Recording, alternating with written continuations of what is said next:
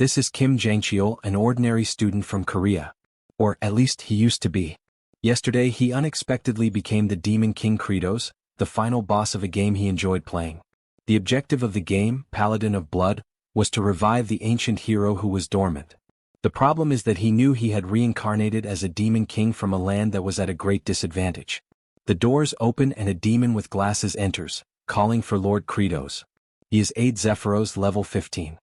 He brought news that preparations for war had been completed. The scene shows the demon army with axes in hand and flying dragons. The blood-drinking prince, Azurat, was excited to end their hunger with the new invasion they would undertake today. The cold monarch, Sergei, lamented the tragedy of being born in a barren land and the pain of having to feed on their own kind. The war that was about to begin would make history and bring many benefits to everyone there. The Archduke of Mist issued cold and powerful orders to the army to tear humans to pieces and crush elves. The tyrant of Black Rock, Baal, declared that all enemies should be turned into food. The army stood before the Demon King and Zephyros, all clamoring for a massacre in a war that had not yet begun. Kratos fiercely shouts for the demon army to hear him. The four captains stare at him seriously, waiting for what the Demon King had to say. He finally announces that this war could not happen under any circumstances. From that moment on, they would stop their attack and start cultivating. The thirsty generals are shocked by the absurdity they are hearing and begin to complain to the Demon King. Kratos lets out a roar of terror, terrified of how frightening his own generals were, but his expression was so imposing and dreadful that it made them all tremble. In a distant place from where the demons were, a new notification was announced that the 20th game had begun. Aged Kimchi, a playable character of level 9990 and a dormant enemy, awakens. The King of Demons knew he was at a great disadvantage and that if they started the war, he would definitely be killed by his hands. In a flashback, Kim Jang-cheol is shown. He had become a postgraduate student in an agriculture course at Korea University, hoping to become a rich farmer. He was very intelligent, so he became the best in the course in a short time. But being the best postgraduate student meant he would become slave number one. The professors took advantage of his intelligence to make him write their theses, help with their projects, and even work in the fields plowing the land. He was exhausted, wondering what he was doing with his life and why he was doing all the work while the professors took all the credit. His dopamine was depleted, he was going crazy. And the only way to get his dopamine fix was by playing. An extremely difficult game and very complicated to level up. No player had completed this game for the 19th time. He wanted so badly to feel a sense of accomplishment that he played without sleeping for a moment. He started leveling up, level 1, level 2, level 10, and thus he became the first person to complete Paladin of Blood, defeating the Demon King for the 19th time.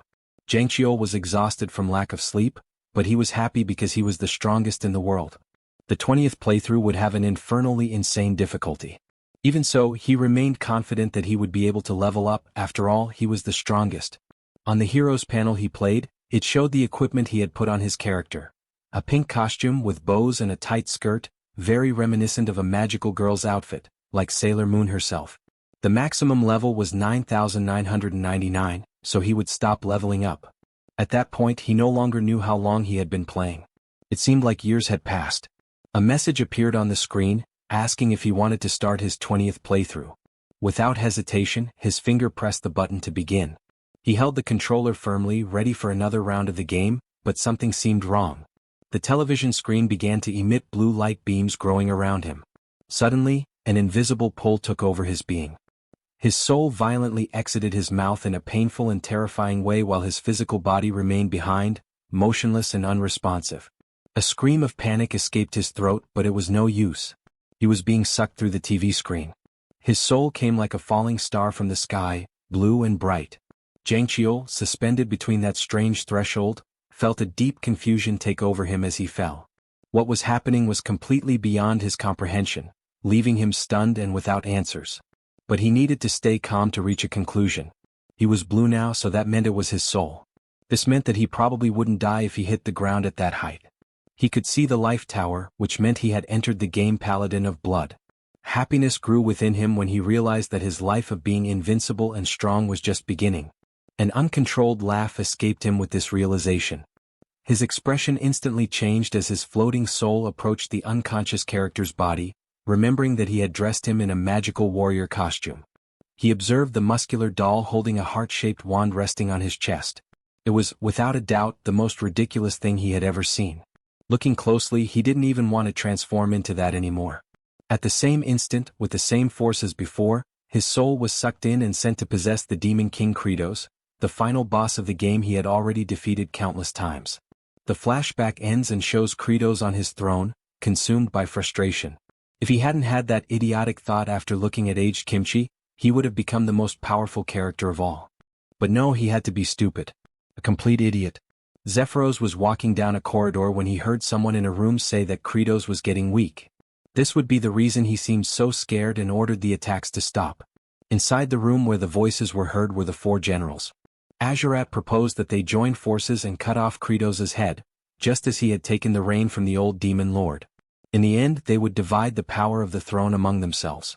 The Archduke of Mist then reminded them that, if they were mistaken and Kratos was not getting weaker, two of the four would certainly suffer fatal injuries or even die. Sergei hinted that they could try, as long as Azurat offered to be the group's shield. Ball says he is hungry. Azurat raised the possibility that he indeed had evidence of the demon lord's weakening. Sergei confirmed what should be done in that case, which would be to kill him. None of them showed hesitation. They were thirsty for it, with demonic smiles on their faces.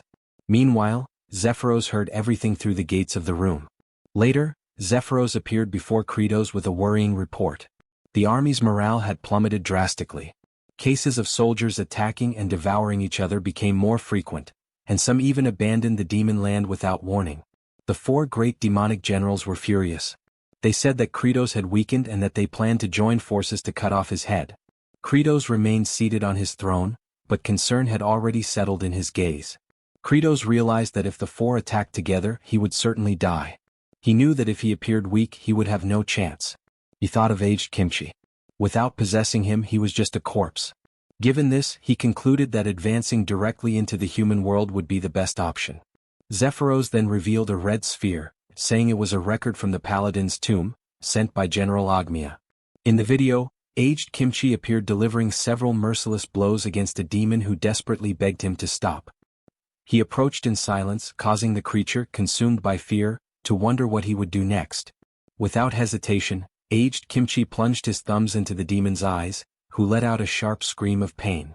Kratos broke out in a cold sweat as he thought about it. That scene seemed more like an insane staging than a fight, and he absolutely did not want to cross paths with aged Kimchi. He needed to stay where he was, no matter the cost. If he continued at that pace, he would end up looking weak or opting for surrender, and the four great demonic generals would kill him. But if he tried to flee to the human world, aged Kimchi would tear out his eyes and kill him anyway. He wondered desperately why he had ended up inside that game. Nothing made sense, and not even happiness seemed attainable in that place. It was then that a possibility arose in his mind. A strategy that could at least buy him time. If he could solve the food issue and calm the demons, perhaps he would have a chance to survive. Zephyros saw Kratos walking away and, confused, asked where he was going. Kratos apologized and replied that he would observe some lands for cultivation. Zephyros, surprised by the polite tone, could not hide his strangeness. He thought that, coming from someone as narcissistic, arrogant, and ill-mannered as Kratos, that sounded grotesque and disturbing. It was something he preferred not to hear again. Kratos observed Zephyros with strangeness. What was wrong with him? Was he trying to provoke him? Did he always act this strange way? In his memory, Zephyros was a character who appeared only once shortly before the final battle against the Demon King and without any clear explanation. A flashback shows when he played as aged Kimchi that he faced Zephyros. In the scene, Zephyros addressed the paladin formally, saying that the demon lord did not wish to fight and asking him to retreat.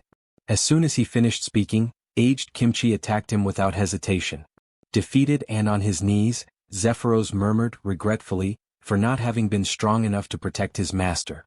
Thinking now, Kratos recognized that this had made Zephyros a very popular character among players. Many thought he was deeply loyal to the demon lord and genuinely respected him. Zephyros again addressed Kratos, pointing out the recent error as unprecedented. He had never seen a demon lord lose so much trust from his own people. Kratos stared at him in silence, containing his irritation. As much as Zephyros was right, he was unbearable. Zephyros pulled out a notepad, writing something with a provocative calm. He commented ironically on Kratos' intention to cultivate in the demon lands, implying that his memory was as weak as a pigeon's. Kratos reacted, indignant at the audacity, reminding him of his position as Demon Lord and demanding respect. But Zephyros simply ignored the threat and continued as if nothing had happened. Kratos, now consumed by frustration, wondered why he showed no fear at all. Now the two were outside the palace, walking through the dry and barren land. Zephyros recalled that both the old Demon Lord and Kratos himself had already tried to cultivate that soil.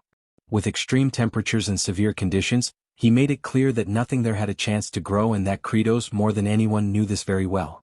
They continued walking through the dry land when Kratos commented that he knew that place was called the Land of Death. Still, he believed that, with his current abilities, it would be possible to save it. Inside, however, he could barely stand the idea of having to cultivate. He hated it all, but he needed to survive before anything else. Without thinking twice, he knelt and began to dig the earth with his bare hands, while Zephyros watched him in silence, confused by the scene. In a strange impulse, Kratos took a handful of earth and put it in his mouth, only to choke on the extreme dryness.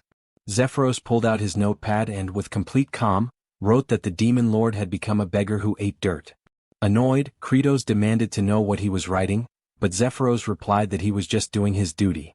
After all, recording the Demon Lord's chronicles was important.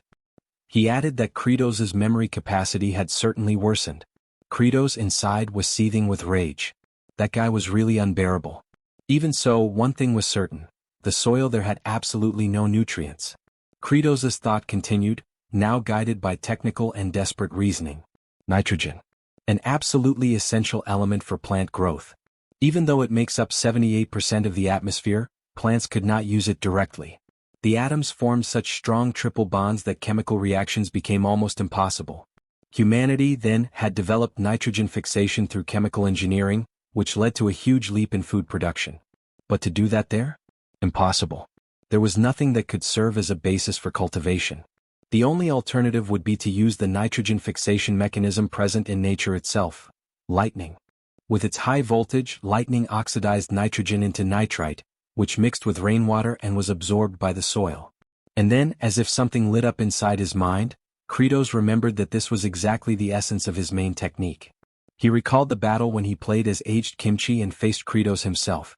In that fight, he saw Kratos scratch the back of his hands with his claws, releasing blood and a violent electrical discharge. The name of the attack was Bloody Strike. That day he had been defeated by that devastating attack. An attack that released lightning and moisture at the same time.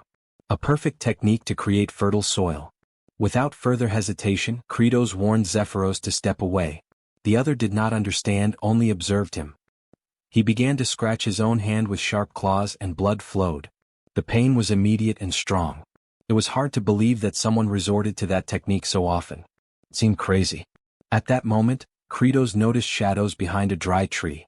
The four generals were there, lurking, their eyes fixed on him. In his thoughts, there was only one certainty repeated like a mantra that he had weakened.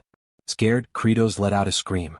Zephyros, beside him, merely coldly confirmed what everyone already knew.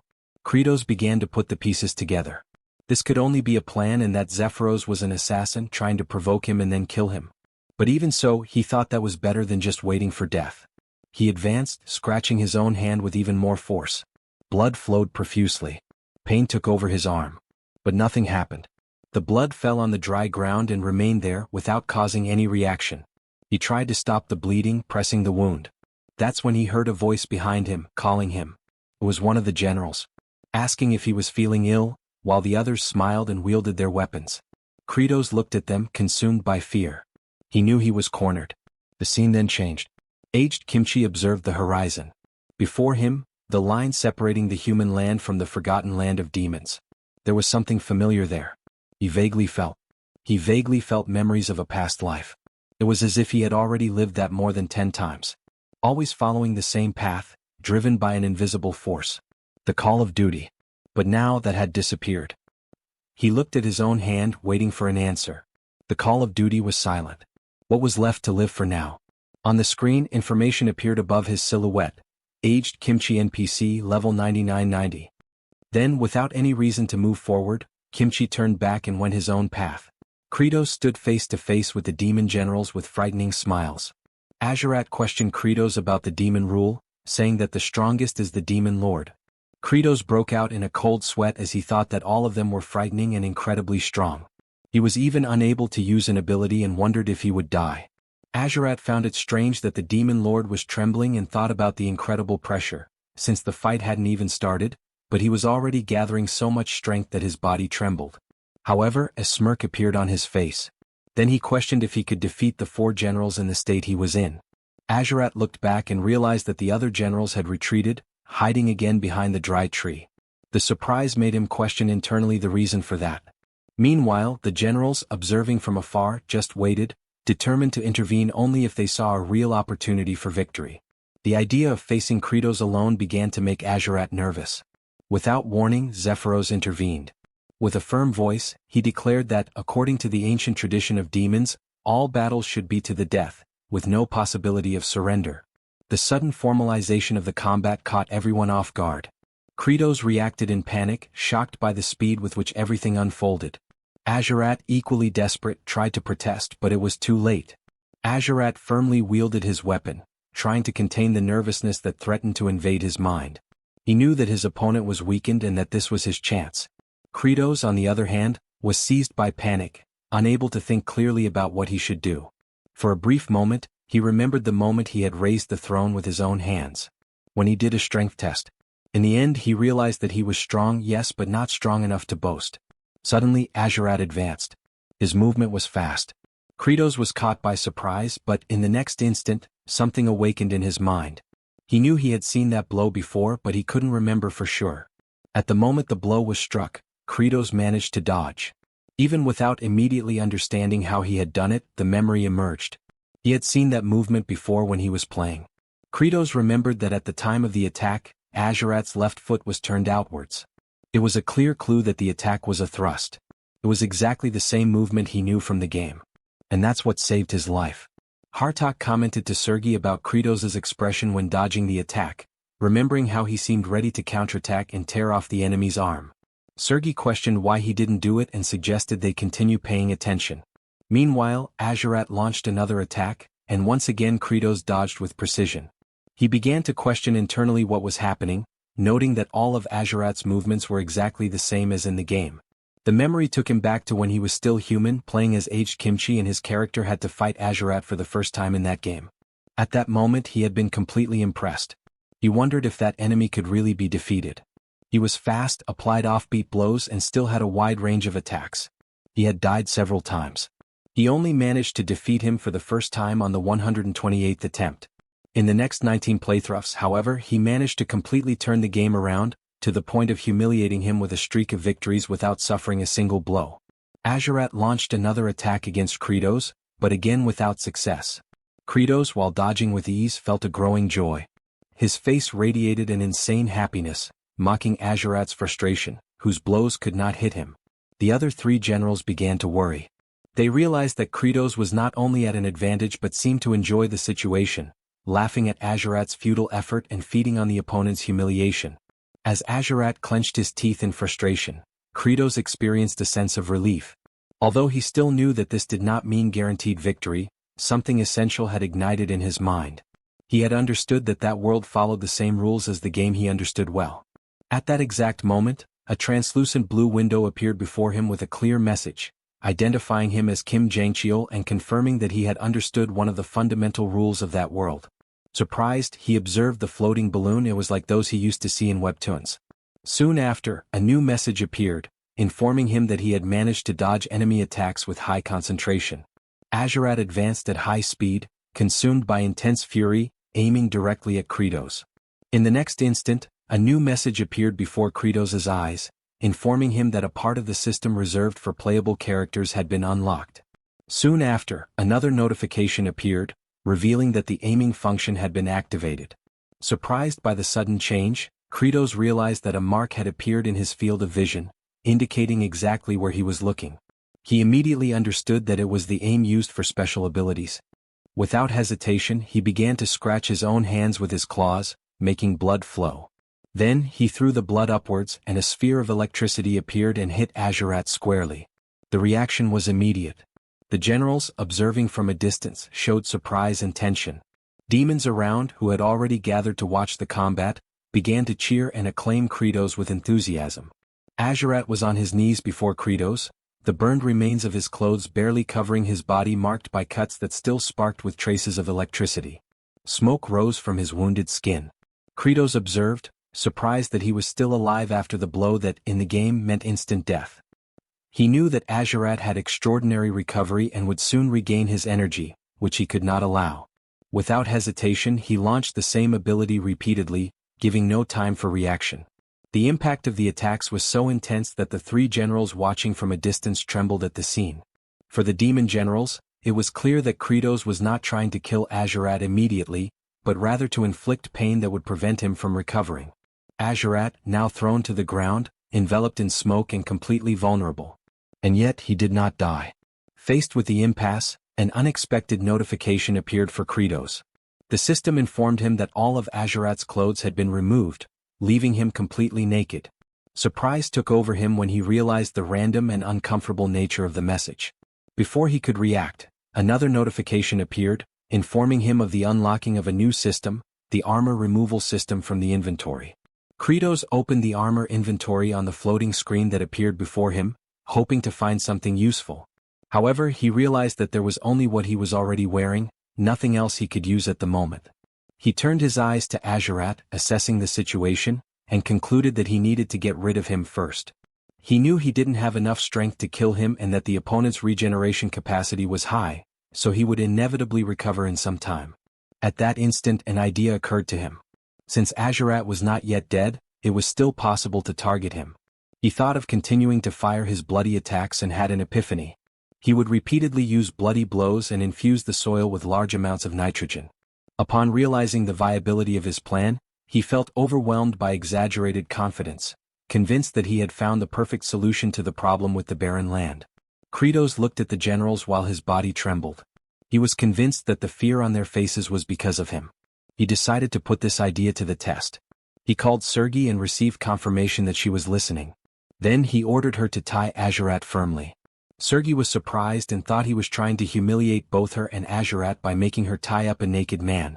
The first step of the plan was to prepare the lightning rod. Azurat was tied with his arms outstretched to a log.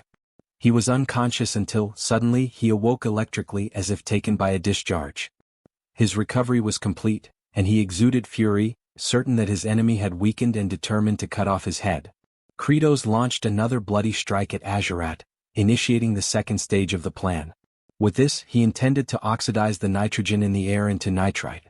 Then he addressed Hartok with a precise instruction. Hartok, confused for a moment, pondered the intention behind the request, considering that perhaps Kratos wanted to make the environment more humid to intensify the effects of the lightning. He found it creative and even instructive. Hartok then crossed his arms and began to generate the dense mist needed to cover the entire area. The third stage of the plan was to spread this mist, while the fourth was to repeat the attack. Kratos did not stop launching attacks, even with the intense pain caused by using his own blood. The generals watched in silence, impressed by the uninterrupted sequence of blows. Taken by an almost disturbing animation, Kratos reflected on the possibility of transforming that land into fertile soil with the infusion of nitrogen. The idea of an abundant harvest excited him, and he laughed as he continued launching more and more attacks. Mist, electricity, and blood mixed in a continuous spectacle. After some time he stopped the attacks and took a handful of earth in his hands. He judged that it was enough to continue with that methodology to enrich the soil with nitrogen. The next step would be to improve the quality of the land. He considered that loose, monovalent structured soil did not allow oxygen entry or water drainage. For cultivation, granular and crumbly soil would be ideal. Therefore he knew that what he needed to create now was fertilizer. Kratos turned to the generals and ordered everyone to bring shit. The three generals, who by then already had remnants of the blood shed by Kratos, froze at the order. For a moment they seemed not even to have understood what they had just heard. Then they reflected on the intention behind that absurd order. After making an example of Azurat and subjecting him to torture, now he wanted to dirty the demon with shit. That was unbelievably cruel. The scene changes to a vibrant forest, full of life and dense vegetation. Aged Kimchi walked in silence when he heard voices coming from behind a bush. Approaching cautiously, he found two men asking for help. One of them had a broken leg immobilized with sticks. He explained that they had been attacked by goblins. Both begged for help, promising rewards in return. Aged Kimchi just watched them in silence without giving any immediate response, which made them even more nervous. Despite saying he posed no danger, the two couldn't help but think that this stranger seemed anything but trustworthy. Without waiting for a reaction, Aged Kimchi approached the injured man and lifted him onto his shoulders. Then, he looked at the other man and indicated that he should lead the way. The man nodded and the three followed through the forest. During the journey, the injured man introduced himself as Rivage Asheran, an emissary, and introduced the other as his servant, Diol Frontera, and wanted to know who was helping them. Aged Kimchi's answer was simple and enigmatic. This was something he himself still needed to discover. Back at the demon stronghold, the trio of commanders appeared exasperated. Hartok questioned how they were expected to simply produce feces. He sarcastically suggested if they were meant to create it on demand. Sergi shouted in dismay, appalled, revolted, and clearly overwhelmed. She spiraled into panic. Bal admitted he hadn't eaten in a considerable time and thus couldn't contribute. He speculated that Sergi was equally incapable. She snapped at him, refusing to discuss such matters. Hartok, unwilling to donate his own waste, proposed a more aggressive solution, coerced the lower-ranked demons into providing it. Soon after, in a demonic village, a desperate creature pleaded with them not to proceed. The unfortunate soul protested that he couldn't relieve himself while being observed. He begged them to step outside.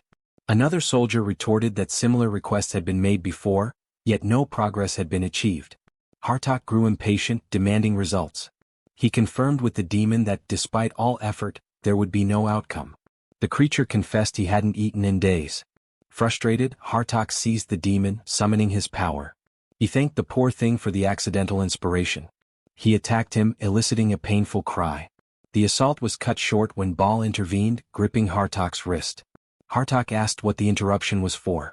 Bal clarified that piercing the abdomen would be fatal, eliminating any chance of obtaining the needed material. He explained that the demons must remain alive to yield the waste required. Hartok released the demon and, surprisingly, praised Bal's insight, especially coming from someone like him. Yet, he followed with a threat, suggesting they feed the villagers Bal's flesh to stimulate production. Bal prepared to retaliate. The captive demon trembled as tensions escalated. Hartok and Bal were moments away from clashing when a powerful voice roared across the area, demanding an explanation. It was Kratos. A single application of bloody strike sent both to the ground. Infuriated, he reminded them that humans weren't the only beings capable of defecation. His irritation was palpable. He proceeded to inform them that excrement lacking nutritional substance held no utility. What they required was waste matter rich enough to serve as effective compost. Zephyros, perplexed, inquired about the meaning of compost.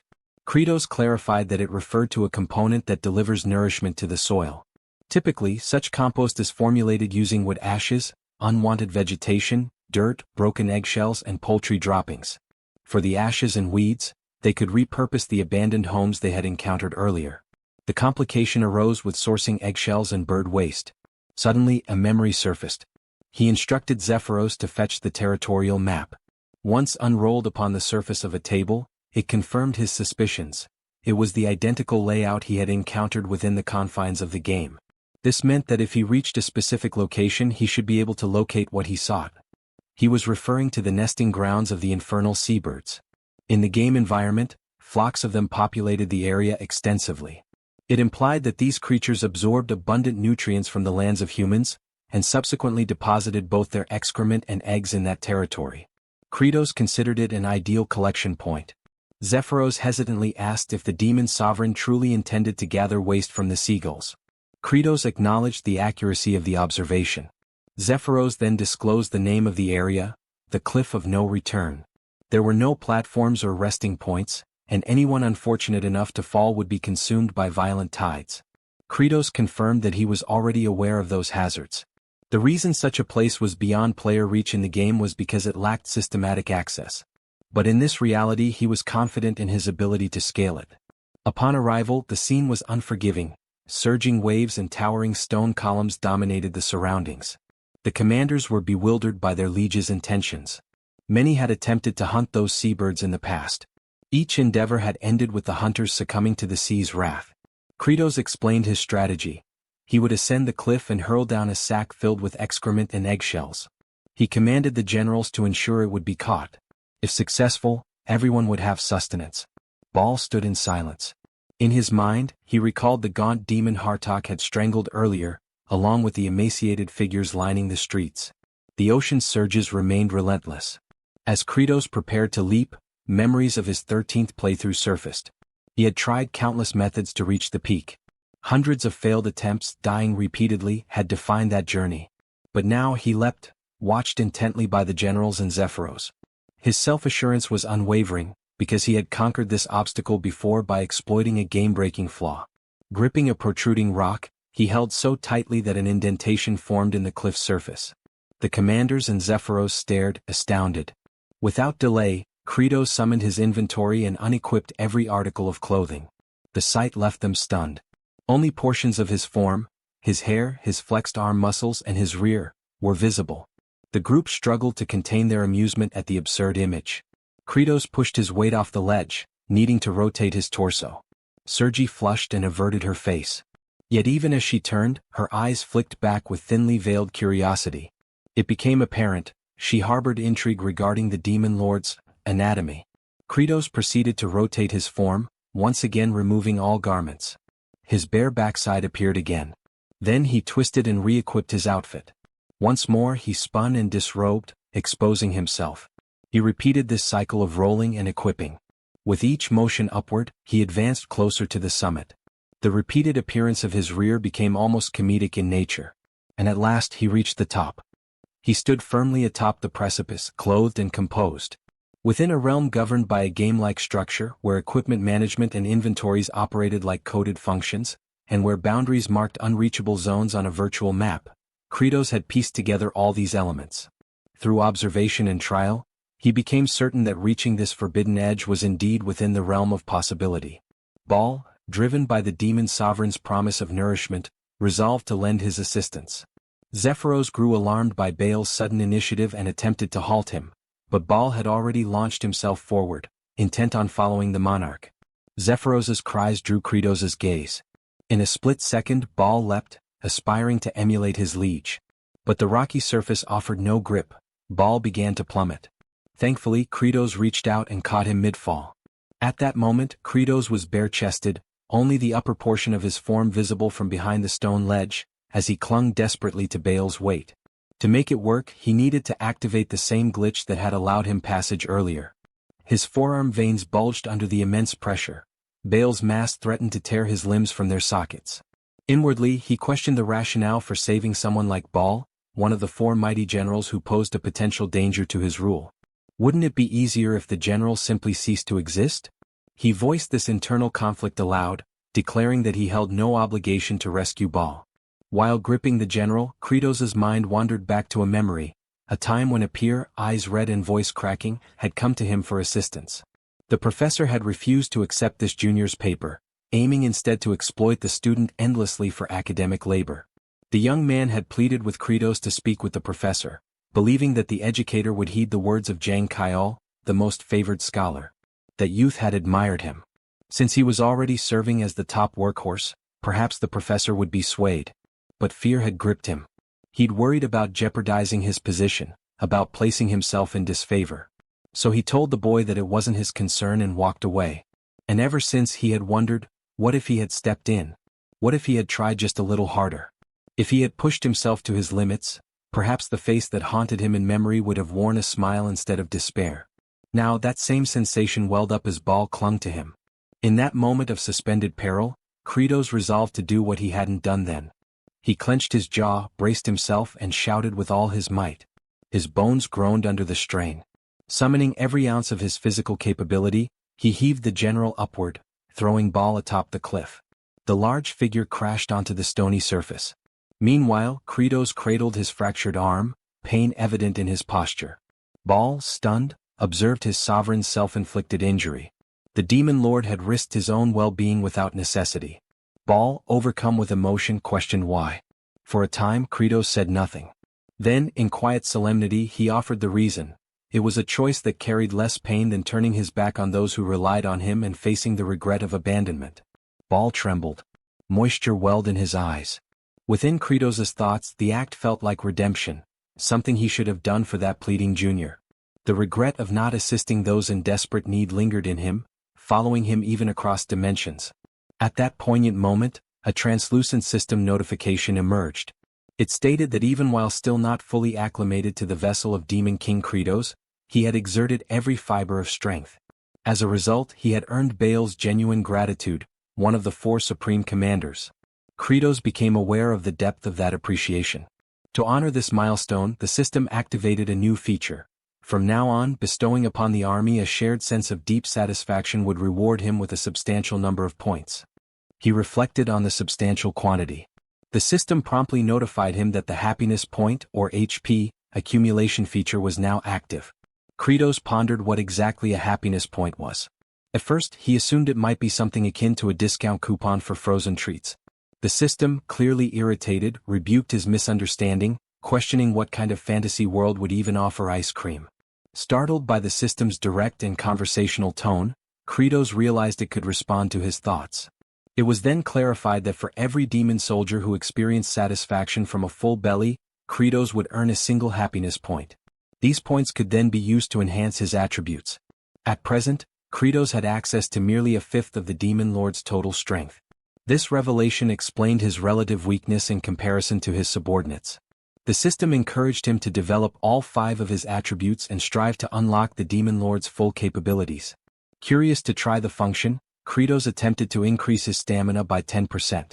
A notification appeared, explaining that the cost for such an upgrade would be 50 happiness points, a steep price in his view. The system further revealed that abilities could also be upgraded. His current skill, Bloodstrike, was only at its first tier and required a hefty 250 points to level up. Realizing the large quantity of points he'd need, Kratos reasoned that through effective farming, he could steadily accumulate HP and thereby greatly enhance his strength and improve his odds of survival.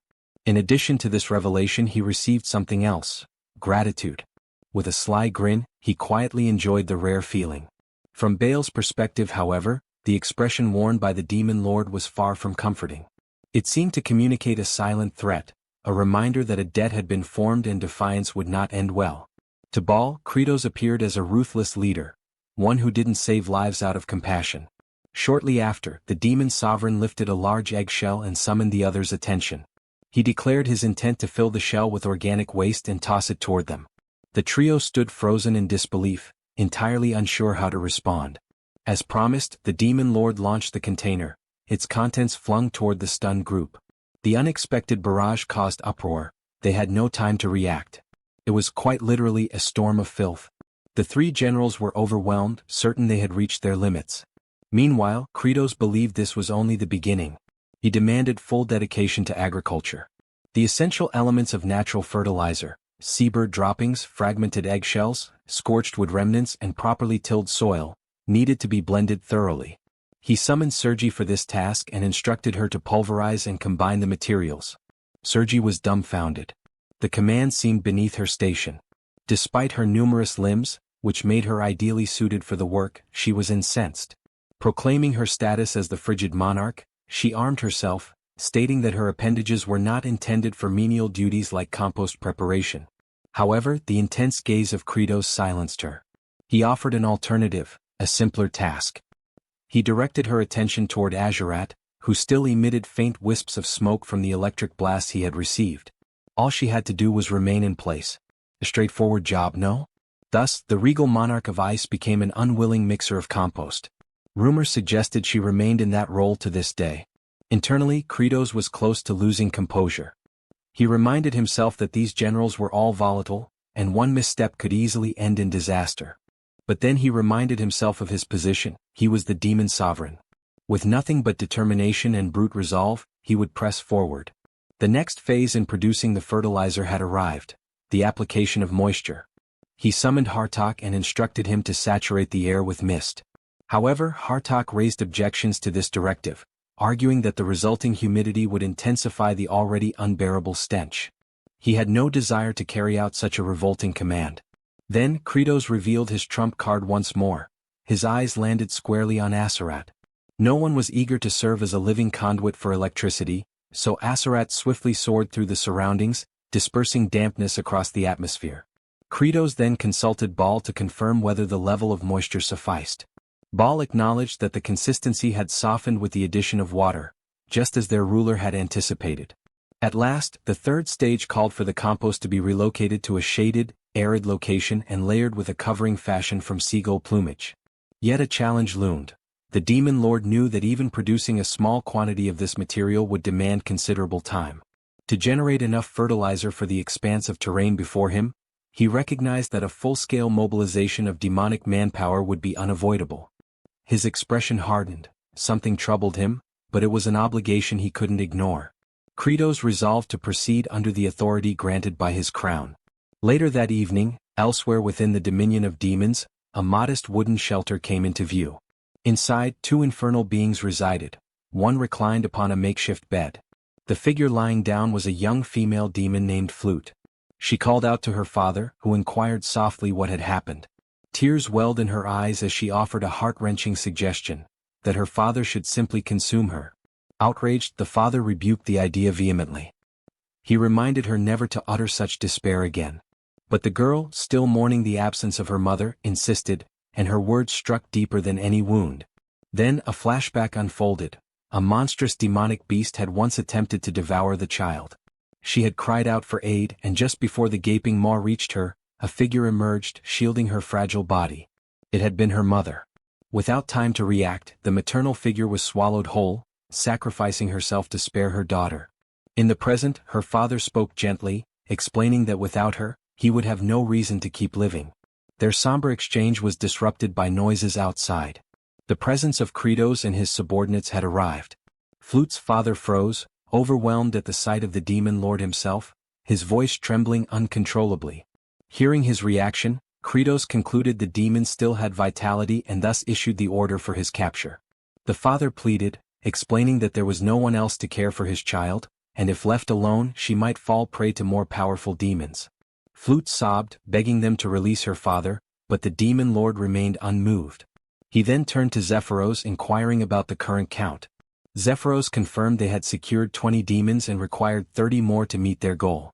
As Kratos turned to leave the residence, his eyes once again rested on the girl. She continued to cry, believing she was about to lose another parent. Inside the game she had been featured as a berserk adversary, a demon child driven mad. He had frantically tapped his controller, initiating a rapid slash to eliminate her. The look in her eyes now was identical to the one from that moment, and it momentarily stirred something inside him. But he was the Demon King and emotion had no place in policy. Maintaining his stoic demeanor, he issued one final decree before departing. He commanded the cessation of all cannibalistic behavior among the demon kin. He also directed Zephyros to assemble the remaining infernal beings and order every one of them to begin working on fertilizer production immediately. At last, the protagonist fully accepted the mantle of leadership, and with it the accompanying burdens and trade-offs. Several days later, the demon inhabitants who had been conscripted had already begun to labor diligently across the fields. Wielding their weapons as crude tools, they turned over the composted earth. Among them, Flute's father, now known as Dyrok, voiced his skepticism. He questioned the value of this toil, convinced that their exertions over the past few days were fruitless. The notion of agriculture to him seemed utterly absurd. A companion cautioned him to be careful with such statements, warning that they could cost him his head. But Dyrok stood resolute, maintaining that regardless of what happened, their fate was already sealed. Even if the terrain became arable, they still lacked any viable crops to sow. As if summoned by the critique, Kratos materialized and addressed the doubt directly, posing a rhetorical question about the future of their planting efforts. Dyrok immediately recognized that he had spoken out of turn and was now in jeopardy. The Demon King instructed him to come along. What Dyrok was unaware of was that Kratos had already identified a potential answer days prior. On the very occasion he had faced opposition from his high-ranking officers, a particular violet blossom had caught his eye. He had instantly recognized it as a candidate for cultivation. And so, he guided Dyrok to stand before this same flower. Kratos informed him that they would be planting the roots of this plant. Baal and a segment of the agricultural unit had already retrieved samples from different areas. Dyrok, now unnerved, humbly explained that the root of this flower was inedible, capable of inducing severe stomach agony, even fatal consequences. The demon sovereign then tugged the flower from the ground, stating plainly that this was the only resource at their disposal. The trial to determine its edibility should have concluded by now, he added. Dyrok was stunned by the revelation. his composure nearly shattered. In a state of panic, Dairock raced to his daughter's side, crying out in desperation. He questioned the demon lord's morality, demanding to know why such a cruel experiment had been inflicted upon an innocent child. He pleaded for his daughter to be spared from ingesting the roots. Barging into their home, Dairock halted abruptly at what he witnessed. Flute, appearing far healthier than before, was cheerfully consuming the roots without discomfort. Dairock, trembling, asked in disbelief if she truly felt fine. Flute affirmed that she did. She also mentioned that both Zephyros and Baal had fed her the same food the previous day, and she hadn't experienced any ill effects. At that moment, Kratos re-entered the scene and inquired whether Dairock had now come to trust him.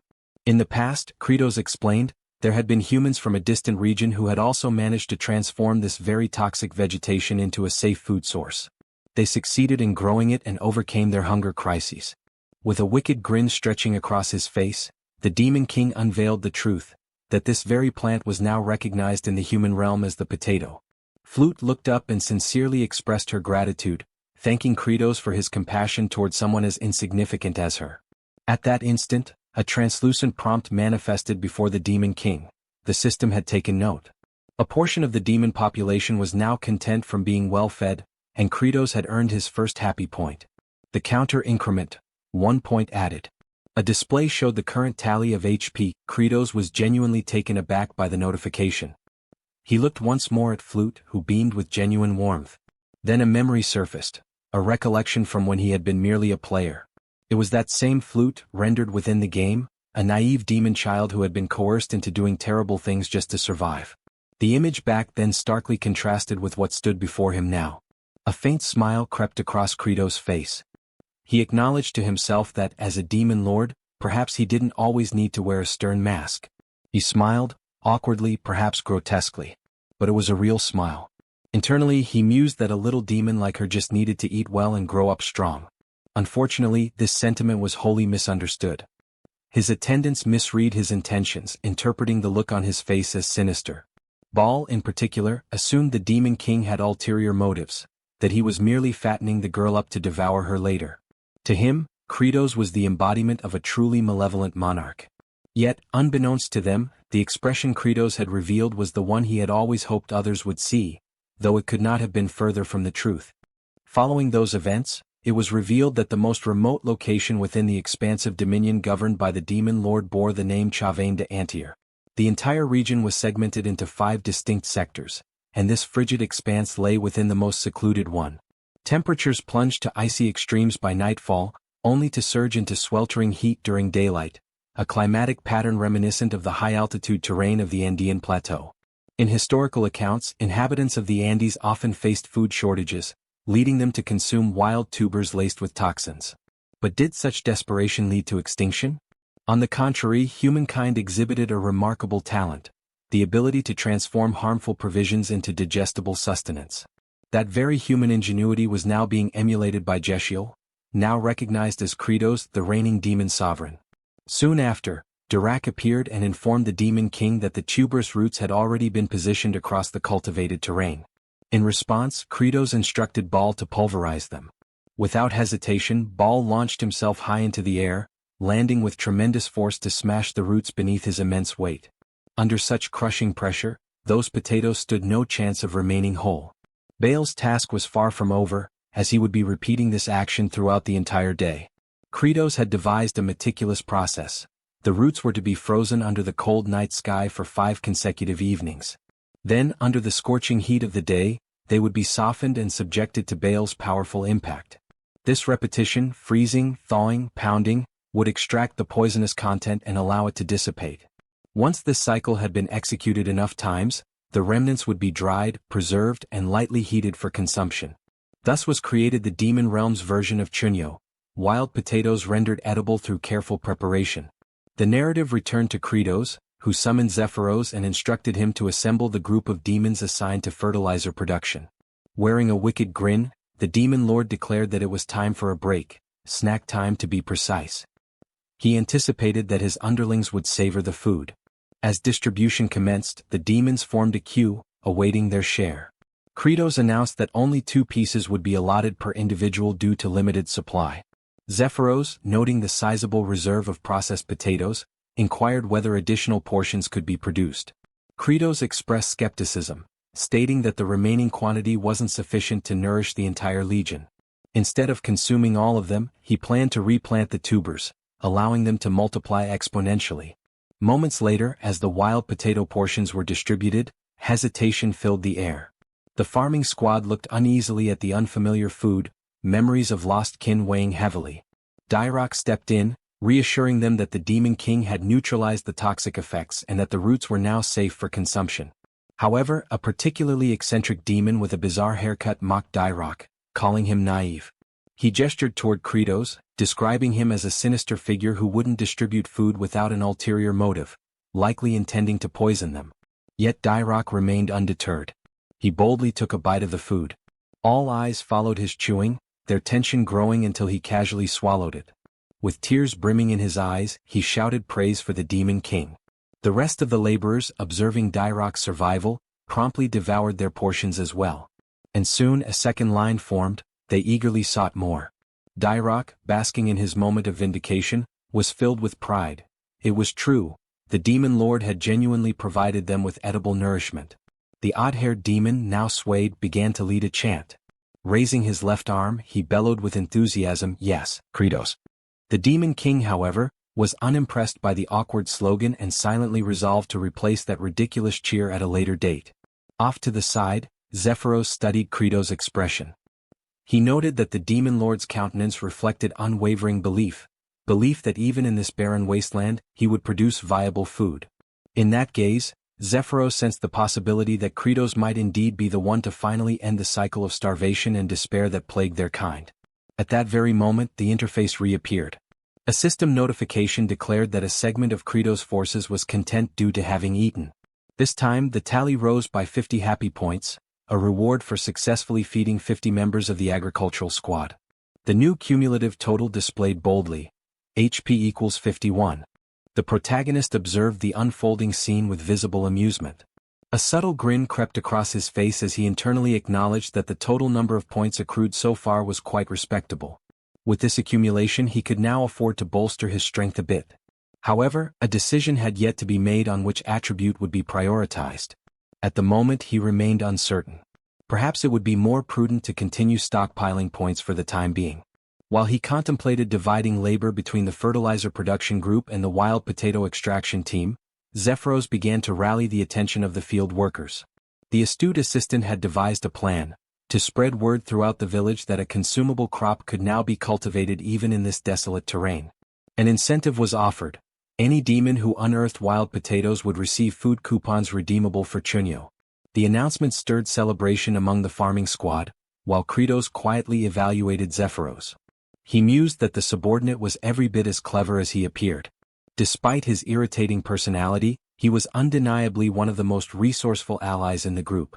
Thanks to this campaign, the village demons diligently scoured the earth, unearthing every last wild potato. Meanwhile, fertilizer grinder Sergi and artificial precipitation specialist Hartok remained hard at work, each fulfilling their respective assignments. Lastly, Aserat, still securely restrained, awaited his next relocation.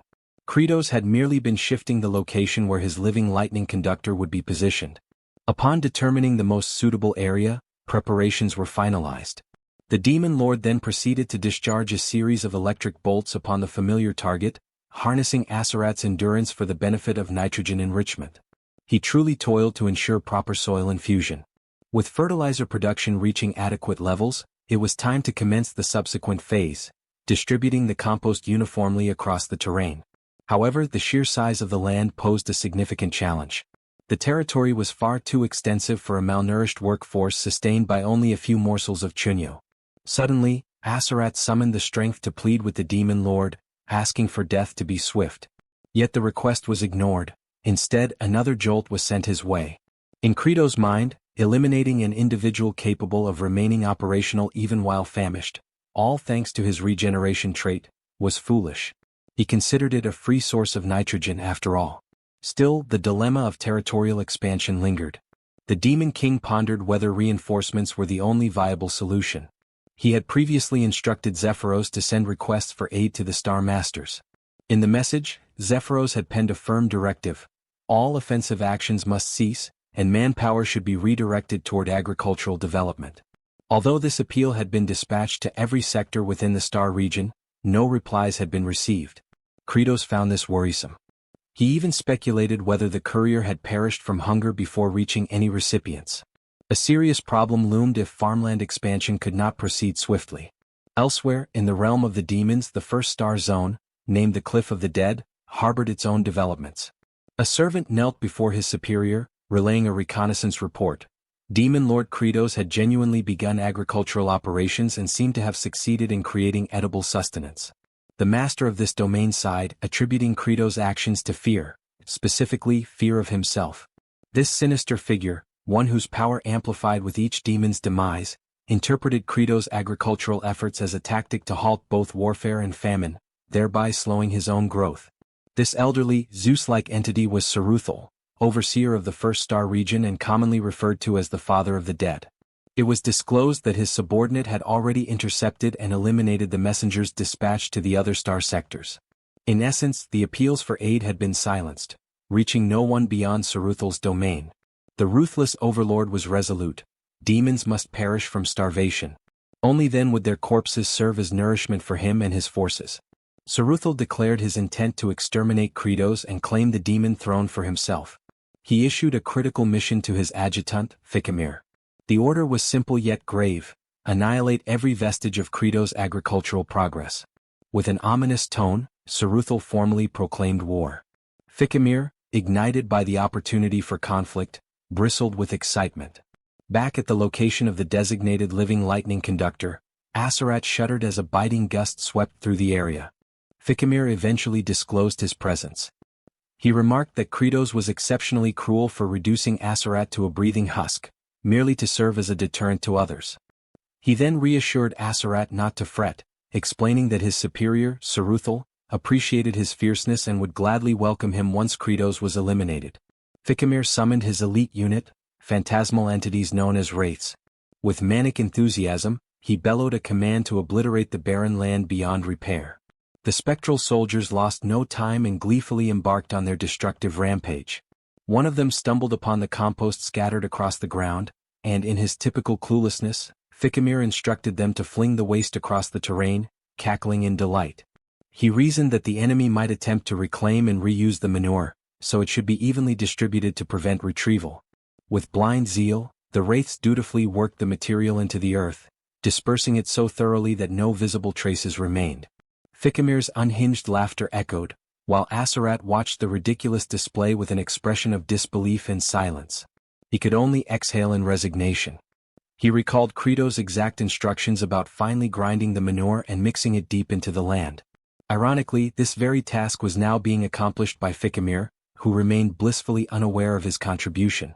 In Aserat's mind, a lingering question arose: what exactly are these fools trying to accomplish? The following morning, just before sunrise, one wraith commented on the endless nature of their assignment. Nevertheless, his peers remained tirelessly committed to their labor. When he voiced his complaint, he was promptly scolded for slacking. They operated under the belief that if even a single corner remained untouched, the demon king Kratos would transform it into farmland. The indolent wraith then questioned why wraith number 2718, notorious for his laziness, was especially diligent on that day. The numbered wraith confessed to his typical slothful tendencies but noted that something felt different this time. Observing the meticulously worked earth, he admitted feeling pride, as though he had contributed to something meaningful. The lazy wraith was left dumbfounded. After clicking his tongue in annoyance, he declared that he too would be a fool for the day. He resumed tilling beside the others. Unexpectedly, the scene took a turn. So focused were the wraiths on their exertions that they lost track of time. When dawn broke, they had failed to retreat, and all perished beneath the morning sun.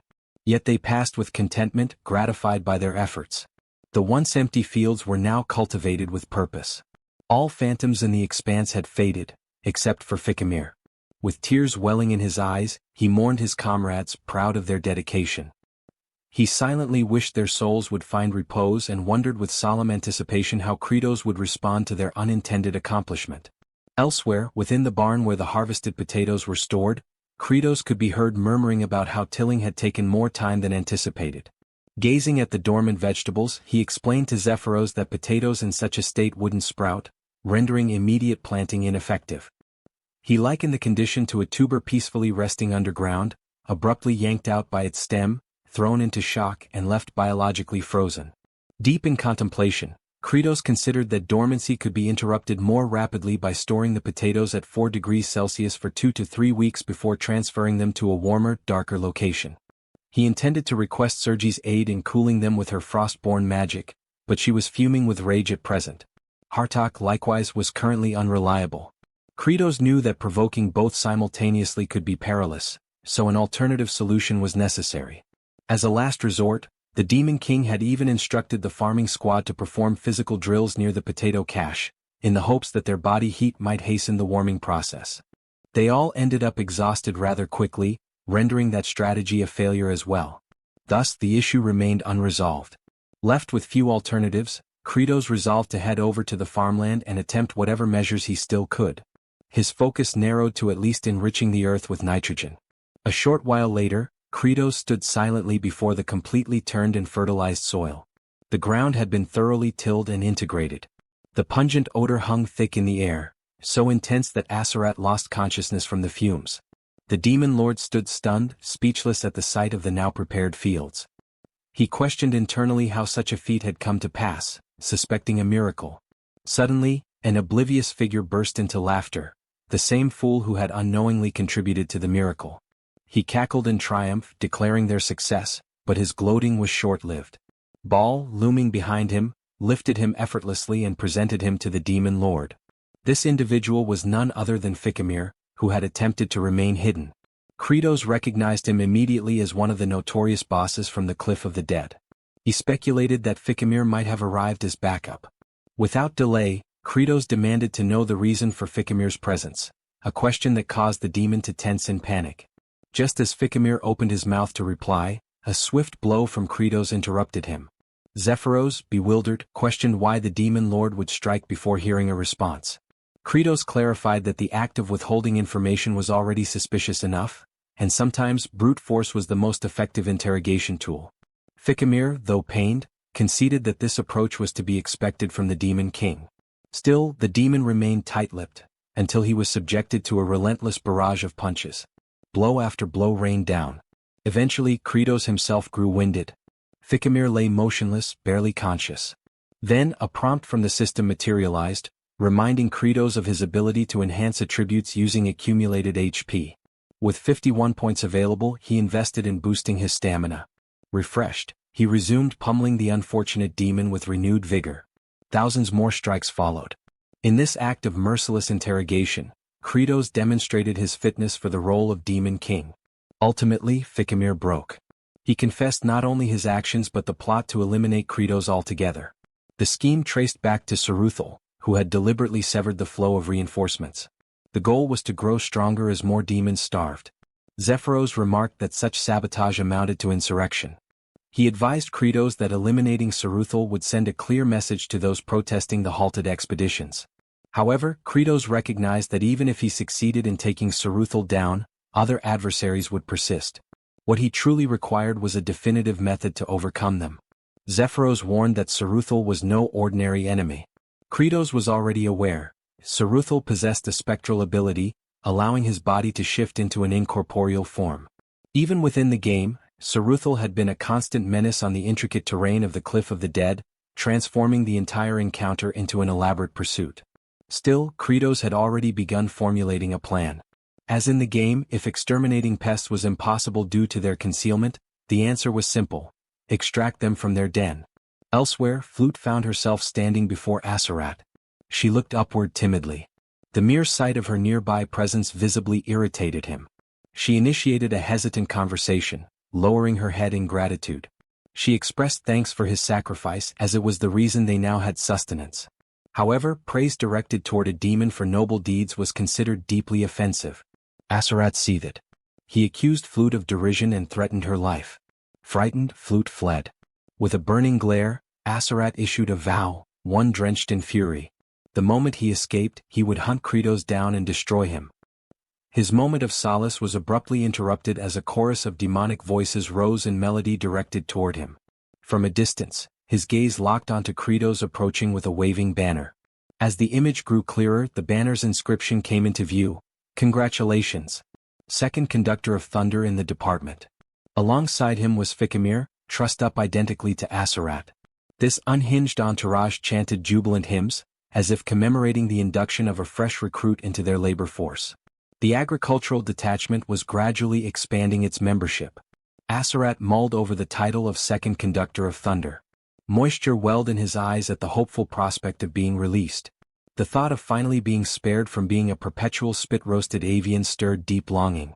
Yet within moments, Fikimir was merely positioned adjacent to him. No soul even considered unfastening him from the pole. With fervor, Credos erupted into bellows, activating his sanguine surge technique. Aserat's stomach dropped as the full weight of reality set in. Credos intended for both of them to share the burden of lightning absorption. The pair, defeated in spirit, yielded to their fate. All the while, Saruthal observed from afar through his scrying orb.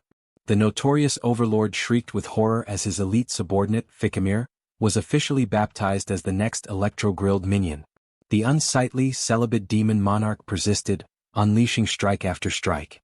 Fikimir's wails echoed, his form writhing under the surges. Saruthal wept for his underling's torment. Still, Credos showed no mercy. The thunder cracked. Fikimir's cries escalated, almost indistinguishable from unholy moans.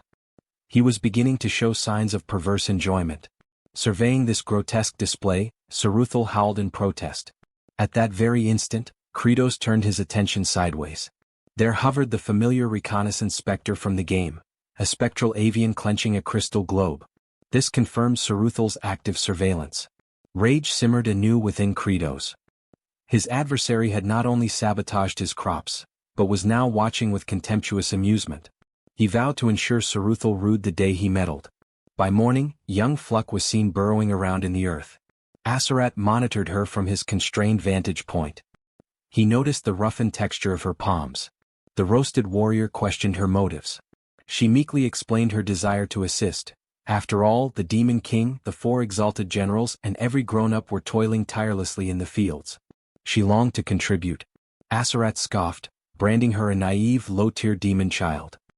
He grumbled that the idiot tethered beside him had already cultivated the patch she was digging. He suggested she direct her efforts somewhere useful. Hearing that, Fluck beamed with gratitude. She extended heartfelt thanks to Fikimir for tilling the field and offering himself as an additional lightning conduit. Fikimir's eyes glistened. Her words moved him. Suddenly the agony felt worthwhile. Aserat muttered under his breath that the man had officially gone off the rails.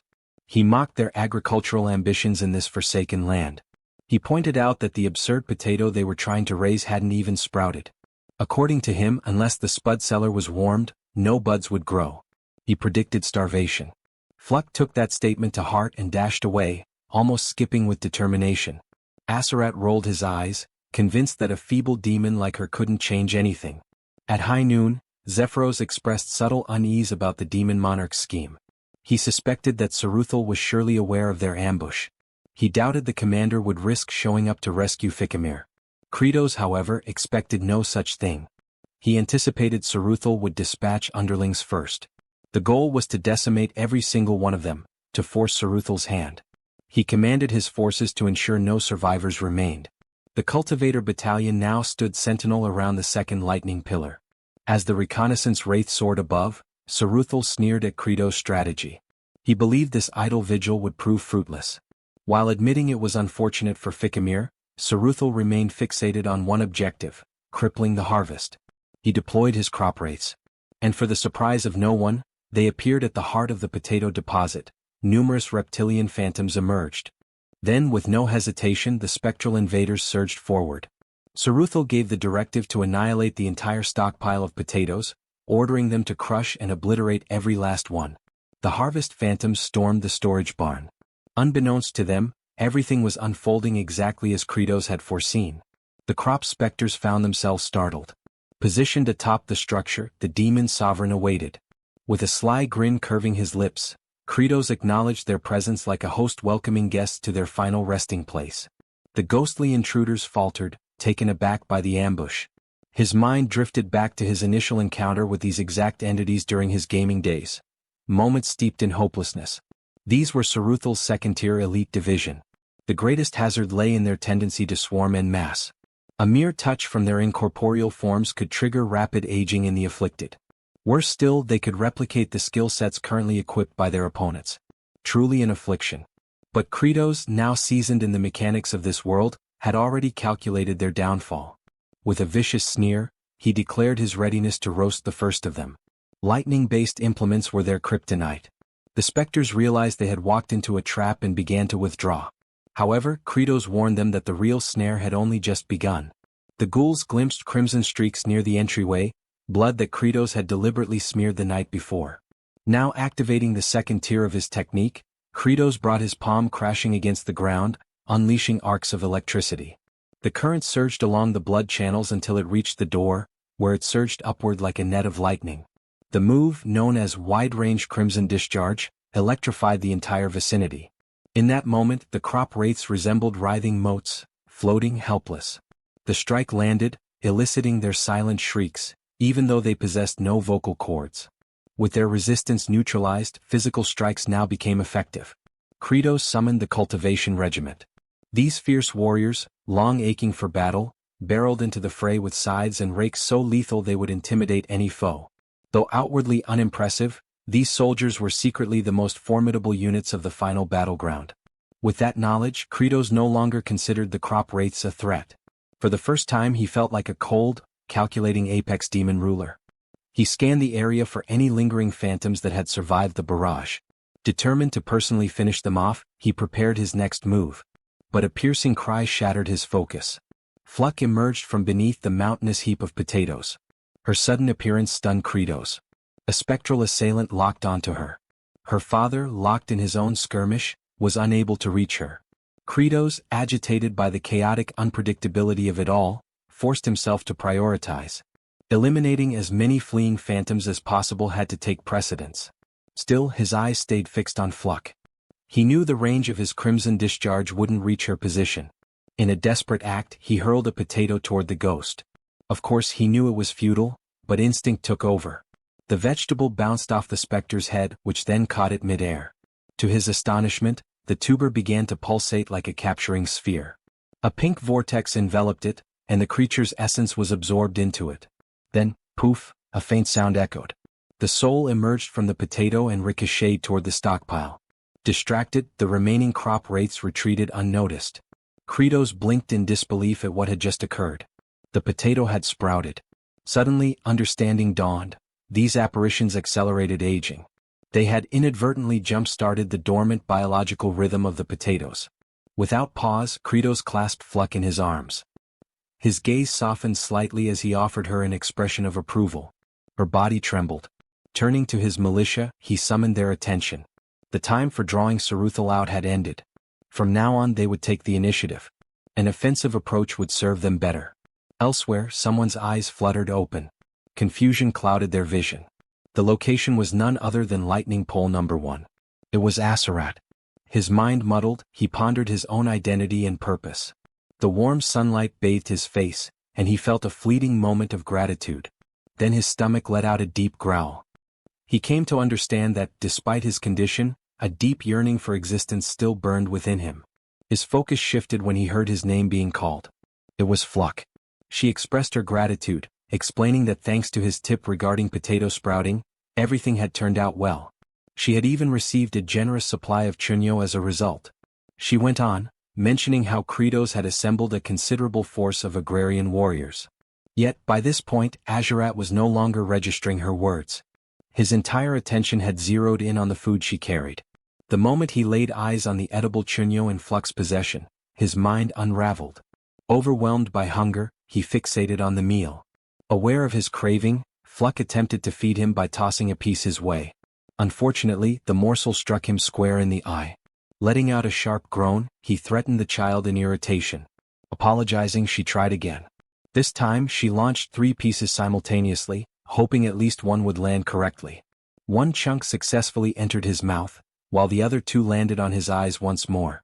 Despite the pain, tears welled up in his eyes, not from sorrow but from the sheer flavor. As he chewed, the delight overwhelmed him. At that moment, a notification arrived for Kratos. A member of his demon legion had experienced joy. 1 happy point was added. His cumulative total now stood at 302. This puzzled Kratos slightly.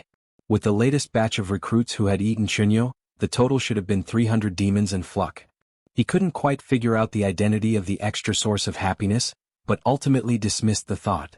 More points only meant more power, and he intended to conserve them for the upcoming raid on Sarathol. Rousing his troops, he ordered the cultivation warriors to press forward. With fervent energy he rallied them in the name of a prosperous yield. Hours passed until they reached the threshold of Sarathol's stronghold. Sarathol, foreseeing the assault, instructed his minions to sever the rope bridge. As the bridge collapsed, the phantoms mocked the approaching demons, ridiculing them with jeers. Their amusement didn't last long. Without hesitation, Kratos lunged across the chasm. Panic swept through the wraiths, until they realized he had miscalculated. He was plummeting.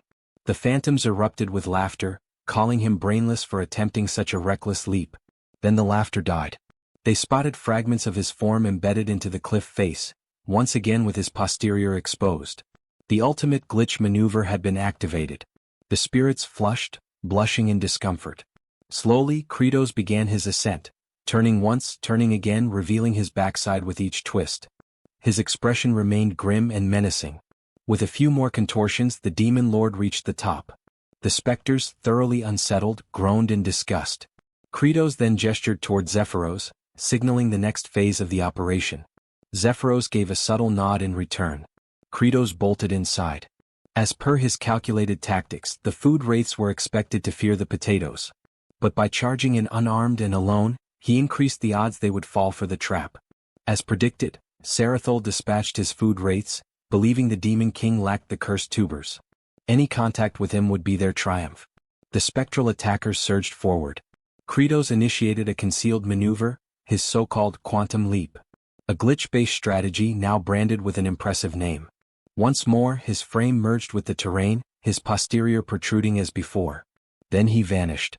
The wraiths, unnerved, muttered about the bizarre nature of his movements, wondering when he gained the ability to phase through solid matter. They sensed him overhead.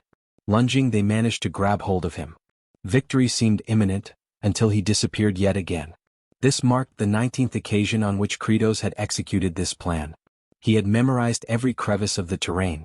Having visualized the entire battlefield by combining all areas of enemy spawn from the game, he stood dead center, surrounded entirely by the food wraiths. Drawing in a breath, Kratos steadied himself. The phantoms believed he must be fatigued, even as the sovereign of demons.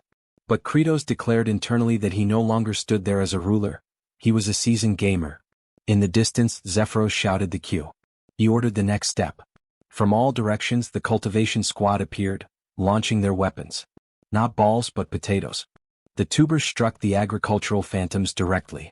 Simultaneously, Kratos instructed them to commence cultivation efforts. A few more seconds passed, just enough to fully appreciate the grandeur of the moment. Initially, Zephyros harbored some uncertainty regarding the strategy, yet soon came to grasp that the demon sovereign had once again devised a flawless approach. Earlier, Kratos had informed him that while he lured the crop wraiths into a single confined location, Zephyros was to direct the cultivation sentries along a mapped-out route. Zephyros reviewed the diagram of a forsaken, ancient watercourse, nothing but a cul-de-sac, or so it appeared. Kratos insisted otherwise. He declared that something was indeed hidden there, a covert passage, one he had personally uncovered. Following his escape from the nightmarish cliff of the deceased, just before entering the ultimate zone, he had explored thoroughly and noticed something unusual. Despite the area appearing empty, the craftsmanship of the environment seemed deliberate. Then he observed an odd section on the stone wall. After slashing it with a blade, the wall shifted open. That's how the areas had been linked.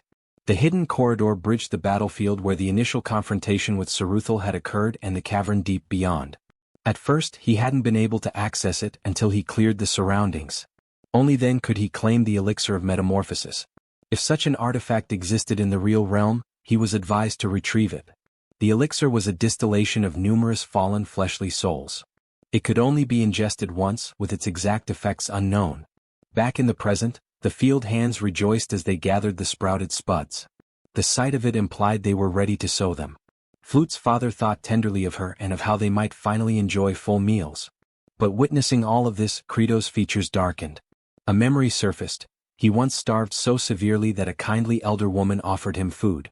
She had even promised a hearty supper if he could just hold out a little longer. The next thing he remembered, an ambulance was parked nearby. That thought soured his expression. With that grim recollection fresh, he declared a statement that caused the workers to cheer.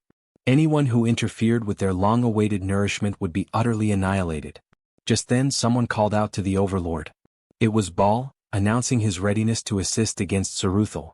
Credos, however, ordered Baal to focus on carrying the provisions. Combat belonged to the head of the chain. Meanwhile, Saruthal invoked the great spirit of glacial heart. He beseeched it to ensnare more souls with its frozen wrath and grant him a surge of reinforcements and might. Out of nowhere, Credos landed a forceful kick square into his back, sending him to the ground. Saruthal lay stunned, face against the dirt, shocked by the Demon King's sudden arrival. Credos coldly responded that it was no longer his concern. Pest extermination was now underway. As Saruthal remained crouched, Credos loomed above. The former rebuked Credos, branding him foolish to believe he could triumph single-handedly. Saruthal's form began to morph. He disclosed his genuine prowess. Despite the dramatic transformation, Credos showed no reaction. His expression was blank, almost disinterested, for he had witnessed this countless times, 19 to be exact. In past playthroughs, while chasing the ever-fleeing Saruthal across the hazardous cliffs, aged Kimchi's player frequently ran into his minions. By the end, nearly every creature inhabiting those bluffs had been eradicated. Eventually, Saruthal retreated into the chamber containing the Heart of Ice Spirit. A fearsome relic, allegedly forged from the death of an ancient drake, it unleashed a chilling energy that ensnared wandering phantoms in the land of the living. Saruthal made attempts to summon additional allies using the relic's force, but the paladin always arrived in time for the final confrontation. There, Saruthal activated his most formidable power. He conjured a whirling gale, signifying his acceptance of Credo's formidable nature. Gradually, the vortex assumed shape, an exact replication of Credos himself. Saruthal was convinced this was the key to victory. Credos knew all too well what was happening. Saruthal's signature ability allowed him to flawlessly duplicate his adversary's attributes and embody them. That was the climax of the encounter. At that moment, Saruthal possessed identical statistics to Credo's own character, which were maximized to their limits. With staggering offensive capacity and a near-untouchable evasion trait, even a single misstep meant instantaneous defeat. Nonetheless, the attributes that Saruthal replicated were from the current demon monarch Credos, whose prowess was no longer as formidable. Saruthal lunged forward. Simultaneously, Credos received a prompt to utilize his HP to acquire various attribute enhancements. He had the option to allocate 10% more to his existing stamina, which stood at 30%, as well as his psychological fortitude, bodily power, nimbleness, and arcane energy, each resting at 20%. With a reserve of 302 HP, Credos spent 50 of them to elevate his agility to 30%. Saruthal was taken aback when Credos sidestepped his strike with ease. Following that, Credos delivered a punch with all the force he could summon. Another 50 points were consumed to boost his brute force from 20% to 30%. He met Saruthal's clenched fist directly with his own. The impact prompted Saruthal to cry out in pain, bewildered as to how Credos remained unscathed. Credos retorted that cultivating land also required intellect. Enraged, Saruthal attempted to unleash the Bloody Strike technique, but Credos had already invested 50 points to amplify his magical force, raising it to 30%, and another 50 to augment his mental endurance to the same level. Both unleashed their lightning-based abilities. Saruthal was caught by surprise as his spell backfired, and he was struck by his own electrical discharge. The so-called Zeus impersonator began to liquefy, reduced to a viscous pool. His form now resembled that of gelatinous goo. At that moment, Credos was informed that he had expended his HP to elevate all of his core attributes to a uniform level of 30%. Then, a notification appeared. His development quest was now fulfilled. As a consequence, a fresh ability had become accessible. Summon Farmer's Throne, which required 100 HP to unlock. This throne, a clear homage to Game of Thrones, was armed with an array of sturdy agricultural instruments. Credos found the timing fortuitous, as he was in need of superior equipment. Even as a puddle, Saruthal still had the ability to speak. He addressed Credos, questioning whether he believed the battle had concluded. Credos responded in the negative. He was well aware that all second-phase encounters had a follow-up transformation. Saruthal's mass shifted again, now transforming into an archaic, malevolent dragon. He claimed that this was his true origin. Kratos was stunned. Witnessing it firsthand, the creature's offensive capability and reservoir of vitality were staggering. But it was expected. Saruthal served as the boss directly preceding the game's ultimate antagonist. Kratos, however, felt no dread. That was precisely when Baal and the agricultural enforcers arrived. He informed Saruthal that he had already emerged from the final stage himself. Then he issued a challenge. What could Saruthal possibly do now? Saruthal froze. Overwhelmed by the sight of reinforcements, he began to panic. He pleaded for a conversation to negotiate. But his appeal came too late. The farm enforcers stormed toward him, impelled by their yearning for a successful yield. They unleashed their accumulated frustration on Saruthal for disrupting their tilling. Saruthal begged for leniency. Kratos recognized that he could overcome Saruthal through direct combat, but the entity's capacity for speech and motion gave him pause. It didn't feel right to destroy it with his own hands. Still, he observed that his comrades were too malnourished to land efficient strikes. They had been battering Saruthal for some time now, yet he refused to perish. He contemplated a more effective tactic. Kratos activated the Summon Farmer's Throne skill, draining 100 HP and leaving him with just 2 points. A beam of verdant luminescence descended from the heavens, slowly lowering the throne. Then, without warning, it plummeted with explosive velocity. Kratos flinched in astonishment. The throne landed squarely atop Saruthal, generating a crater upon impact. The farm guards exulted. One demon jubilantly praised their monarch for not allowing Saruthal to simply expire, but instead, annihilating him with a brutal, skull-crushing blow. They admired how ruthless, savage, and infernal the move was, worthy of a true overlord. Another cried out that such a feat could only be pulled off by the Demon King himself, and that lesser beings like them could never imitate such dominance. They chanted Kratos' name in triumph. He blended with the celebration, shouting with pride. Elsewhere, among the lightning-bound, Fikimir came to a realization. With his superior defeated, he now understood that it was time for his own ascension. By now, the entire farmland had been cultivated. The purpose of Lightning Rod No. 2 had been fulfilled. With the raid concluded, their principal objective was achieved. The potato shoots had sprouted, and Kratos had successfully eliminated every blight that jeopardized the upcoming yield. With those hurdles overcome, he exclaimed with fervor that it was the moment to sow the tubers. Yet before they could vacate the premises, the crystalline orbs situated upon the pedestal stirred. Kratos took notice. A notification appeared, confirming that his objective of vanquishing Saruthal on the Cliff of the Departed for the 20th instance had now been fulfilled. That led him to wonder whether he had simply resumed from the 19th attempt in the game. The system then alerted him of a concealed scenario now being unlocked. A sealed essence confined within the core of Frozen Spirit had been released due to mishandling. The Heart of Ice began to emit vapor. Its structure opened gradually. As Kratos approached, he was met with astonishment. A diminutive azure hatchling emerged. He stood speechless, eyes wide in disbelief. The juvenile dragon noticed him. With excitement it uttered a name, T-Bone. Their gazes locked in stillness. The small WRM pondered if this bizarre entity before him might be his parent. As Kratos extended his hand, the little one shuddered with sensitivity. The dragon remembered hatching from its shell in pitch blackness, overwhelmed with fear, yet now relieved that its father had found him. That sense of comfort quickly faded once it got a good look at Kratos' unfortunate visage. Even though Kratos made an admiring remark about the creature's cuteness, the hatchling quaked in apprehension. As the group began to exit the chamber, the overzealous agricultural enforcers jokingly hollered about cooking the baby drake. This left the creature misty-eyed. Kratos rebuked them, labeling them fools, and reminded them that raising the beast first would yield greater returns. This, of course, led the little one to suspect that its supposed caretaker might actually intend to consume it. Kratos came to a halt when he noticed the awaiting crowd. The demons had gathered to welcome back the farming corps, their expressions sincere with joy. Fluck ran directly into her father's arms. Families reunited in warmth and relief. The baby dragon's cheeks turned rosy as it sensed the shared affection in the air. He glanced up at the figure holding him, realizing that perhaps they weren't so frightening after all. That was until he looked once more at the face of his so-called guardian. His opinion reversed immediately. No, they were absolutely terrifying. As twilight descended, the hatchling trembled in a shadowy corner. He cautiously peeked out, only to catch sight of the demon sovereign's ominous expression again. It made the little dragon assume they were merely biding their time until he matured enough to be eaten. Meanwhile, the overlord himself was absorbed in thought, primarily concerning how to nourish the young drake.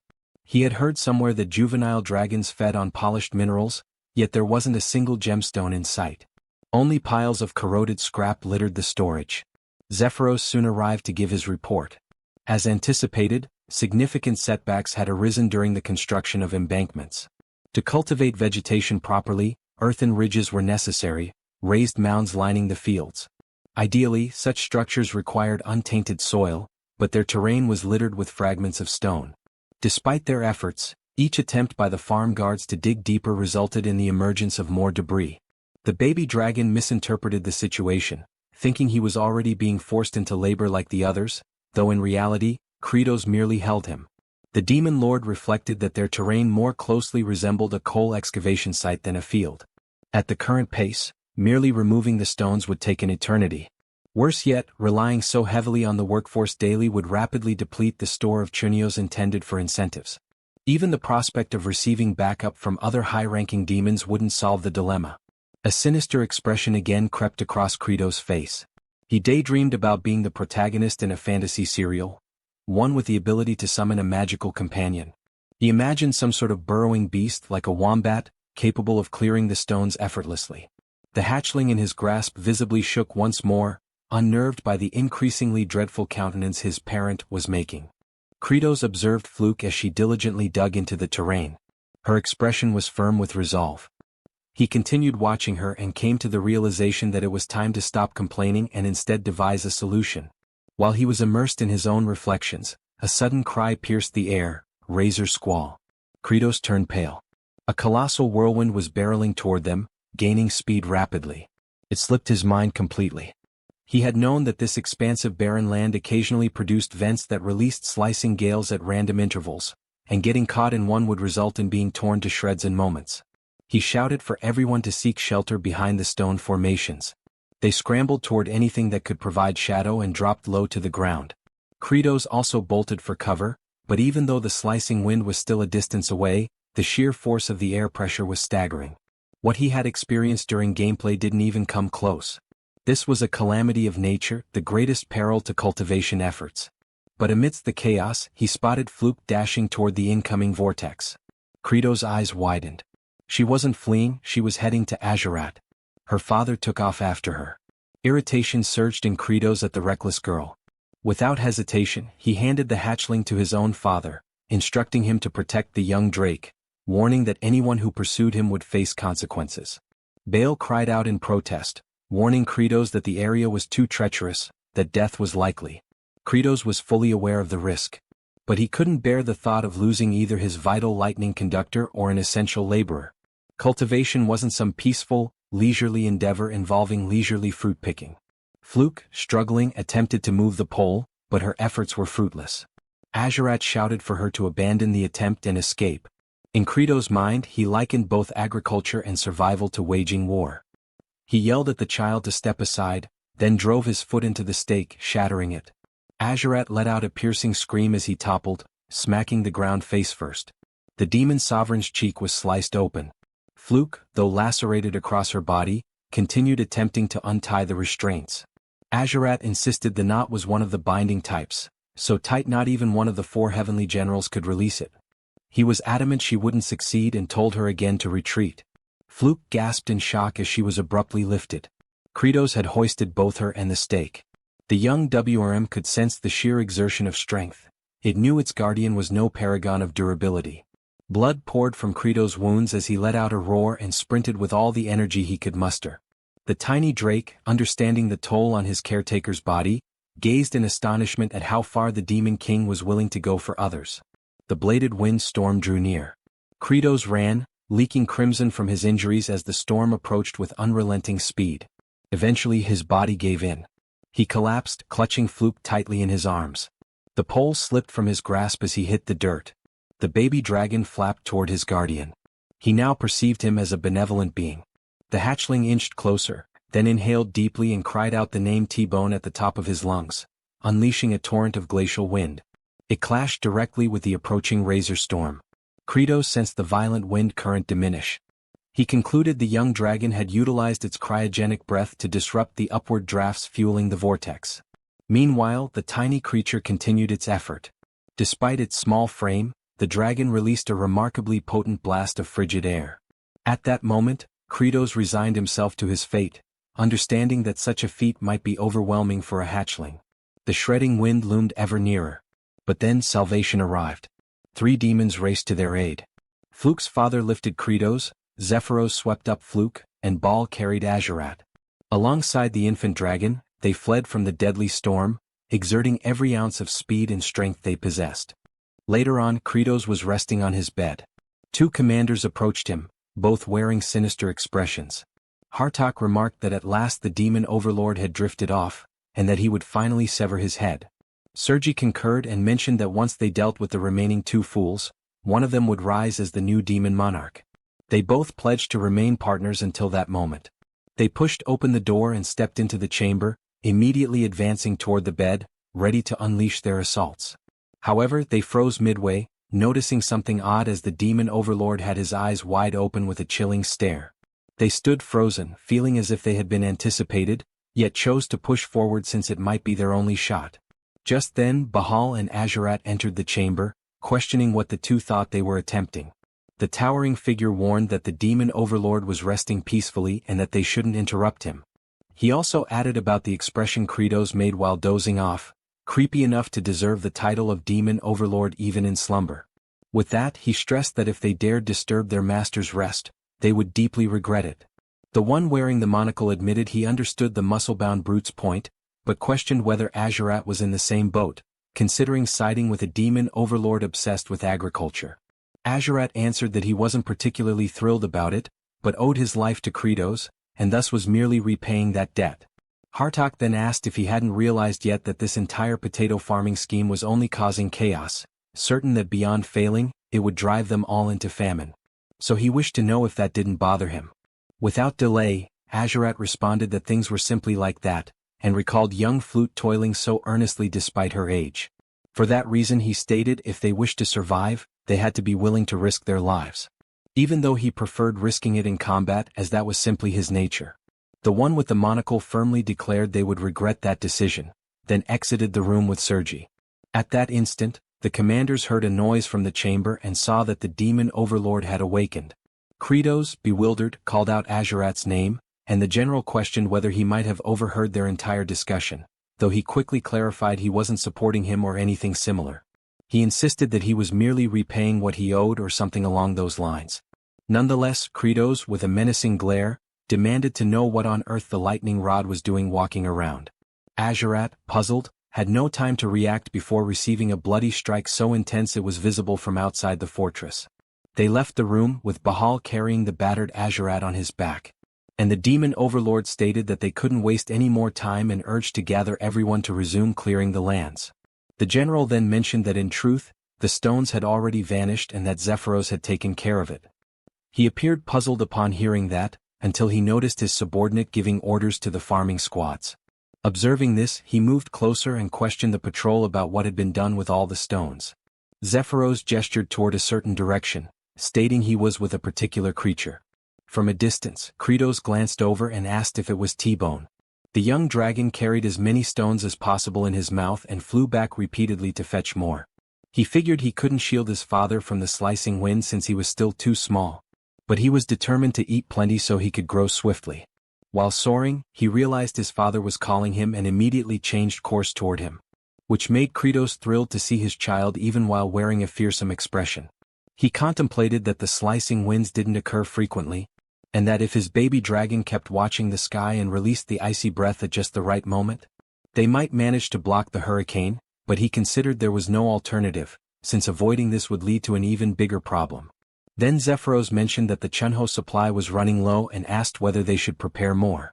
Kratos answered that it wasn't necessary and pondered that the first challenge of farming was natural disasters, and the second was cost, hurdles they would need to conquer. Meanwhile, inside the fortress, Sergi rested in her chamber until she removed her helmet. She, a stunning blonde, shook out her hair and remarked that the stench of manure still clung to her even after so many days without stepping into the fields. At that instant, Kratos called at her door, saying they needed to discuss something. She found it odd, since the demon overlord had never come to her room before. So she questioned what he wanted, claiming they had nothing to discuss. He stated he truly needed her assistance and asked her to please open the door. She became enraged and ordered him to leave, but he insisted, warning her that he would enter.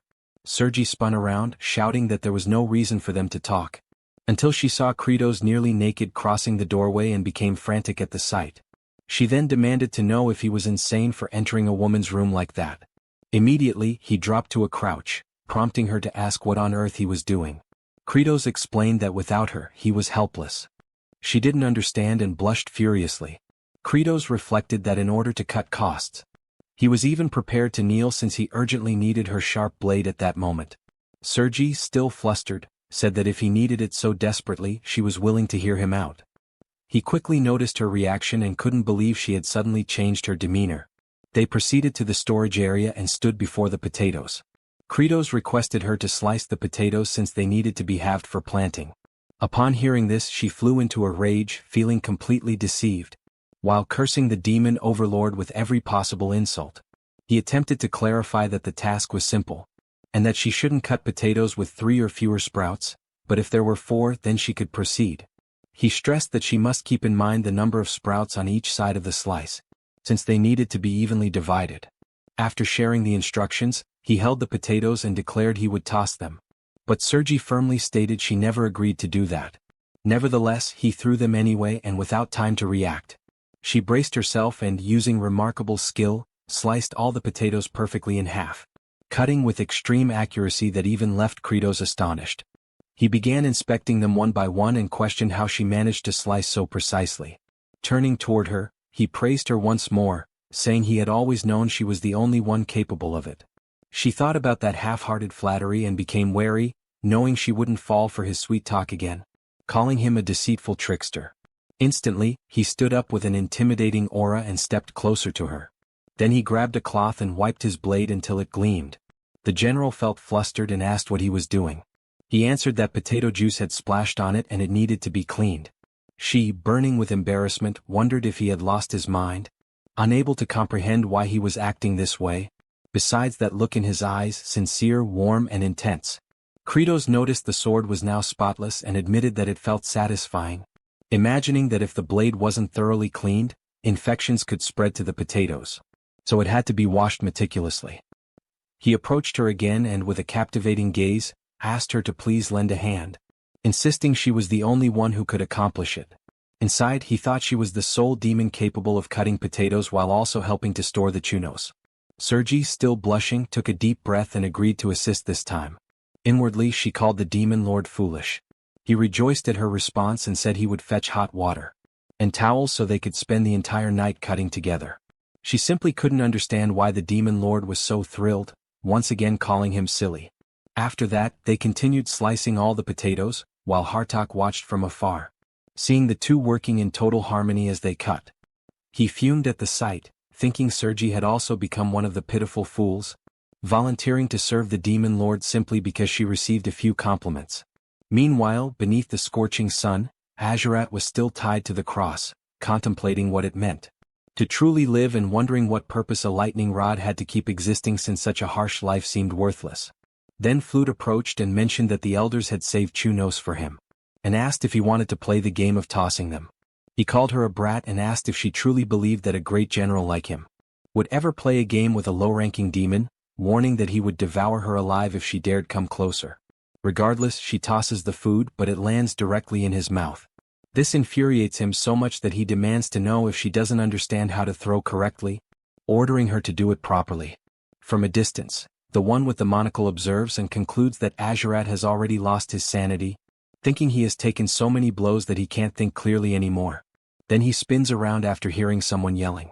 It was Kratos announcing that they would finally begin planting the potatoes in the fields. Hartok watches the scene and decides that he never expected anything from him anyway. At that exact moment, the farming squad begins expressing gratitude to Sergi for slicing all the potatoes for them. She, slightly embarrassed, responds that she didn't cut them for their sake. The monocle wearer notices her reaction and questions what kind of expression that is, since it doesn't resemble the face of a great demon general. He also notices the lower-ranking demons weeping over the potato seeds, and questions whether they aren't ashamed of themselves. He concludes they are all fools and internally declares that the greatest mind among the demons will rise to take the demon lord's throne. Meanwhile, Kratos instructs them to keep planting since soon the sprouts will emerge and break through the ground. He further warns that when that happens they should start removing the extra sprouts. Bahal claims he's very skilled at cutting, but the demon lord orders him to stay quiet, and explains that each seed piece can produce 3 to 6 sprouts. Following this explanation, he poses the question of what is preferable, more or fewer sprouts. The demons answer that more would be better, but Kratos corrects them, stating that fewer is actually ideal. They appear bewildered and question why fewer is better, convinced the demon lord must be mistaken. Hartok, witnessing the conversation, becomes frustrated and calls everyone utter fools. Then he urges them to think for a moment because if there are too many sprouts, they will compete with each other for nutrients. In other words, the potato itself will end up with fewer nutrients. Kratos overhears from afar and admits his surprise, asking how Hartok knows that, and whether he has cultivated before. Hartok replies by questioning if they truly need to be taught something so fundamental, explaining that the sprouts and the potato share the same nutrients, which should be obvious. Kratos then asks how many sprouts would be ideal, and Hartok responds that 2 would be the obvious answer. But after thinking further, he concludes that practically speaking, they could assume 1 sprout is best. However, if that single sprout damages the potato's root, it might die. He also proposes that they could create fertile soil artificially, by adding manure and turning the earth to improve airflow. Everyone stands in awe at his explanation as he continues, stating that the soil group won't only benefit the potatoes but also weeds that compete for nutrients, which means those weeds will need to be eliminated. The demon lord simply cannot comprehend what he has just heard, and loudly demands that everyone applaud since they have a true genius in their ranks. All the demons begin shouting, "Genius, genius, genius," and Hartok becomes agitated hearing it as they don't stop praising him for even a moment. For a brief instant, he recalls how his mother always called him foolish, and turns around, overcome with emotion, trying to hide that he is tearing up, not fully understanding why he feels that way. Then Kratos steps forward and calls him wise, declaring that from now on, he will appoint him to lead the farmer troops as their commander. Hartok internally thinks this is absurd since his intellect exists to conquer and annihilate other species. However, Kratos yells, asking what everyone is standing around for, insisting they show respect to the supreme elite of the demon kind. All at once, they begin shouting that the general is the elite among elites, and Hartok, seething inside, considers everyone beneath him, but with authority, he orders them to follow him from this moment onward, imagining he will command only briefly since those in front of him continues celebrating endlessly about the new leadership. At that point, a system notification appears stating that Kratos has won the psychological battle. He feels confused by this since he has no idea what it refers to. Another notice informs him that he recognized Bahal's neglected childhood, and transformed him into a loyal subordinate. He questions internally if he really did this unconsciously. There's also a notification mentioning that Azurat, who had never had a friend, has gained a new companion and thus lessened his violent nature. Kratos doesn't quite understand which friend it's referring to. Meanwhile, Sergi's heart softened. She was a woman who had never experienced love. He also established trust in Hartok, who merely desired acknowledgement. Because of these developments, he now has access to a new skill by using 200 happiness points, and the skill revealed is blood vision. He feels shocked because this ability wasn't in the game at all, and is probably original, just like the Farmer's Throne skill. The system explains that this ability allows him to glimpse the near future of his target, currently up to 6 hours ahead. It also specifies that the target can be a living being or an object. But his surprise intensifies immediately after. A new notification says it can even be used on the sky. This revelation excites him immensely since it's essentially a weather forecast. Meanwhile, somewhere between the forsaken lands of the demons and the human territories, specifically in the village of exiles, a man arrives announcing that he has completely recovered. His subordinate greets him warmly, expressing relief to see him well again. Rivage thanks him for all the support and admits he wishes he could be reborn with a sturdier body next time. Diol chuckles and responds that he'd rather be rich like a noble so he could boss people around. Rivage laughs at that and turns to Kimchi, telling him they plan to return to the kingdom and asks if he wants to join them. With a serious look, Kimchi replies that he's unsure. Since, as he mentioned before, he doesn't remember his true identity and hasn't lived among humans. Because when he first arrived in that village, the inhabitants didn't exactly welcome him warmly. For that reason he wonders if someone like him would truly be accepted anywhere. The two observe quietly for a moment until Rivage proposes that perhaps he should start by wearing different attire. However, this doesn't happen when Diol teasingly asks if the hero really doesn't want to take off those strange clothes. The messenger concludes that Kimchi must truly be fond of them. Yet, in his mind, the hero admits that he actually wants to change clothes. But he cannot figure out why they simply won't come off, as if they are fused to his body. Rivage thanks one of the villagers for their hospitality and remarks that living there solely because one is a descendant of an exile is extremely harsh. He adds that when he returns to the kingdom, he will inform the king about this situation. Kimchi watches this exchange and imagines that Rivage is a nobleman sent to explore the territories near the demons under royal orders. And he is indeed not an arrogant person but rather kind and worthy of respect. This reflection makes him ponder who he himself used to be and concludes that all he remembers is following orders and eliminating others repeatedly. Thinking about this causes him to lower his head, as he wonders if he is even capable of doing anything besides taking lives. Back in the demon realm, the farming squad starts to notice the sprouts emerging and cheers excitedly since they are finally appearing. The generals approach to witness it too, realizing that the plants are truly growing. Flute rushes over to Azurat to share the exciting news. He erupts in anger upon hearing it and demands to know what he's supposed to do with that information. Then, the Kratos calls for the agricultural division and announces that the next phase will be burying, asking the wise Hartok to elaborate further. Hartok explains that burying means covering the sprout stems with earth to prevent the young potatoes from being exposed to sunlight, because if that happens they will change color, lose flavor, and even become toxic, thus becoming what are called spoiled potatoes. Kratos requests applause since the explanation was so insightful, which leaves the general slightly embarrassed. He then gazes upward to examine the weather that day and reflects that he ended up spending 200 happiness points on the weather prediction ability, and his blood vision skill has already evolved, with the activation condition requiring him to stare for 200 seconds without blinking. However, he starts making an expression like a stray dog since his eyes begin burning and it becomes exhausting. The lower-ranking demons witness this and believe that the Demon King is shedding tears of joy because the sprouts have grown. After some time, the ability finally activates, revealing that for the next 6 hours, the weather is expected to stay mostly clear and dry, suggesting that it might be wise to put away the humidifier. Kratos finds this intriguing and tells T-Bone that he will be able to rest peacefully since there won't be that ridiculous windstorm. At that moment, Zephyrus approaches and mentions he has an urgent report to deliver, explaining that the subordinate of the second Star Master has returned.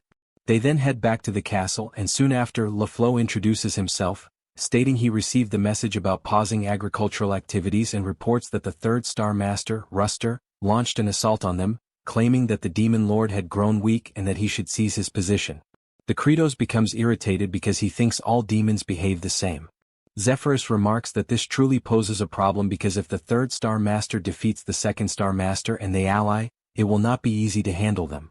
Kratos agrees and points out that although they are low in level, their numbers are overwhelmingly large. He contemplates that he must find a solution before the second Star Master collapses, even though he cannot neglect the agricultural tasks for too long. The region attacked by the third Star Master is a deep underground abyss known as the Swamp of Decay, which, when compared to the game map, is actually 10 times larger and absurdly distant. He heads to the opposite abandoned area, which should provide bonuses in the game and is located inside the Demon Lord's castle, but it isn't functioning. This makes him ponder how to resolve this and manage the farming at the same time. He pauses to think, not fully understanding why he is so concerned, and with a wicked grin, decides that since he is the Demon King, the boss doesn't have to do everything himself. So he sticks to his plan and Sergi makes a fuss, claiming she isn't fighting because of him. Bahal proudly announces he will follow orders no matter what. The Kratos concludes that he can dispatch 2 of his 4 generals to the battlefield, and along with some powerful demons, they can make a significant impact. He knows that in the boss's domain, the shortcut system is fully connected, including one that leads directly to the Swamp of Decay. Aware of this, he orders the long-range sprayer to be launched, believing that if he and Hartok fully concentrate on the fights, everything will succeed. The Second Kingdom is engulfed in flames and Planus, the second Star Master, is kneeling on the ground and confronts the enemy, demanding how he dares challenge the Demon King and commit treason. The demon approaches and declares that this is a revolt, saying he had no other choice. This is Ruster, the third Star Master. He claims that ending that war will only bring devastation to their race. Planus becomes even more infuriated and argues that the Demon King promised to provide fertile lands, so they no longer need to battle humans for sustenance. Ruster responds that this is not the issue, and with his weapon lifted, he states that fighting with bravery is the pride of their kind. Suddenly, a weapon flies toward them and strikes the Star Master's club directly, knocking it away. He turns to see what caused it and realizes it is two of the celestial generals. Sergi wastes no time and admits to Ruster that he is correct, as their race truly was born to battle. She says they adore fighting more than anything else but wonders how things ended up like this and why they even started enjoying it in the first place, but she finally understands after observing everything that happened lately. Flute runs with a bright smile on her face. She bursts through her house door, shouting and calling her father to hurry to the fields. Once they return to the field, they are amazed to see the beautiful crops that have grown. Witnessing this brings tears to the lower demons and even Azurat, who also weeps because of it. Hartok and Zephyros watch from afar, as does Kratos, standing proudly before his grand accomplishment. The little girl runs, calling for the Demon King, and Happy says that it is truly beautiful and that she has never seen anything like it before. Kratos simply remains quiet. Back with Sergi, she charges fiercely at the demonic master and attacks with her countless swords. The opponent, distracted, fails to notice the tyrant closing in and gets grabbed. She seizes the chance and unleashes an endless barrage of strikes while her target is restrained.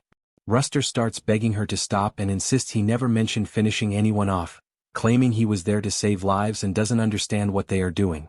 She reflects that this might be true, but she doesn't stop attacking, declaring that sometimes one must be eliminated to protect many others. He becomes enraged hearing this since it makes no sense to him. Meanwhile, Kratos, in front of Flute, remarks that finally they started to sprout and that there were many at once, then orders the useless flowers to be cut immediately. The demons are upset about this, and Azurat starts yelling, declaring he will never forgive the Demon King for being so heartless. Hartok enjoys hearing this since even in that situation, the king stayed true to his nature. Because of that, he asks what everyone is waiting for since they must carry out the order at once. Dirok, though upset, kneels in front of the flower and sees it looking sad. Another demon laments, saying he cannot do it because they put in so much effort to make them grow and had never seen anything so beautiful on that land. The general, with little patience, warns that if they leave the flowers there, they will consume all the nutrients instead of the potatoes doing so, and the priority is to make the potatoes grow large and well-fed, not create a flower bed. The farming troops then comply even though it pains them deeply. Kratos watches this with excitement since he enjoyed hearing the word potato echo in his mind. After that, the generals return and report that they have captured Ruster. The Demon King makes it clear that this is the consequence for sparking a rebellion and that everything he built was destroyed by another, and he will do something about it. The Star Master simply asks to finish him already since a demon who lost his honor in combat deserves nothing but death. Without delay, Kratos uses his ability to fry the demonic master, but he laughs as he didn't even feel a tickle because he wears excellent armor. Kratos questions if that really happened and if he didn't take any damage at all. Then he drags him to the plantation and uses a lightning rod, explaining that he actually found the task quite useful. Then he uses his ability again, making Ruster scream in agony and also beg to be finished already, and since now they have a new lightning rod. The Demon King requests someone to take Azurat off the cross since he isn't recovering well and it's long overdue to retire him. They untie him and Flute runs toward him to help, but stops midway because his expression was terrifying. The general keeps muttering that the little demon girl humiliated him for too long and that's why he wants to devour her first. She freezes in shock upon seeing his ominous aura. However, his legs give out and he collapses face first to the ground. He curses it all since it has been ages since he last walked until Bahal approaches and lifts him into his arms, leaving Azurat inconsolable to the point of demanding what the hell he thinks he's doing since he's not a princess to be carried around like that. The big guy ties him to his back to carry him and says it was an order from the Demon Lord and that he'll stay like that for now. The Prince of Darkness is furious about it, swearing that he will never forget this humiliation. Meanwhile, Kratos watching from a distance admits that he was worried that Lunatic would snap again, but when he used his blood vision skill, he quickly knew the weather would stay the same for 6 hours and so he decided to release him. He points his finger and says that harvest day will come soon so they need to move faster. But deep down he's relaxed since he has a super fast weed cutter that can eliminate the flowers instantly. He also has a professional transporter that makes everything much smoother. He reflects that, in a way, the autumn harvest isn't far off and the food supplies are steadily depleting, and even though demons are used to famine, he can't bear to see how exhausted they'll become. At that moment, someone approaches calling out to him. It was Planus, who introduces himself as the master of the second star and is there to express his gratitude for having been saved. Kratos stands quiet for a moment, and so does the star master. Then, he abruptly shifts his expression to rage, leaving Planus bewildered as to why he suddenly turned furious. All Kratos can think about is why that demon showed up empty-handed to offer thanks when he could have at least brought some wine or a few fruits. The Star Master mentions that he is currently gathering some of the third star subordinates and will soon put them to work. All the Demon King can think about is that the potatoes are thriving splendidly, and he wants to harvest them quickly to prepare chunos. He says that what he really wants is to watch the demons eat until they are completely satisfied. Only then does he pause to think about why he started doing this in the first place. While lost in his thoughts, the second Star Master announces that he will prepare the troops and then leaves the field. Kratos watches him depart and considers that this Star Master was among the weakest and least advanced, yet he liked the confidence he carried and his unwavering loyalty to the demon homeland. He also guesses that this demon is technically like a plant, so in the end he might turn out quite valuable. As Planus walks through the field, he feels under his feet that the earth is incredibly rich and brimming with nutrients unlike anything he had ever sensed before. After strolling for a while, he imagines that at first he was merely a sprout and therefore never grew properly using nutrients. But he finds that soil remarkably different because it was nurtured by Lord Kratos. He uses his power and begins to root himself into the mountain, concluding that he can become stronger in that ground to the extent of potentially rising to the level of Demon King. Thinking about this, his roots start spreading throughout the entire land. The next day, Kratos shouts at the low demons to prepare for exercise time. Starting with arm movements, the Demon Lord guides them with bizarre music. The low demons sing along with him, copying every single demonstration.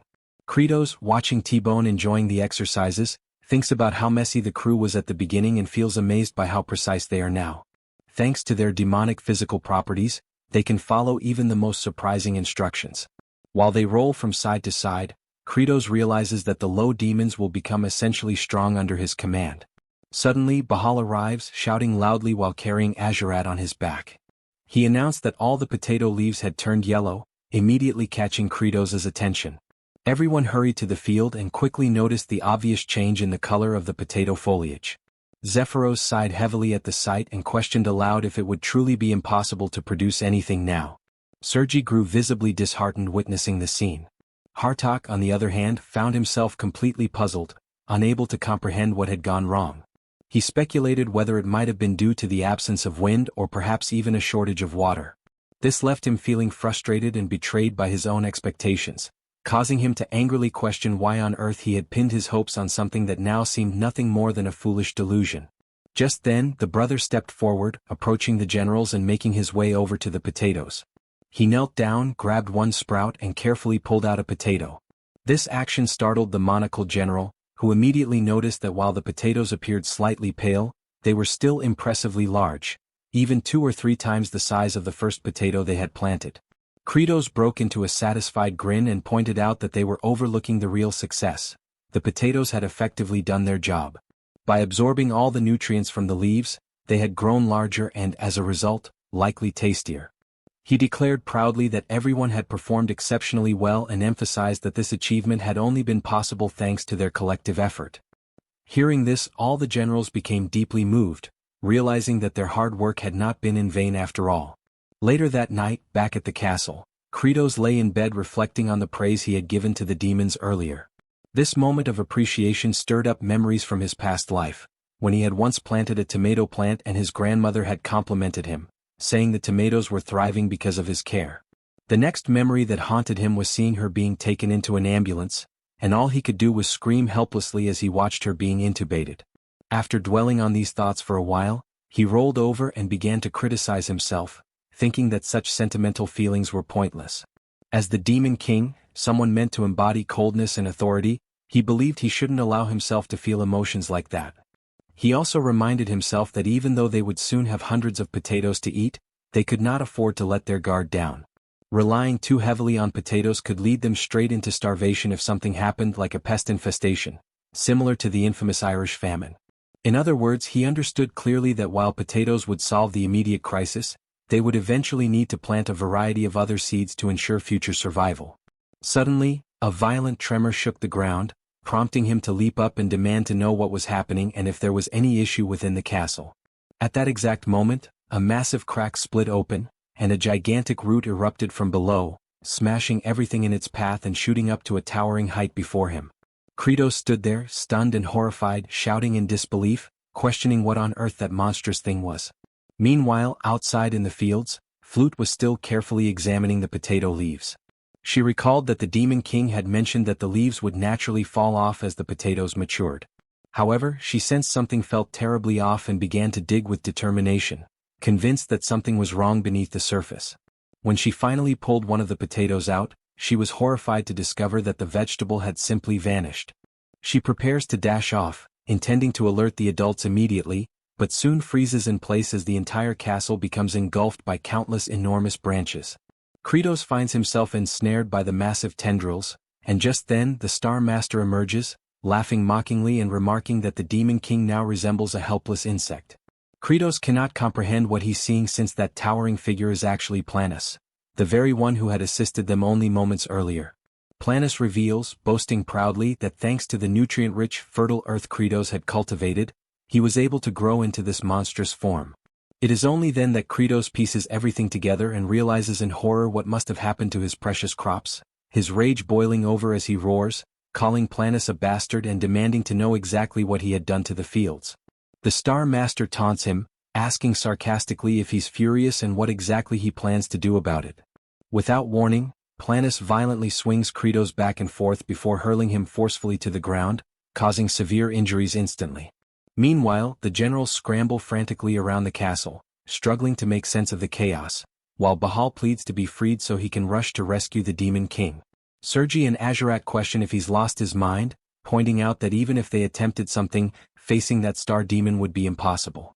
Yet, Bahal remains defiant, asserting that indeed the Demon Lord is weak, a truth he discovered when he himself was aided by Kratos, proving how fragile the king truly is. The devastation within the castle continues without pause, until Planus, having absorbed all the nutrients from the earth, assumes a gargantuan form. At that moment, Kratos plummets helplessly from the immense height. The generals gaze upward in disbelief, and Zephyros is left aghast, questioning if that towering creature is truly Planus. Planus commands all to listen and with a chilling voice, declares that Kratos is dead. All the generals are left in utter shock, unable to process it, and the loyal servants and the baby dragon share the same disbelief. The lower demons are overcome with grief, especially Flute, who breaks down sobbing uncontrollably. Planus continues his proclamation, reminding them of the ancient demon law that dictates power belongs solely to the strongest. For that reason, he officially declares himself the new Demon King and orders every last one of them to bow before his overwhelming might. Hartok reflects on the unfolding scene, realizing that the Star Master had indeed absorbed all the land's nutrients, and with Kratos incapacitated, he is now unquestionably the strongest. Accepting this brutal truth, he bows, resigning himself to the rule that demons always follow strength above all else. Sergi, filled with frustration, reluctantly bows as well, followed by Bahal and Azurat. Zephyros remains in disbelief, paralyzed by the reality of the situation, while Azurat urges him impatiently, demanding that he show proper respect. Seeing no alternative, finally bows too, and in that moment, everyone submits to the colossal new king, while Zephyros can only cry, mourning the loss of his sovereign. Meanwhile, Kratos finds himself in a different realm, where he hears the voice of his mother from his childhood, calling to him and inviting him to play hide and seek. He senses something odd about that day and wonders aloud if this might be a dream. His mother instructs him to close his eyes tightly, promising to count to 10, and only after that should he begin searching for her. The young boy begins to count, and when he finally reaches 10, he calls out, asking desperately where she is, unable to locate her. In a rising panic, he starts to scream, pleading for his mother to come out, and wonders if counting to 10 again might somehow bring her back. Kratos observed that moment with his head lowered, as his childhood self could do nothing but cry out for his mother, sobbing and insisting that he had finished counting and for that reason, wanted her to appear. Suddenly, a system notification called out to Kratos, urging him to wake up. He eventually forced his eyes open, trying to comprehend what had happened and questioning whether the message had truly addressed him by name. Confused, he asked the notification where it was and if, by any chance, he had already died. The system instructed him to move, warning that if he did so, he might still survive. He wondered if he could use the glitch technique but quickly realized he couldn't, since there wasn't even enough space to shift his body. However, he noticed that at least one of his hands could still move, so he decided that even if it had to be slow, he would begin digging. Despite the agony, he kept pushing himself, determined not to give up. Meanwhile, outside, Planus called for the scribe to come forward. Zephyros approached and introduced himself formally as the recording secretary. The Star Master then commanded him to record everything accurately, declaring that this was their first grand step and announcing that they would soon begin the invasion of human territories, making it clear that they intended to dominate all humans and raise them like livestock to be consumed. Hartok lamented the situation, remarking that it seemed they had gone back to the beginning. Azurat thought it was actually good news, as at least he would get to fight and slaughter as many as he pleased. Sergi reflected that this was the life demons had always led anyway, and if it meant satisfying his hunger, then so be it. Bahal, on the other hand, didn't think about anything at all. At the same time, all the generals struggled to understand why this new situation left them feeling so uneasy. Meanwhile, Kratos kept trying to crawl out from beneath the debris but felt his breath slipping away as he struggled to breathe properly. Back outside, Planus ordered all the demons to seize their weapons, declaring that it was time to march forward. Zephyros had a thought and warned the new demon king that they couldn't go to war at that moment. Planus didn't appreciate hearing that, and his menacing look caused all the generals to tense up in fear. The secretary tried to clarify that the only food they currently had was a small supply of potatoes, which wouldn't even be enough to feed half the army. Planus dismissed the concern, saying they actually had more than enough food. Then, using his massive branches, he seized Flute, leaving her terrified. Her father began screaming desperately in horror. This immediately caught Azurat's attention. Planus displayed the frightened girl and announced that there were many weak, worthless demons there, ordering that they be used as sustenance. The girl screamed frantically, insisting that it wasn't like that anymore, and that nowadays they could survive without devouring each other. She shrieked louder and louder, reminding everyone that the king had promised them such a future. Planus watched her desperate cries and then dropped her from the towering height. Meanwhile, Kratos, still trapped under the rubble, realized that his heart was stopping. He concluded that if he died now, all the demons would starve. So, he forced his eyes open and activated the bloody strike technique on himself, electrocuting his own body. He decides he cannot allow everyone to starve again, so he resumes digging, screaming with all his might to draw out energy, and with that effort he manages to dig even if only little by little. Outside, Planus is watching as Azurat rescues the little girl, cradling her in his arms. The MC keeps struggling to climb, and whenever his heart threatens to stop, he uses his bloody impact technique to jolt himself awake, but he realizes he's far too exhausted. Then he starts to contemplate whether he still has a long way to go, or if at least he is heading in the right direction, questioning whether his efforts still hold any meaning. Thinking about this weighs him down even more. Outside, all the generals stare wide-eyed, watching Azurat holding the child. Flute is speechless after being saved, and the Star Master asks if he has completely lost his mind. The Blood Prince just keeps staring until he feels the tremor and realizes the massive demon is closing in. Panicked, he tries to cover up by claiming that the little girl is his snack since he had been eyeing her for a long time. However, Planus doesn't buy into this absurd excuse and strikes Azurat harshly with a branch, sending him flying past the generals and leaving him knocked out on the ground. Zephyros laments the scene since he's powerless to intervene. The Star Master once again demands that everyone get ready for battle. Zephyros musters courage and shouts that there's no valid reason to proceed like this. Immediately after saying that, one of the branches lunges at him, but the tyrant general moves swiftly with his axe and intercepts the strike, making Planus even more enraged. Bahal yells that the Demon King had left a mission for the secretary, questioning who will count the potatoes if he perishes. The Star Master retorts, asking if they are suggesting a rebellion. Hartok quickly denies it, saying such a thing would be unthinkable, but he stresses that they believe the former Demon King Kratos' plan to invest in farming was a much wiser directive. Sergi requests permission to speak and recalls that the previous Demon King showed them a path where no one needed to die, and because of that, she questions why they should go to war if another solution already exists. Planus loses patience at being defied and begins summoning countless roots while screaming that he is the strongest and, therefore, everyone must submit to him. However, they refuse, declaring that true strength comes from what is just, and all the generals ready themselves for combat. The lower demons also shout that the Real King is only Kratos, warning Planus that he will pay for what he did to the fields. Instantly, the roots move toward the demons, but Hartok doesn't allow it, using his mist barrier to block the attacks and protect the farming troop. Bahal places Sergi on his hand and hurls her into the air, giving her the opportunity to slice through all the incoming branches. She then looks directly at the Star Master and yells that she will start by tearing out his eye first. However, he finds this amusing and, besides blocking her attack, also captures the generals with shocking ease.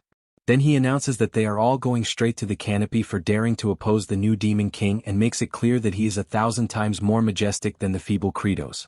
While attacking the entire troop, he declares that the former king was nothing but a weakling who perished without even resisting, and because of that, he questions what was so special about that fool since he saw nothing admirable in him. He gets ready to deliver the final strike on Zephyros, who is trying to protect Flute, until suddenly he hears a voice from the MC asking why he's hurting his self-esteem like that. Then Kratos appears, fist clenched, intercepting the attack aimed at his secretary. Next, he smashes the branch into dust in an instant. Planus is stunned to see him alive, unlike Flute, who immediately smiles upon seeing him.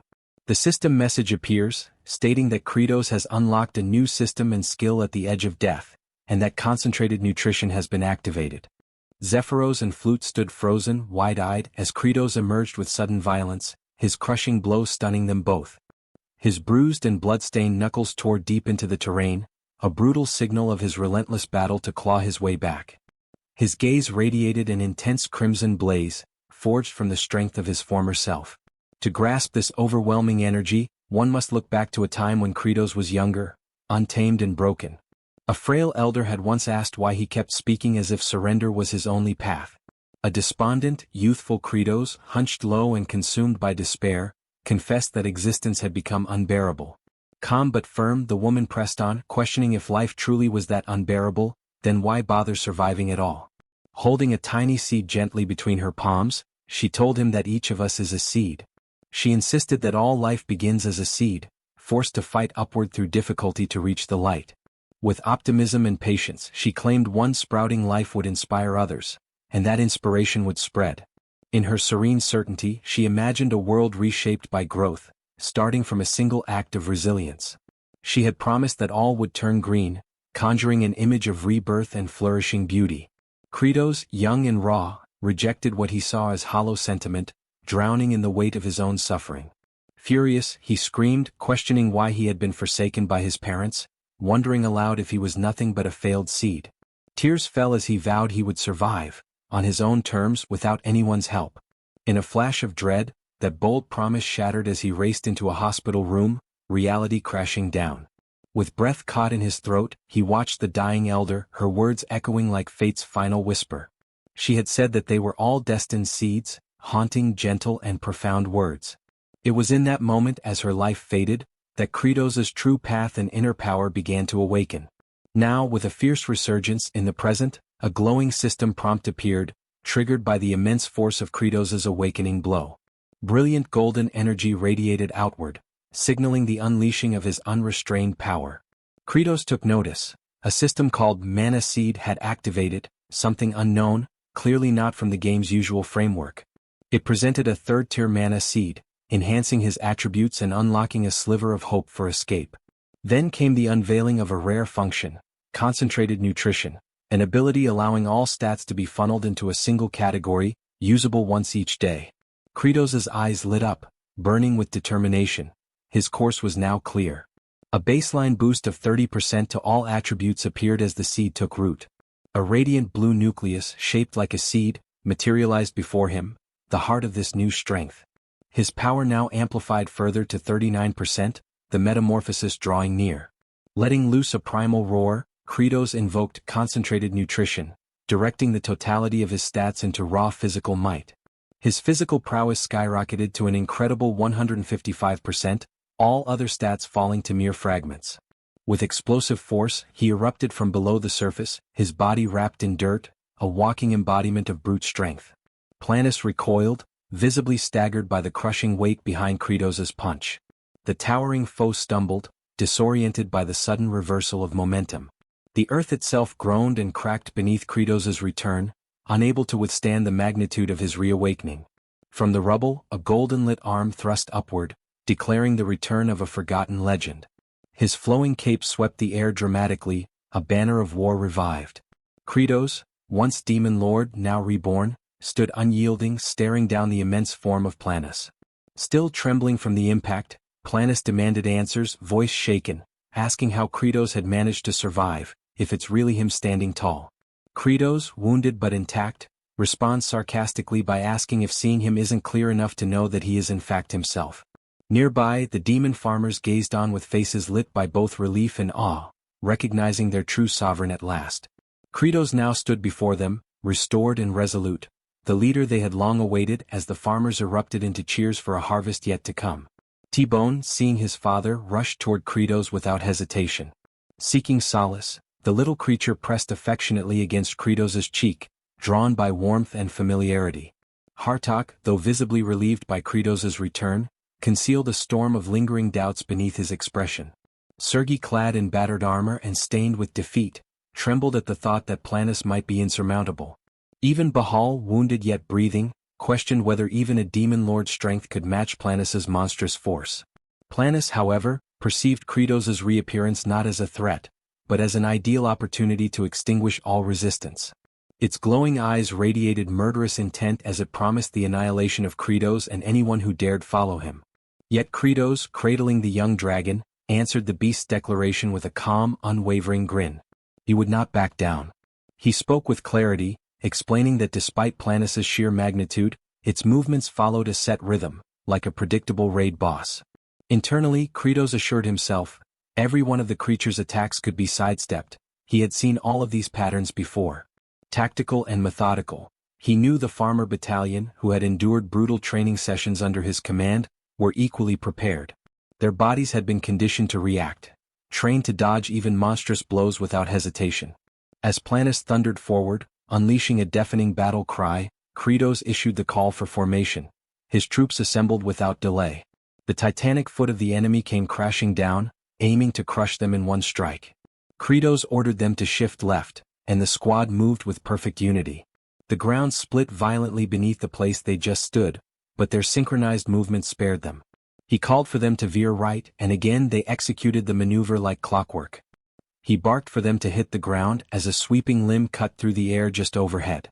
Kratos' voice rang out, commanding them to roll and not stop moving as the team ducked and spun through the chaos.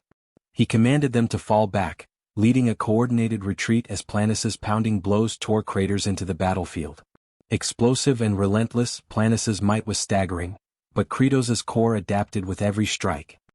He shouted again for them to leap, as an enormous limb shattered the terrain where they'd been moments earlier. The beast howled in exasperation, unable to grasp why none of its punishing blows landed. Kratos' grin widened. He had seen it clearly, Planus' patterns left it exposed during the recovery after each assault. He directed them to rotate formation, preparing his unit to capitalize on that fleeting moment of vulnerability.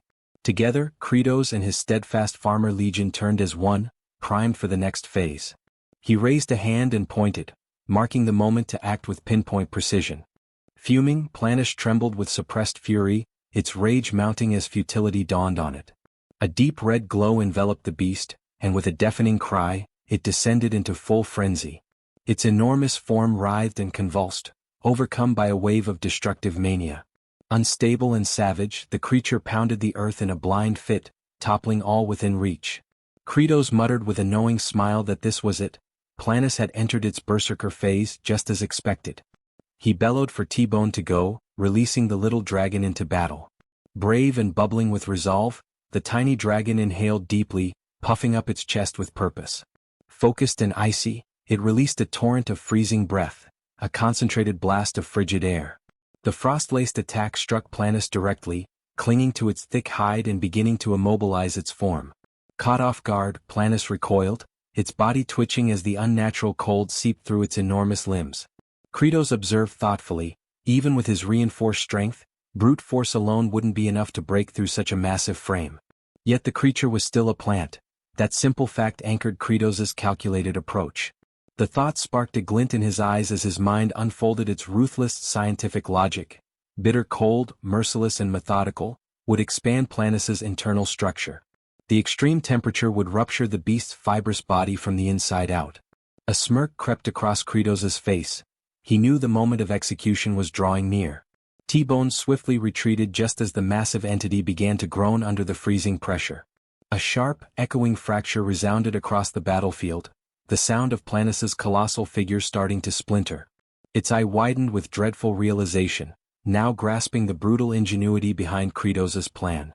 The once rampaging beast, burdened by its own towering weight and brittle form, had become its own undoing.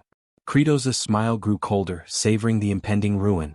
Planis howled in panic, asking what was happening as its insides shredded themselves apart.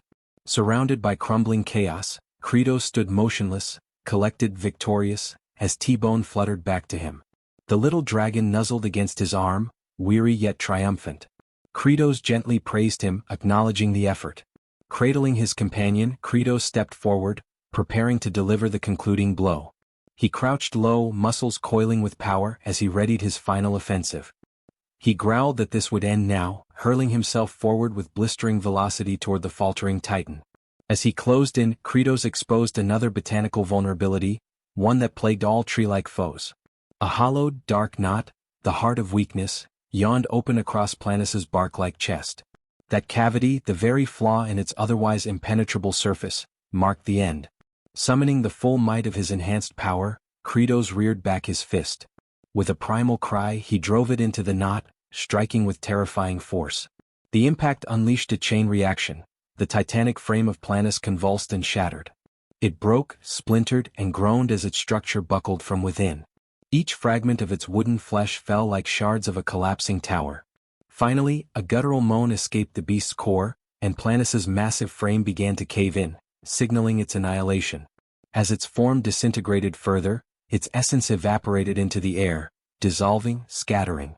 A violent explosion ripped through the landscape as the core burst apart, dispersing corrupted energy in all directions. Onlookers, Kratos's allies, gazed from below in stunned reverence. Their demon lord had triumphed. The final wail of Planis echoed briefly before silence took its place. The great tree's reign ended, or so it seemed. Yet amidst the settling dust and shards, a haunting remnant remained. A piece of its frigid form, suspended in crystalline stillness, pulsed with eerie green light. It refused to dissolve. Refused to fade. Perplexed, Kratos narrowed his gaze, unsure if the monster had truly perished. He watched as the distorted visage of Planis receded, only to sink unsettlingly into the soil. Its root-like appendages slowly disappeared beneath the surface, its presence lingering like a toxin. This wasn't how boss-level enemies were supposed to die. Suddenly, a chilling certainty gripped him. From the tainted ground below, Planis began to reform. Its essence twisted upward, reshaping into something darker, more fearsome. Kratos tried to move, but it was too late. Tangled tendrils of living bark ensnared him. He was bound, immobile. Towering above him stood a newly reborn monstrosity, a twisted, humanoid tree abomination. Across the battlefield, the farmer corps stared in horror, their morale cracking as the nightmare renewed. Planis, now reawakened and grotesque, announced the truth behind its rebirth. It had not fallen, it had fed. Consuming the battlefield's nutrients, it had returned stronger. A cursed seed, that's what it called itself. A cursed seed, nurtured in poisoned earth.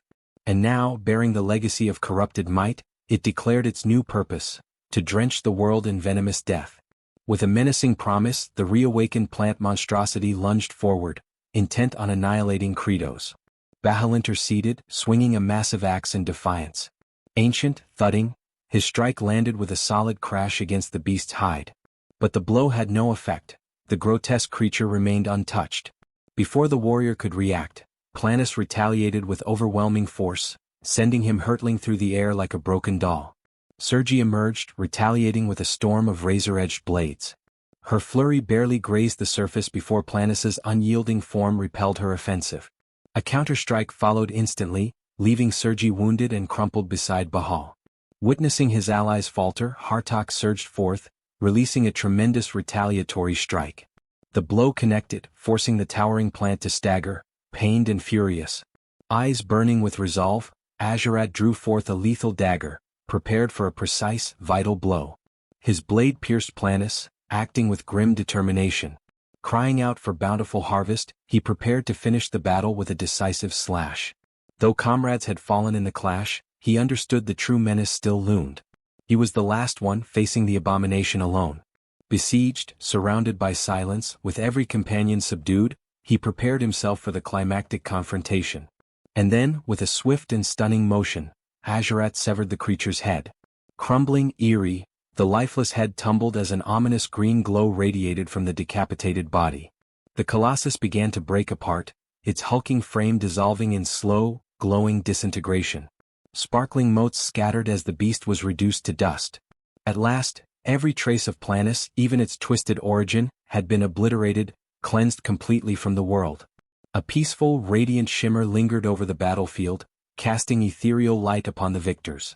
The farmer corps and surviving warriors stood still, bathing in the fading glow, their trials ended. Freed from the plant's corruption, the former demon lord spat curses upon Planus's demise. Hartok and comrades, though wounded and wearied, began to recover as the echoes of battle died. Meanwhile, Zephyros pledged to amend the betrayals that had transpired and claimed the victory of the demon lord's army. Hartok proudly proclaimed the triumph of the demon lord's ranks. Kratos watched the cheers, but concern took him. The cheers drowned the moment. The farmer corps roared with joy, hailing the victory and their fearless leader. Kratos stood at the center, basking in the adoration of his steadfast legion. Kratos screamed loud for them to stop, desperation climbing in his tone. His crimson gaze flickered, filled with unwavering intensity. Before him stretched a field of ruin, lifeless bodies, scorched remnants and shattered earth. He stared in silence, absorbing the devastation, the quiet cost of their conquest. Even a single fallen leaf bore witness to the catastrophe. He dropped to his knees, the weight of their loss crashing down. Their crops, their people, they would face famine again. Could he demand more suffering from them? No. He couldn't let that cycle repeat. His closest allies gathered around him, their silent presence echoing his sorrow. Then, sudden and radiant, a glowing sphere emerged above him. Mysterious and pulsing, it hovered precisely over a solitary, lifeless leaf.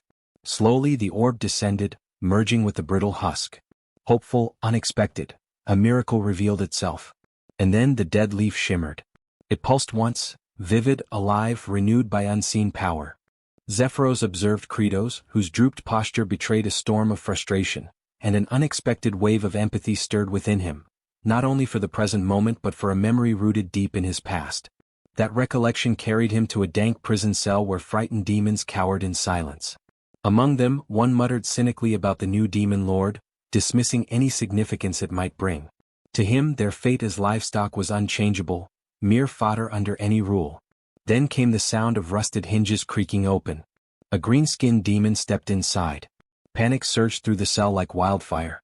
Most recoiled into corners, trembling. All except one. Young Zephyros remained seated, his expression void of emotion. The green intruder, puzzled by this apathy, approached. Without hesitation, it seized him by the collar like one might handle poultry. Still, the boy's demeanor remained unchanged. Just as the creature drew its blade, an explosion of motion ended its advance. Kratos had arrived, silent, lethal and filled with fury. In an instant the green demon's skull was pulverized, collapsing like overripe fruit under pressure. In the aftermath, Kratos questioned the boy's lack of fear. Zephyros responded with startling calmness. He confessed that fear had long left him, and perhaps death would be more merciful than an existence spent in dread. Their struggles felt meaningless, just cattle awaiting slaughter. There was no use in delaying the inevitable. That blunt honesty struck a chord within Kratos. With a rare smirk, he recognized something familiar in the boy's bleak clarity and extended an invitation. From that moment, Zephyros became the demon record keeper. That day Kratos made a vow to break the cycle of internal predation that plagued their kind. In the present, Zephyros now witnessed a once revered demon lord, one not defeated by force but by the weight of remorse. Rather than speak, he simply moved. Without a word, he grabbed a hoe and began tilling the earth. This subtle defiance caught Hartox's attention. He understood. Orders rang out. The field transformed into action. No war cries, no blades, just hands and tools. The demons, hardened from countless battles, responded to a different call now, one of soil, sweat, and solidarity. Their chants became rhythmic, echoing their new resolve. They sang of plowing through hardship, of oxen moving slow but steady, and of calloused hands pushing through resistance. Credos, watching in silence, slowly grasped their intent. They had not been broken, they were ready. His eyes sparked with realization. Assignments were given with purpose. One unit would seek out every viable potato. Others prepared tools, sliced seed potatoes, aligned rows, raised soil beds. Zephyros would ensure the blades remained spotless. Hartox would take command of the front effort. Ajurat was sent to gather all equipment. Credos, filled with renewed conviction, raised a clenched fist. Their unified response echoed, a declaration of purpose, of harvest. Among them, Baal charged like a beast of burden, rope clenched between teeth, dragging a plow with raw, unfiltered strength. The image struck Credos deeply. In that instant, the act of farming revealed itself not as mere cultivation, but war. Against drought, against blight, against failure. Elsewhere, Flute discovered a tiny sprout.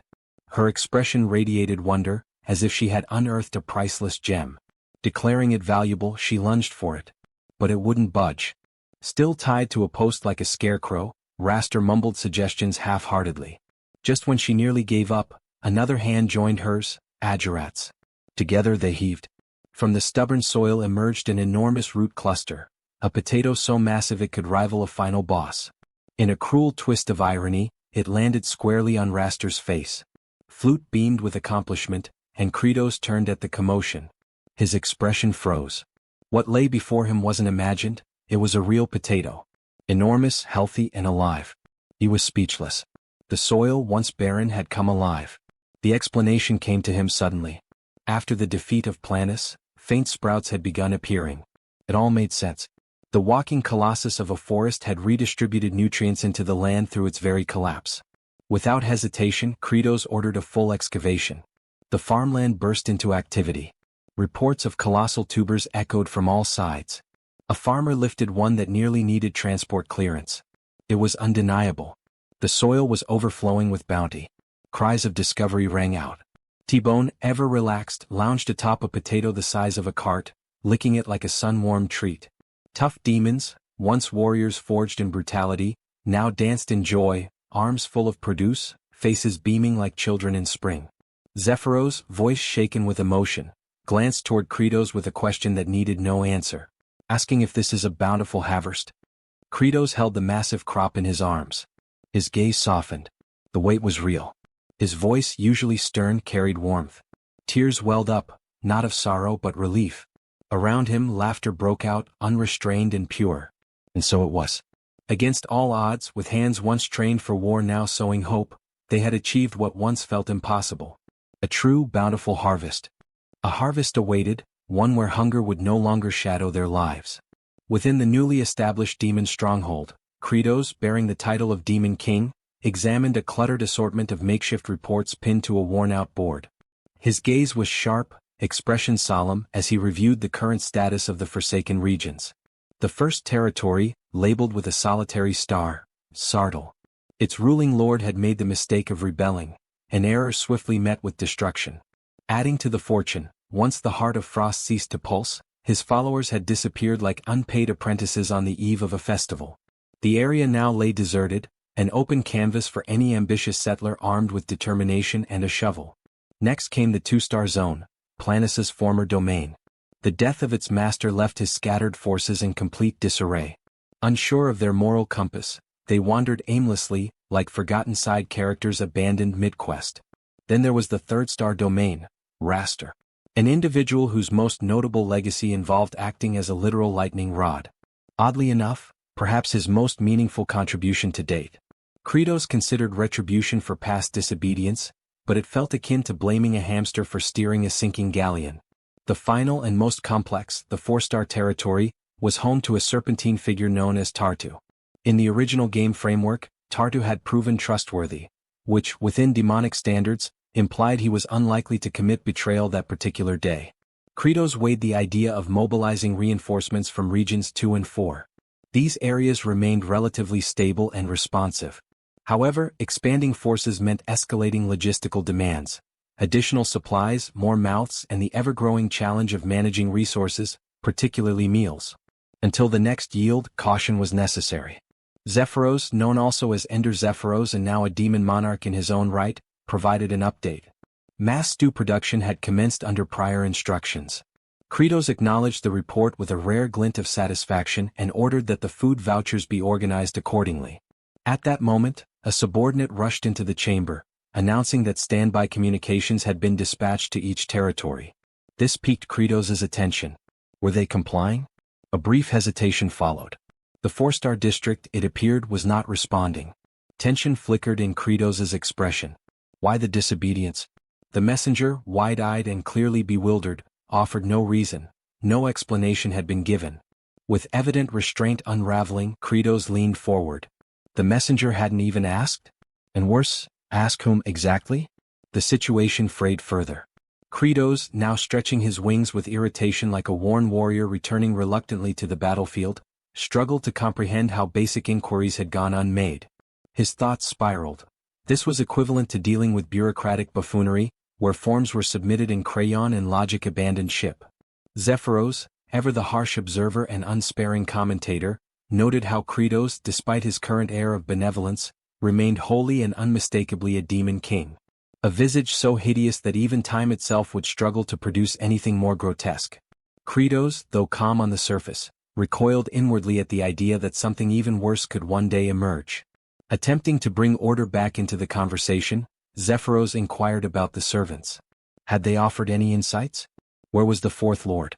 The truth landed like a bolt of divine punishment. The Fourth Lord had crossed into human territory, amassing bodies for agricultural use. Outwardly, Kratos maintained his composure. Internally, however, he was erupting with alarm. That specific scenario, etched into the game's history, was the trigger. A moment not of balance or challenge but of utter devastation. The ancient paladin, a harbinger of annihilation, would be awakened not by intention, but by invasion. As long as no borders were crossed, the paladin would remain dormant. But with that blunder, the future became a parade of corpses. Fallen generals, himself shattered and impaled, entire regions crumbling beneath divine wrath. His pulse thundered with urgency. Zephyros, noticing his movement, called out, "Where was he going?" The answer was self-evident. Kratos had already launched forward like an arrow loosed from a desperate bow. Assistance? Unnecessary. Solo was swifter. As he dashed across the lands, his mind raced. The fall of Planus had elevated the mana seed to level 4. Attributes had shifted, agility now at an explosive 160%, while other stats such as stamina, mental resilience, strength, and arcane potency remained at modest 10s. He screamed inwardly, embracing every exploit he knew, shortcut pathways, unintended movement techniques, even bending terrain boundaries if needed. A mental map formed, with precise markers, demon-controlled wastelands bordering the Tower of Life, the sacred grave of the Elder Paladin. His destination clear. His panic justified. His mission urgent. He ran, not to conquer but to prevent annihilation. And further out stood Magrav Fortress, a border stronghold separating demonic realms from human dominion. Perched atop the fortress walls, one sentinel narrowed his eyes and raised a hand to signal. Recognition flickered as a familiar figure approached.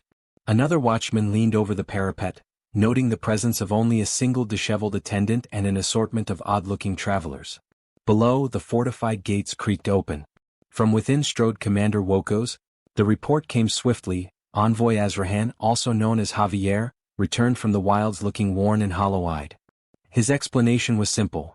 A monstrous horde had begun to stir but hadn't even crossed into demonic territory before retreating. He acknowledged the outcome as yet another failed expedition into enemy lands, just like the rest. The soldiers were permitted to rest.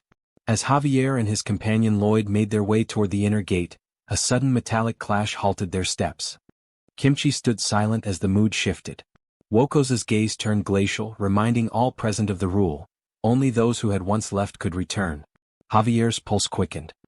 He attempted to defend the old man's presence, claiming the aged one had rescued him in the lawless zone and posed no danger. Yet Wokos remained unmoved. Before tensions rose further, Lloyd stepped forward, donning his most charming merchant facade, and pulled a glittering bribe from beneath his coat. The gesture backfired catastrophically. With a punishing blow, Wokos struck Lloyd so violently that his future lineage might have felt it across generations. The commander's fury ignited, and his accusation struck deeper than the slap itself. What followed escalated swiftly. The blade that had stopped them now hovered dangerously close to the old man's throat. A demand was issued: the cloak must come off, and if there were even a hint of treachery, death would follow. Javier inwardly panicked. He knew that whatever lay beneath the fabric would bring disaster. H turned his gaze slowly toward Lloyd. The moment stretched, and then something erupted. A pressure flooded the air. Killing intent, thick enough to cut through steel, surged from the cloaked figure. The world seemed to pause. Even Woko's faltered in that instant. A horn sounded. Sirens wailed from every tower. A sentry screamed from above. The enemy was here. Beyond the gates, a nightmare force advanced. Giants of flesh and scale, row upon row of demons, forming a living wave of horror that darkened the land.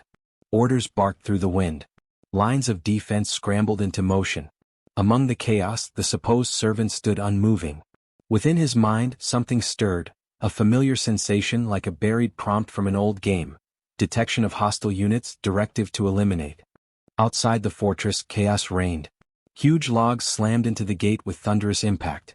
Archers fired volley after volley from the walls, arrows slicing through the sky. But the enemy struck back with crude ingenuity, stones tied to ropes, flung like siege hammers, smashing barriers and skulls alike. It was less a battle and more a construction site gone mad. The main gate creaked under relentless pressure, wood splintering with each ram's hit. Inside, civilians cowered in corners, eyes wide, breath shallow. The aged instincts screamed to act, centuries of battle reflexes flaring. Past incarnations, all ending in blood, all forced into violence. His hands twitched, yearning for a weapon. If not for Javier's restraining grip, those hands would already be tearing through the enemy. But this time was different. The old warrior scanned the room, families, the elderly, even children, paralyzed with fear. Perhaps now was not the time to flee but to fight. Then the moment broke. A wooden groan echoed louder than before, and the gate collapsed inward with a final, devastating crash. The flood began. Demons surged through the opening, claws, teeth, war cries. At the head marched a serpentine monstrosity, Tartu, weapon raised, issuing his command to raise the defenders and turn their corpses into fertilizer. Commander Woko's shout split the chaos. He called for the destruction of the rear bridge. A soldier hesitated, stunned. The commander's eyes burned with desperation. Death was inevitable, but the homeland had to be protected. No demon could be allowed to cross. The order flew, and in moments, the rear bridge detonated into a storm of debris and smoke. Any escape was now severed. Javier's complexion turned ashen, lips dry. He could hear the explosion ringing in his skull. The bridge was gone. Lloyd beside him turned a shade paler, nausea clinging to his features like sweat. The grim truth settled: there would be no escape.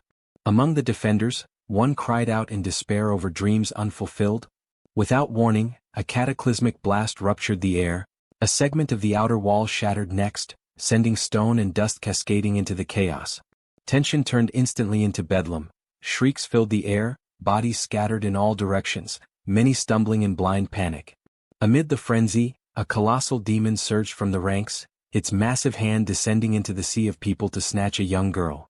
Her shrill cry pierced the air, matched by the agonized scream of her mother. Instinct seized Javier. He sprinted forward, but was immediately halted by a firm grip from Lloyd. Meanwhile, the kimchi remained still, entirely composed. A moment later, the demon's torso simply vanished, erased in an instant as if sliced from existence. The child plummeted from the severed grasp, but Javier broke free, diving through the smoke to catch her midair. He cradled her during the roll, absorbing the impact. Even Lloyd stood stunned, struggling to comprehend what had just unfolded. Above, Kimchi descended, his cloak catching the wind in a silent display. His gaze swept the battlefield until it locked onto Tartu. With no sound but the whisper of fabric, Kimchi landed directly in front of him. There were no theatrics, no glowing runes or swelling music, only a solid thud as his boots met the ground. Tartu's eyes narrowed, puzzled by the Kimchi's attire. The outlandish clothing seemed out of place, almost comical. Kimchi remained unshaken, projecting calm authority as he attempted to de-escalate. Tartu, amused and defiant, dismissed the Kimchi's authority entirely, questioning what he could possibly do in such garb. What followed was silence so tense it pulled the air taut. Kimchi didn't so much as blink before delivering a threat with the cold finality of a closing tomb. The atmosphere shifted like a storm front arriving, weighty, electric. Tartu let out a low snarl, lifted his weapon and lunged. Kimchi didn't budge. His head tilted slightly as though listening to an inner voice. Deep in thought, he questioned whether this confrontation was inevitable. Resolution settled into his bones. There would be no more hesitation. In that instant, his eyes flared with chilling focus. Before Kimchi could react, Kratos delivered a powerful hit, creating a dramatic entry. The decision was made: he would become the blade against his own kind. His foot struck with sudden ferocity, colliding with Tartu's neck. The demon's weapon spiraled away, landing far beyond the skirmish. Kimchi stood impassive, unreadable, as Tartu skidded across the earth like discarded rubble. Not far away, Kratos, the current Demon King, watched in mounting panic. Sweat poured down his temples, his thoughts unraveling. This unexpected appearance of his other self had sent his mind into chaos. Breathless and overwhelmed, he felt as though he'd sprinted headlong into a nightmare. His gaze locked onto Kimchi, internal dread rising. Why had this version chosen now, of all times, to appear? Tartu, dazed and battered, turned his gaze toward Kratos. A flicker of recognition passed through his eyes. He attempted to speak. Kratos answered not with words but with a savage stomp to the face. Rage poured from him as he delivered blow after blow, his fury a physical storm. It wasn't just violence, it was punishment, frustration, desperation. Questions spilled out in angry bursts. Why the insubordination? Why wage war against humanity? Tartu weakly attempted to justify himself, claiming rank, but another crushing strike silenced him. Kratos barely paused, turning only briefly to glance at Kimchi before unleashing another round of furious kicks. Each strike carried not just power but disbelief. They had worked for peace. They had built something stable, quiet lives in hidden fields, trying to exist like harmless vermin beneath notice. That was the agreement. No bloodshed. Just survival. And now, because of one reckless act, everything teetered on collapse. Beneath the rage, what truly gripped Kratos was fear. He silently pleaded for leniency. Just this once, just this one mistake, he hoped would not bring ruin. Let the demons live. Then Kimchi finally spoke, breaking the silence with a revelation that froze Kratos in place. Recognition had struck. Kimchi had seen through everything. He knew exactly who stood before him. Kratos's foot halted mid-kick. His entire form stiffened, breath catching in his throat. Knees trembling, sweat running cold, his thoughts spiraled. His identity had been exposed. The worst-case scenario had just arrived. It was at this moment he knew. He fucked up. The reptilian at the front of the warriors stopped, clearly confused, having just heard something far too strange to ignore. He looked back to where aged Kimchi and Kratos were, with the reptilian king lying on the ground. But the distance made it impossible to understand the conversation. Suddenly, Kratos seemed to have made a life-or-death decision. His body leaned forward as if about to attack with full fury. Aged Kimchi kept an impassive expression while Kratos suddenly took a step, then drove his horns into the ground, leaving both reptilians and warriors equally perplexed. Kratos was in a position far from dignified for a demon lord. Upside down, with his claws and horns embedded in the earth and his rear proudly pointed toward the sky. Aged Kimchi watched the scene, unsure whether what made him more uncomfortable was the situation itself or the fact he was staring at Kratos' rear. The reptilians tried to process what they were seeing. One noticed the enemy didn't know how to react, while another wondered if this was the demon lord's newest and most intimidating threat pose. Aged Kimchi looked at Kratos and asked what he was doing. Kratos remained in that position, explaining that he was performing a bow, a gesture expressing extreme gratitude or an apology. He stated that, as demon lord, he had no intention of invading the human world, and that his subordinate had acted on his own, which was why he came quickly to contain the situation. The hero doubted Kratos, questioning if he really thought anyone would believe the words of a demon. Kratos began driving his horns into the ground repeatedly, asking to be believed and promising to apologize dozens, even hundreds of times, until his horns were completely worn down. A little farther away, one reptilian thought that act of tearing the ground with his horns was a threatening stance, like that of a bull. Another thought it was exactly what was to be expected from a demon lord. Kratos thought about how pathetic and shameful he must look, but knew that if he didn't do it, all demons would die. Sweat ran down his face as he clenched his teeth, determined to act as a responsible leader. He remembered that when he was a child, he once saw a worker kneeling before his superior, with his forehead almost to the ground, begging for forgiveness. The superior, with a cruel smile, mocked him and made it clear it would not end anytime soon, even threatening his reputation. Kratos had decided he would endure any humiliation if it meant protecting his people. Back in the present, he kept striking his horns against the ground countless times without stopping, opening holes in the dry earth with each blow. Aged Kimchi watched the scene with a steady gaze, stating that all of it was useless and that he existed to kill him. With a grim expression, Aged Kimchi raised his heart-shaped wand, determined to end Kratos right there and then wipe out the remaining demons. However, Kratos made no attempt to defend himself. He simply continued slamming his head against the ground with force. That echoed in the hero's mind, that he should kill them all. Until Aged Kimchi stopped, noticing a strange pattern in the demon lord. The hero realized that Kratos had been hitting his head on the ground exactly 10 times, then making a brief pause and then another 10 strikes. It felt oddly familiar. Then he had a revelation. The Call of Duty bore a resemblance to Kratos. While scouring the demon's land, he always did everything in sets of 10.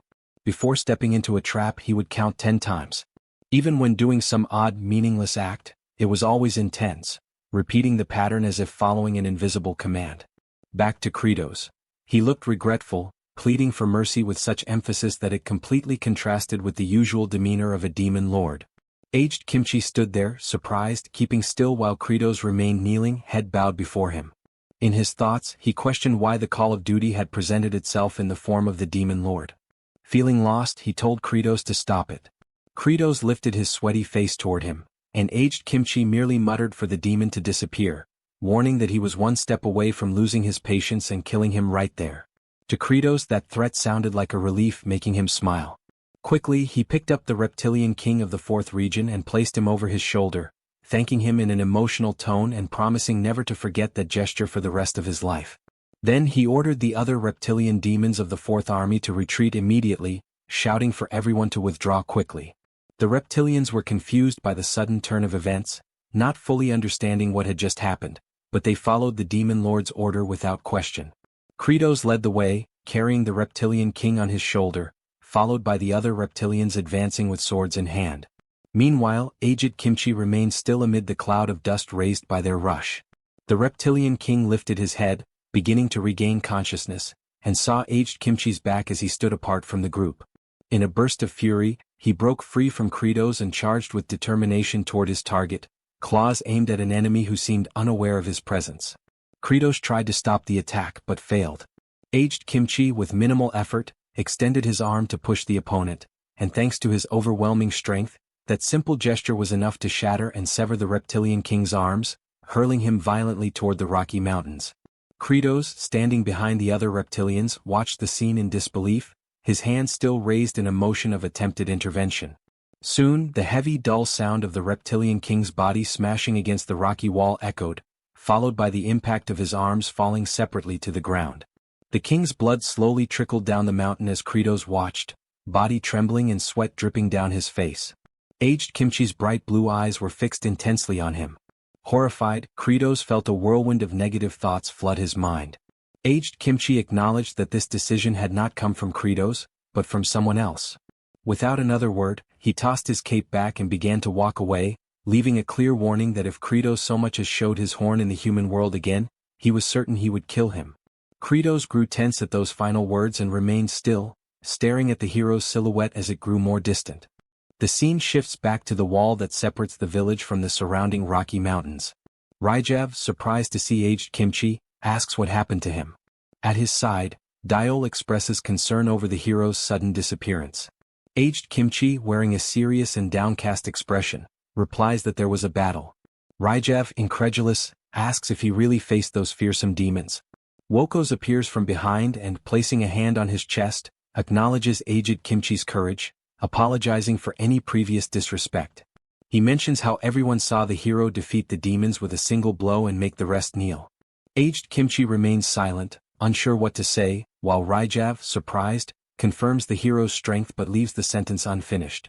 Suddenly, Wokos raises his voice and calls on everyone to cheer for Aged Kimchi, the one who protects the fortress. The warriors raise their weapons in celebration, shouting in unison. Despite the acclaim, Aged Kimchi keeps a blank expression. At that moment, a message appears stating that this is his life in Zoth, and that he has finally escaped the cycle of repeated massacres. Aged Kimchi tilts his head and eventually reveals that he chose the path of sparing others, even though he killed 2 of them, leaving the warriors wide-eyed in surprise. The scene changes to the abandoned region known as the Fourth Star, a land of storms and desolation. Kratos was running across the dry, cracked ground, with an army of reptilians following at a distance. Already impatient, he thought they had finally arrived, mentally complaining about how slow it was to drag such a large group along. Stopping, he turned, clenched his fists, and ordered the reptilians to return to their castles or homes, warning them that if they invaded the human realm again, he would kill them himself. One of the reptilians stammered, explaining that they only acted that way because they had received orders from Lord Tarthu. Kratos, with no patience for excuses, replied that he didn't want to hear justifications and ordered them to go home immediately. He continued walking, his footsteps echoing over the hardened earth. In his thoughts, Kratos reflected that he was following the path set by the game, where there was no room for mistakes or shortcuts, which made everything take even longer. He knew he needed to hurry to tend to the great potato harvest. Kratos then came across a well in the middle of that abandoned place and thought that, if it still worked, traveling wouldn't be such a big problem anymore. He approached the well, looked inside, and recognized that it contained the system that controlled power-ups and teleportation. He had already tested several of them before, but none had worked. Kneeling down, he placed his arms inside the well and wished to teleport, but believed it wouldn't happen because he wasn't a paladin. Suddenly, a blue light began to illuminate the well, surprising Kratos. A blue screen appeared, informing him that because of his encounter with a paladin, a new game system had been unlocked. The teleportation function through abandoned wells was now available. Kratos' body was sucked into the well, initiating teleportation. Then, another blue screen appeared, stating that all the wells he had visited since arriving in this world had been activated, and asking where he would like to go. During the journey he thought about going to the Demon Lord's castle underground, but wondered if the location was still intact. The screen confirmed that the well remained intact. Kratos confirmed his choice, and the screen indicated that he was being transported to the underground of the Demon Lord's castle. His body continued to be propelled by the intense teleportation energy, wrapped in a blue blur that dragged him at high speed through the unknown space. Azurat and Flute were in the underground of the Demon Lord's castle. Azurat was holding a broken piece of wood in his hand, frustrated over yet another useless tool. Flute, kneeling beside a pile of small stones, was carefully removing the debris, hoping to find at least one farming tool that still worked. In the middle of the hole Flute was digging, a sudden intense blue glow appeared, leaving her confused. Suddenly, the face of the Demon Lord emerged in the middle of that blue light, wearing an expression of pure dread. Kratos' body burst out of the hole with a thunderous roar, sending rocks and dust flying in all directions. Flute's eyes went so wide in shock it seemed they might pop right out of her head. The scare was so great that she simply collapsed to the ground, unconscious. Azurat turned toward the noise, desperation on his face as he tried to understand what had just happened. Flute lay sprawled on the floor, fainted, right in front of Kratos. He in turn tilted his head back, fighting against an intense wave of nausea, his hands pressed firmly over his mouth, trying to hold back what seemed on the verge of escaping. Kratos couldn't contain it. Suddenly, a powerful stream erupted from his mouth, forming a vibrant rainbow. Realizing what was about to happen, Azurat rushed toward Flute. In a desperate move, he threw himself in front of her just in time. Kratos' rainbow-shaped vomit sprayed forcefully, landing squarely on Azurat's back. Flute, who had been unconscious on the ground, woke up in shock. Kratos sat at the edge of the well, wiping his mouth with a tired motion, his stomach churning, mentally grumbling about the lack of delicacy in the teleportation. He wondered if they couldn't just transport him more smoothly the way it would happen in a game. In front of him, Azurat lay sprawled on the floor, covered in that colorful vomit, while Flute scrambled frantically to help her friend. Flute tried to hold back the tears welling in her eyes as she looked at Azurat lying there. Ignoring the entire scene before him, a smile spread across Kratos' face. He reflected that, considering he'd managed to get here with only one bout of vomiting, it was actually a good cost-benefit ratio. Without wasting time, he was already preparing to get started on whatever came next. Kratos rose gloriously, fists clenched, an eager smile on his face, already full of determination to begin mass production of giant potatoes. Meanwhile, Flute wailed in despair, crying over Azurat, who still lay unconscious on the floor. In the storage area, Kratos stood beside Zephyros, admiring the massive pile of giant potatoes, thinking that no matter how many times he saw it, he was always impressed. Zephyros reported that the mist created by Hartok had already been completed. Kratos remained silent for a moment, arms crossed, his gaze fixed on the potato pile. Then he leaned down, picked one up, and immediately felt that something seemed off, an inexplicable discomfort at the touch of the potato. He froze for a moment, gripping it tightly, his gaze locked on it with intensity. Frustration spread across his face as though something was terribly wrong. Kratos climbed onto the pile, picking up each potato to examine before tossing it aside. His sharp gaze searched for something amiss, any detail out of place that could justify his frustration. Zephyros watched with curiosity and asked if there was a problem with the potatoes. Among the pile, Kratos clenched his teeth, glared at one in his hands, and declared that the giant potatoes had no sprouts. Zephyros asked if the absence of sprouts meant the potatoes wouldn't grow. Kratos, teeth clenched and eyes shut in disbelief, confirmed that these potatoes were sterile. In the Demon Lord's temporary castle, Kratos sat in a makeshift wooden chair serving as a throne. Beside him, Zephyros stood, while the 4 demon generals waited before him. Resting his head on his fist, frustrated, Kratos explained that even if they planted those giant potatoes, not a single one would sprout. Hartok explained that the potatoes had been unnaturally genetically altered and, as a result, had lost their ability to reproduce, becoming mutants. Baal lamented, asking if that meant they couldn't eat them. Beside him, Sergei turned and replied impatiently that eating them wasn't the problem. The real issue was that they couldn't be planted. Once they ate everything they had now, that would be the end. Still disheartened, Kratos remarked that he had never planned to rely on potatoes forever. They were vulnerable to disease and once infected, the entire crop would be lost. Azurat observed that sooner or later they would have to plant something else. Then, with irony, he questioned what else could possibly exist in that land besides potatoes. Kratos answered bluntly that there was simply nothing else. The Demon Lord went on, revealing, however, that he knew of a place full of seeds for planting. Zephyros, upon hearing this, grew thoughtful, wondering if Kratos was referring to what he suspected. A land full of crops. Kratos finally revealed that it was the land of humans, and the general stood still, staring at him intently. Baal burst out in excitement, imagining invasion, plunder, and another full-scale war, while Sergei, irritated, shouted back at him, trying to get him to calm down and contain his enthusiasm. Then, more serious, Sergei turned to Kratos and noted his dejection, recognizing that no one hated war more than the Demon Lord himself. Kratos began giving orders to each of them. He instructed Zephyros to immediately begin construction of the giant Chuno and ordered him to remain there to assist Hartok's team of farmers, helping to manage them. Then, turning to Sergei, Baal, and Azurat, his expression shifted completely, now terrifyingly eager, as he announced that they would go to the human lands, sell the Chuno, and use the money to buy seeds. He remembered the problem that was aged kimchi and thought that as long as they didn't run into him, everything would be fine, and even if they did, he already had a plan ready. Kratos already had a contingency prepared should his plan fail. His commanders stood frozen, unable to process the sheer boldness of what he proposed. Zephyros, in particular, believed that Kratos had completely lost his sanity and questioned why such absurdity was even being considered.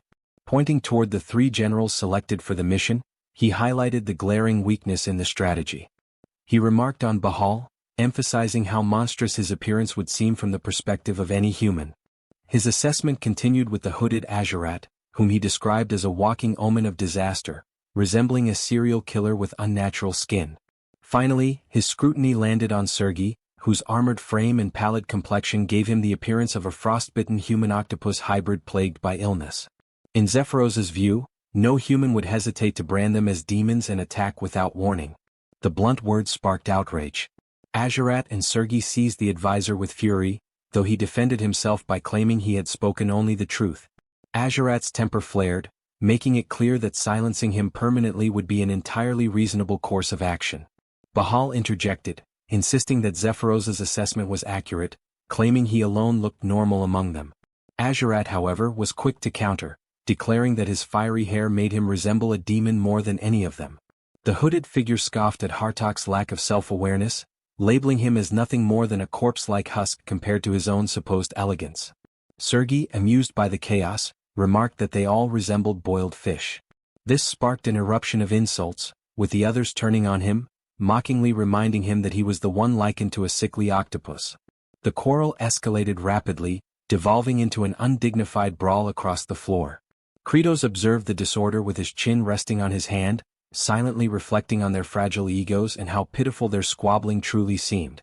A simple gesture from his raised hand was enough to bring the chaos to a halt.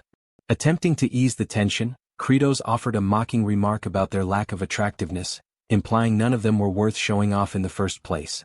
The room fell into dead silence at the jab, but Kratos considered the awkward stillness a victory, since it restored order. Turning his attention back to the matter at hand, he asked Zephyros about the supplies taken from the hidden passage in Saruthal's castle. The advisor confirmed, producing a red cloth that concealed a cluster of small writhing blue creatures. The beings, known as Kekyu, wiggled and squeaked with an odd, almost endearing charm. When one of the blobs leapt forward with a squeal, Sergei stared in bewilderment, unsure of what he was looking at. Kratos revealed the truth with a wide grin.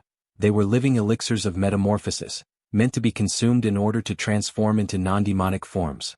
The commanders stared at the slimy creatures in shock as Kratos declared that this would be their method of infiltration into human lands. Disgust rippled through the group, some horrified at the suggestion of consuming them. Kratos, dripping with sarcasm, retorted that they surely had not expected the blobs to be applied like ointment.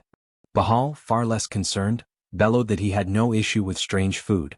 Without hesitation, he seized one of the squirming elixirs and shoved it into his mouth. A loud crunch echoed as he chewed, while the others watched in disbelief. He roared in outrage at the foul taste, leaving another to wonder aloud if he had truly expected something so grotesque to be palatable. The sight left the room in stunned silence, the tension now mixed with sheer disbelief. Without warning, Bahal began to radiate a dazzling golden light, while the others observed in astonishment. Kratos noted that the outcome of the metamorphosis depended entirely on the user's personality, silently hoping that none of them would emerge too feral. From his vantage point behind a stone pillar, Kratos watched as the glow intensified, flooding the area with blinding brilliance. When the light finally weakened, a new outline appeared within the dispersing smoke, accompanied by a hesitant voice announcing the change. In a sudden burst, Bahal's body reshaped into that of a striking, well-built man with flowing crimson hair, adopting a shy, almost awkward pose. Kratos understood then that the elixir of metamorphosis drew upon one's innermost wishes, realizing that this refined form represented Baal's true self.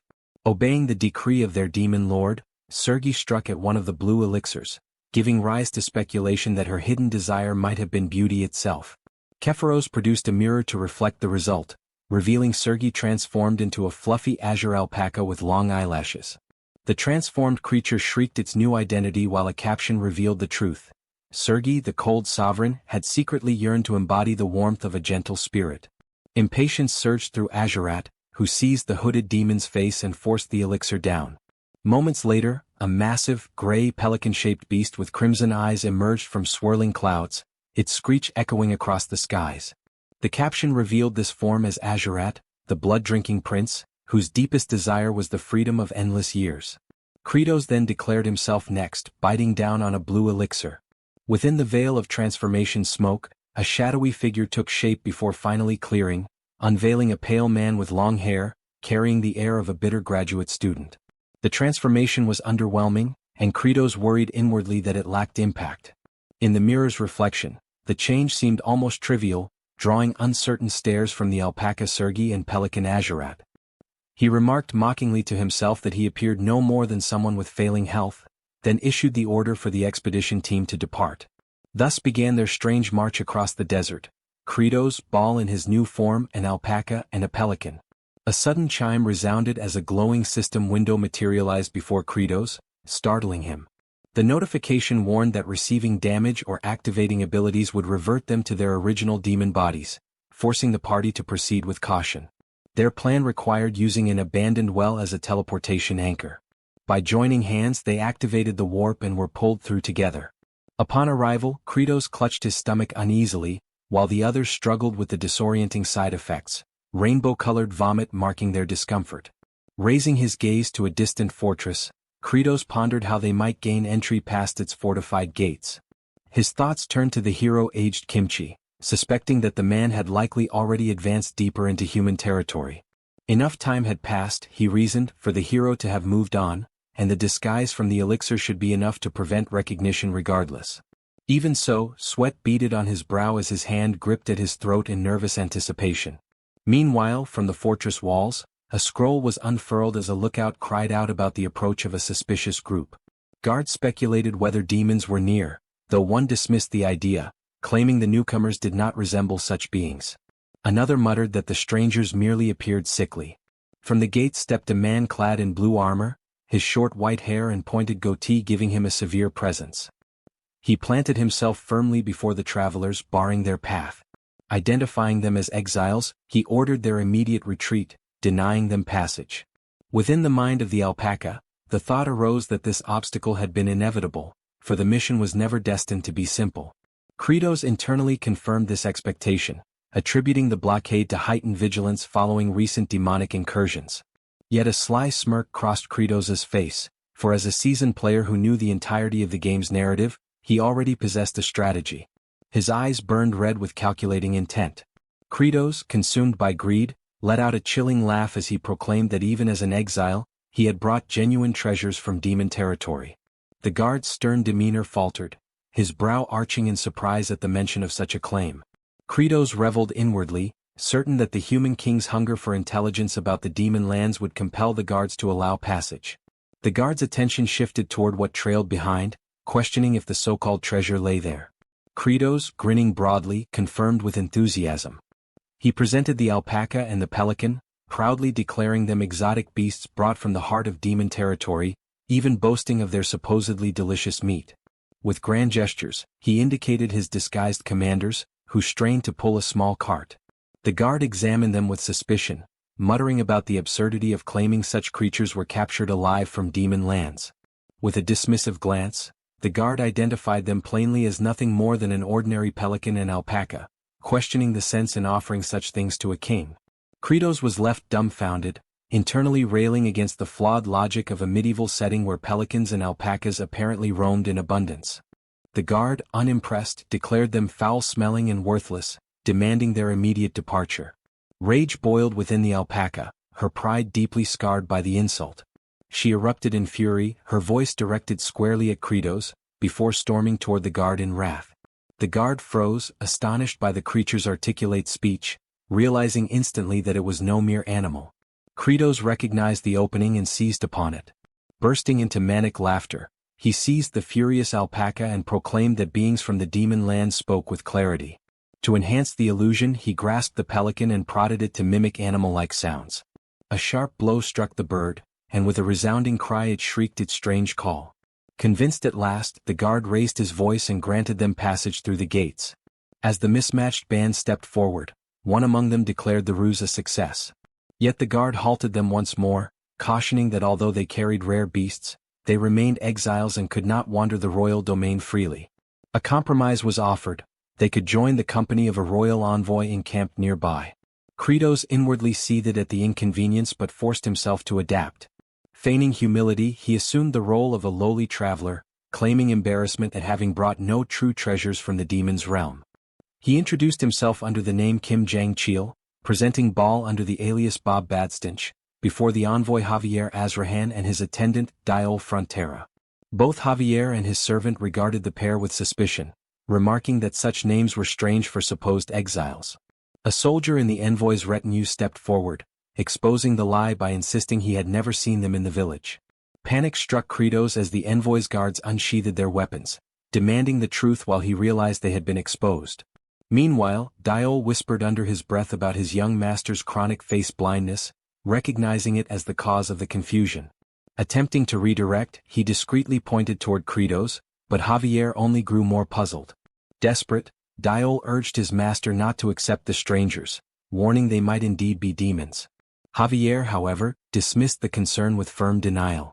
Clasping his hands nervously, the envoy covered the situation by claiming he had no memory of them simply because no conversation had occurred before. Kratos, smirking slyly, perceived at once how easily the potato-faced envoy could be bent and exploited. Diol plotted quietly, considering the sickly Kratos frail and imagining he could discard them once their usefulness ended.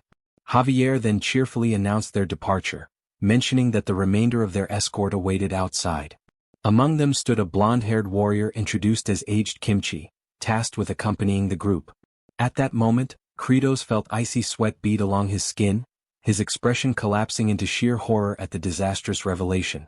The hero aged Kimchi regarded them sharply, his calculating eyes cutting through the air. Kratos faltered, forcing a trembling greeting while convinced inwardly that death was imminent. To his astonishment, Aged merely remarked on his ill appearance and advised him to look after his health. Stunned into silence by such unexpected courtesy, Kratos could only gape in utter bewilderment. As Javier proclaimed the beginning of their journey toward the capital, the newly assembled company set out together. He silently marveled at the fact that aged Kimchi had failed to recognize him, proof that the elixir of metamorphosis had fulfilled its purpose. Yet the hero's sharp eyes still lingered on them, carrying the weight of suspicion. That evening the combined parties, the demons in disguise and the envoy's retinue, gathered around a crackling fire. Kratos inwardly trembled, realizing the peril surrounding them. A single strike would shatter their altered forms, leaving them doomed before the hero's strength. His mind raced, deciding he had no need to continue all the way to the capital. Simply selling the Chuno and abandoning these humans would suffice. Aged Kimchi's gaze flickered with unease, as if he sensed something unnatural. Kratos felt dread tighten his chest, cold sweat beating across his skin. Forcing a strained grin, he attempted to appear harmless, though the crushing weight of the hero's stare drained his body of strength. Making his decision, Kratos resolved to flee into the night with his subordinates. Beyond the tents, Sergi in her alpaca form and Azurat in the shape of a pelican slept soundly. Kratos shook Baal awake, who muttered complaints about losing precious beauty rest, which only earned the demon lord's scorn. Together with their companions, they quietly prepared to vanish into the darkness. Moving cautiously through the encampment, Kratos concentrated on their escape. Suddenly, Sergi broke the silence, speaking clearly and startling him, admitting it had taken effort to master speech in her new body. Grimly, Kratos dismissed the humans as irrelevant now that the fortress lay behind them, though unease gnawed at him, knowing their mission must be completed before exposure doomed them all. Their stealth was cut short when aged Kimchi appeared suddenly, outlined against the silver glow of the full moon. An eye patch now concealed one eye, his expression unreadable as he stood barring their path. Kratos let out a horrified cry, realizing the entire plan had collapsed. Meanwhile in the wastelands Hartok encountered an army that had been left without a leader. Before he could even grasp the reason for their presence it became clear that they sought shelter. The situation grew worse when another army appeared with the same intention. And it did not end there. Hartok and Zephyros soon found themselves with no way out. In Kratos' absence the responsibility to act fell on them. That weight drove Hartok into panic. Back with Kratos and his group facing Aged, they are confronted about their true identity. Kratos panics trying to explain, but Bahal reassures him saying he can neutralize Aged if Kratos allows it. Kratos grows even more anxious at such recklessness, pleading with Bahal to notice that it is Kimchi standing before them. At a closer look Kimchi does not seem so powerful, yet at first he appeared frightening even to Bahal. Kimchi interrupts, warning that he can hear the two of them. Kratos freezes in fear. Kimchi reflects on the reasons behind Kratos taking such a path and why the summon of duty remains at peace with it. He seeks the hidden truth within Kratos' actions. Kratos then devises a plan, saying he came to offer a tribute to the king. This surprises Kimchi. Kratos explains that their land lacks food and they must find a way to cultivate. For that reason they carry spices in the cart. He reveals these spices are called chunos and he intends to sell them to buy vegetable seeds, trusting that Aged will understand. He justifies his secrecy by saying the capital is too far away, so they aimed for the nearest city to trade. Kratos then plays the victim, begging Kimchi to let them leave without trouble. For a moment the two stare at each other. Kimchi thinks to himself that Kratos is hiding something. Yet he knows the demon lord did not lie. He also knows demons devour humans due to the lack of food. Decided, Aged finally speaks. Kratos hears that he was understood yet cannot simply walk away. The reason is that Azrahan promised Kratos would deliver the tribute and such cannot be undone. The agreement is simple. Kratos must first stop and act as a merchant. Then he must fulfill the promise and head to the royal capital. Kimchi also reminds him that the agreement includes the two creatures as tribute. Kratos laughs in relief, shocking the two victims as he fully agrees with Kimchi's stance. He even remarks that creatures like them are nothing but trash from where they come. Though he seems serious inwardly, he plans to shake off the hero at the first chance. The next morning Kratos is asked what chunos look like. He invites his new companions to see for themselves, explaining that they are giant cooked potatoes. He lifts part of the cloth covering them and proudly reveals them. The pair reacts differently, one with surprise, the other with indifference. The contrast grows clearer when the ugly one becomes irritated for showing disinterest, though he was obviously intrigued by the goods. Diol steps forward, telling Kratos to offer the chuno as tribute since they seem far more valuable. Credos answers in confusion, not understanding the interest in oversized ugly potatoes. Diol retorts that they are not merely big, they are enormous. Credos counters that if size alone mattered, the tallest man would be king. Azrahan jokes that Diol only likes the potatoes because they resemble his face. Diol fumes, swearing that one day he will grow rich and enslave Azrahan. The group then continues their journey. Inside his mind, Credos considers Diol's words, thinking he might gain something in return if he used the potatoes as tribute. Yet that is not the focus now. What matters is shaking off Kimchi's eyes. It does not take long until the group reaches their first destination. The city of Daparakia stands ahead. Everyone settles down except Sergei and Azurat. Time passes and they prepare for the sales. As they walk toward the marketplace, Azurat asks if Credos truly plans to offer them as tribute. Credos quickly denies it, calling it foolish to think he would give away his lightning rod. Azurat grows confused, believing their mission was already complete. Credos replies that he is only on a sabbatical. Sergei cuts the talk, sensing something strange. The place should be filled with merchants. Instead, the reality is grim. The market is emptier than the land of demons itself. Credos notices the situation. He thinks he arrived on a bad day in the middle of a shattered economy. He fears he will not be able to sell the chunos. Ignoring the worries, he decides to stick with the plan. The potatoes are laid on the ground. It is time to begin. He calls out to the crowd, announcing the sale. 1 for 22 for 30. Slowly people start to appear. Credos shouts with energy, pouring everything into his performance. Delicious and nourishing chunos. Bahal mutters that he feels ashamed of both the scene and the demon lord's attitude. Credos snaps, reminding him that they need food. There is nothing shameful in that. They are here because days ago they were cannibalizing one another. If this much shame is the price to prevent those days from returning, then so be it. Bahal has no argument left. He yields. Now both shout together to sell the chunos. Credos then turns to Sergei and Azurat, who were still standing idle. Soon all four of them are involved in the effort. Kim as a player reflects on Isekai stories where adventurers often sell modern goods such as ice cream or fine dishes. Yet all he has is potatoes. Before long the first customer appears, shocked at the price, which is quickly confirmed. Soon after, a crowd gathers in front of the goods.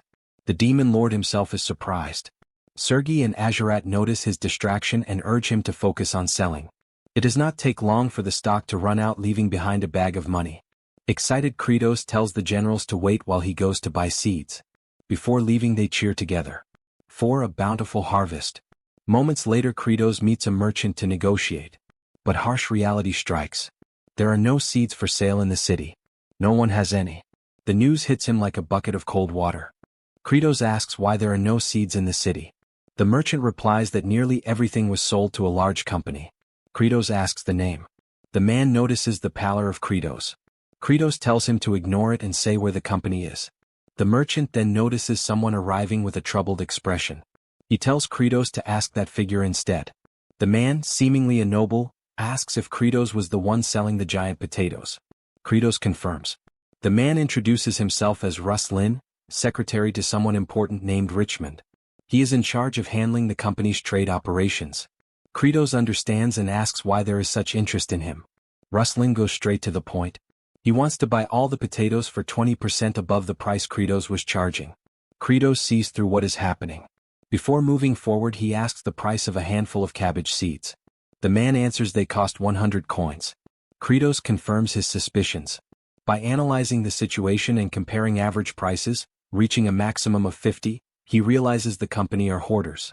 They control distribution channels with these strategies, seeking absurd profits. This explains why the city is deserted and why people were desperate to buy the chuno. After putting the pieces together, the demon lord's cunning comes to light. Rustlin is struck by Credos' expression. The plan is simple. Even if he sold everything, Credos would not get enough seeds. So he concludes he does not need to buy from these people. Looking to the side, he notices Kimchi watching him closely and full of suspicion. Yet Credos already has a way to shake him off and still obtain seeds. Turning back to Rustlin, who suggests a contract, Credos goes straight to the point. Bring your master here. Rustlin is caught once again. Angrily, he stresses that he is responsible for the business.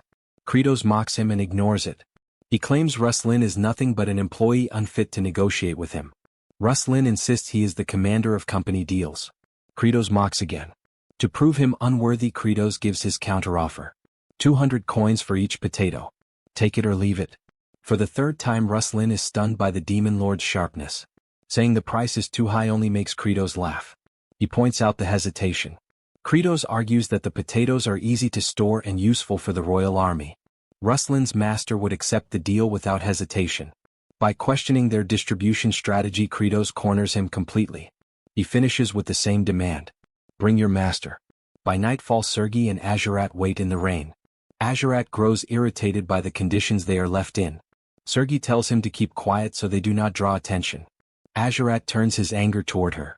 She stands firm in loyalty. He asks if she is not upset with their situation. Sergei replies that she is actually enjoying it a little. This shocks Azurat. She explains she had always been curious about life behind the city walls. Since childhood she heard there was food in abundance, and that people did not eat one another. For her, such a reality had always seemed impossible. She had lost her parents because of those food shortages. Yet she did not feel sad, believing it was the natural order of things. To die feeding a stronger demon. She then asks Azurat if he never thought the same, mentioning his brothers. Sergei points out that the city is poor, yet people do not devour each other. She recalls a starving father feeding his child first. She imagines that if she had been born here, perhaps she would have been happy with her family. Azurat stays silent and notices Sergei's sadness. He then asks if her sentimentality made her lose her alpaca accent. She answers that she simply grew used to the pronunciation. Azurat extends one of his wings, shielding Sergei from the rain. He says that maybe now demons might have a chance to live in a happier era. Suddenly Kratos appears, drawing both of their attention. Azurat quickly clears a possible misunderstanding, saying Sergei was being rude. Sergei defends herself and tells Kratos to kill Azurat for bullying. Ignoring them, Kratos grabs both under his arms and carries them inside to a strategic meeting. Inside the room with the meeting underway, Azurat questions the monopoly of the company. Sergei does not understand the reason for such actions. Azurat also asks why they would do this in a land that seems abundant. Kratos replies that scarcity is not the issue. Their only goal is wealth. Bahal steps in, reasoning that once basic needs are secured hierarchies emerge and individuals seek notoriety. Kratos mocks him, asking what kind of pseudo-intellectual nonsense that is. Azurat argues back, saying it is not notoriety but greed. He insists it is unjust, having lived through famine himself. Sergei adds that this greed is a problem, reminding them there are still people starving, recalling her past as well. Bahal begins to feel uneasy at the injustice. Kratos then declares that even if they are disturbed by it, this is how humans are. All they can do is calm down and play by the rules. But not by human rules. Demons are demons. Their goal is to raid the human stockpiles. Meanwhile in the wastelands, a whirlwind of wind stood out among the mountains. The demons watched with strangeness at all that effort. Hartok was endlessly creating several whirlwinds, and the reason was not entirely clear. The workers talked, explaining that Hartok had requested gigantic stone pots and then began to create whirlwinds without stopping. Everyone watched while Hartok carried on with his secret plan. Finishing one whirlwind, Hartok collapsed from fatigue into a puddle of water. He realized the satisfactory result of what he had been doing. Lifting his head, he noticed that the people were idle. He shouted for everyone to get back to work, irritated that they were watching him as if it were a private show. Zephyros approached, saying Hartok was pushing himself beyond his limits. Looking at the broader picture, countless pots were holding the water generated by the whirlwinds, but the purpose was still unclear. Hartok then stated that there were many demons under his care, and there was a risk of them starving due to the low amount of chunos available. So, the plan was to feed everyone by cooking the chunos. Determined and wearing an expression similar to those of Kratos, Hartok would not allow any of the demons to go hungry. Zephyros and Tbone observed Hartok's determination. Zephyros wondered why there was a need to make a killer face after explaining such a charitable goal. Zephyros reflected on how everything had changed since Kratos had given the order to start cultivating. Now he saw a former cruel companion giving his life to provide food for others. He also wondered what could have driven Hartok to act with such intentions. But Hartok had only one thing in mind: the amount of praise and gratitude he would receive for his idea. Zephyros then decided to ask how Hartok intended to generate enough fire for so many pots without wood. Hartok admitted that even if he used the wood from everyone's houses, it would not be enough. And that was why the next part of the plan was to capture the predator of fire, heading to the sealed volcano for it. The information left Zephyros stunned. The scene shifted to the merchant city. A group of merchants walked, with Richmond himself leading them. They arrived at the place where Kratos was staying, with Ruslan confirming that Kratos was indeed there. Richmond told Ruslan that he was disappointed in him. Richmond declared that he had not expected Ruslan to be intimidated by some ignorant fool, putting his fate in question. He then went on alone, telling Ruslan to wait, and the subordinate obeyed, completely embarrassed.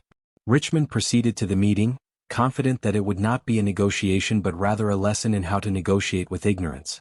Kratos was waiting and heard someone knocking at the door.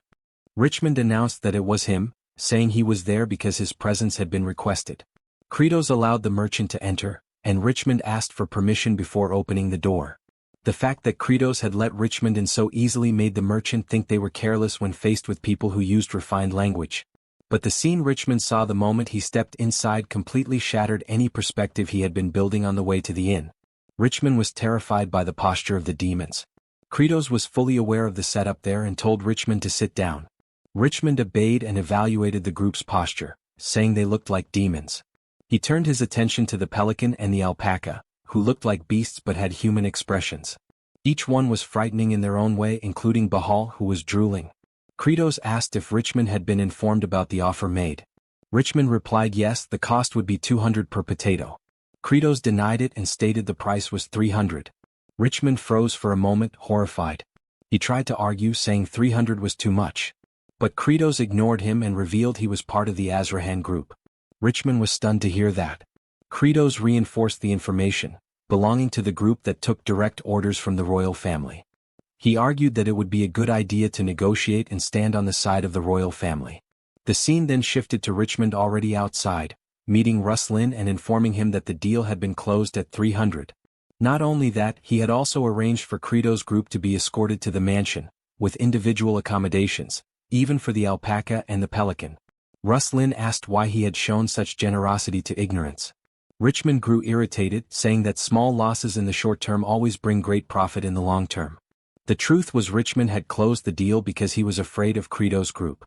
Inside the room, Bahal asked if it would not be easier to eliminate everyone and take the supplies.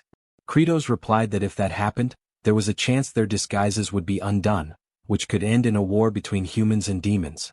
The better option was to avoid fights and drain everything possible from them before disappearing. Kratos explained that Richmond needed 3 things to maintain a monopoly. The first was strong backing, someone to cover and support him. The second was a large warehouse, which Kratos still needed to investigate.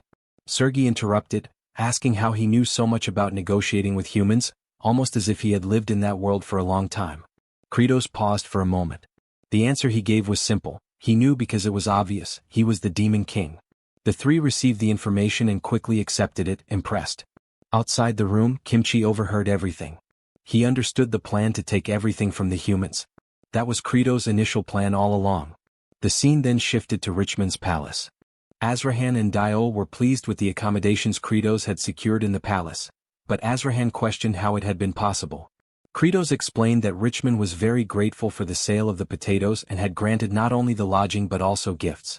Azrahan did not believe the potatoes could have such value because of their size, while Diol reminded him that the potatoes were not just big, they were enormous and should have been given to the king.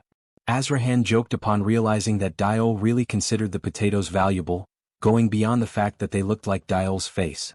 Diol then asked Kratos if he had sold all the potatoes to Richmond, and Kratos replied yes. The information drove Diol mad. Until Kratos revealed that he would get the potatoes back because he intended to steal them. Diol, without questioning anything, simply replied that he would help Kratos in the theft. Azrahan, on the other hand, reacted as a normal human being would. He asked what Kratos meant by stealing.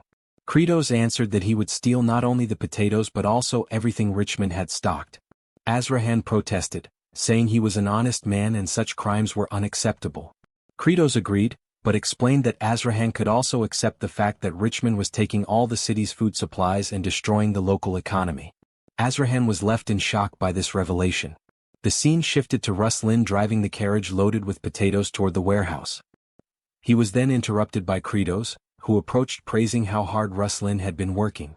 Kratos knew Ruslan was heading to store the cargo, but asked casually. Ruslan replied yes and reflected that he could no longer stand the sight of Kratos' face. Kratos asked Ruslan to let him take a look at the warehouse, claiming he wanted to make sure they would store things properly. Ruslan refused, saying it was a secret location, but Kratos began insisting, wanting to go. Rustlin revealed that the method of storage was a trade secret, and Kratos retorted that a trade secret is my ass. The Demon King then threw himself on the ground like a spoiled child and repeated endlessly for Rustlin to let him go. Tired of the scene, Rustlin ordered the man to keep driving the carriage. Kratos noticed the command and ran to the front of the carriage, blocking the man's path. Everyone gathered to try to drag him out of the way, but Kratos resisted with all his strength.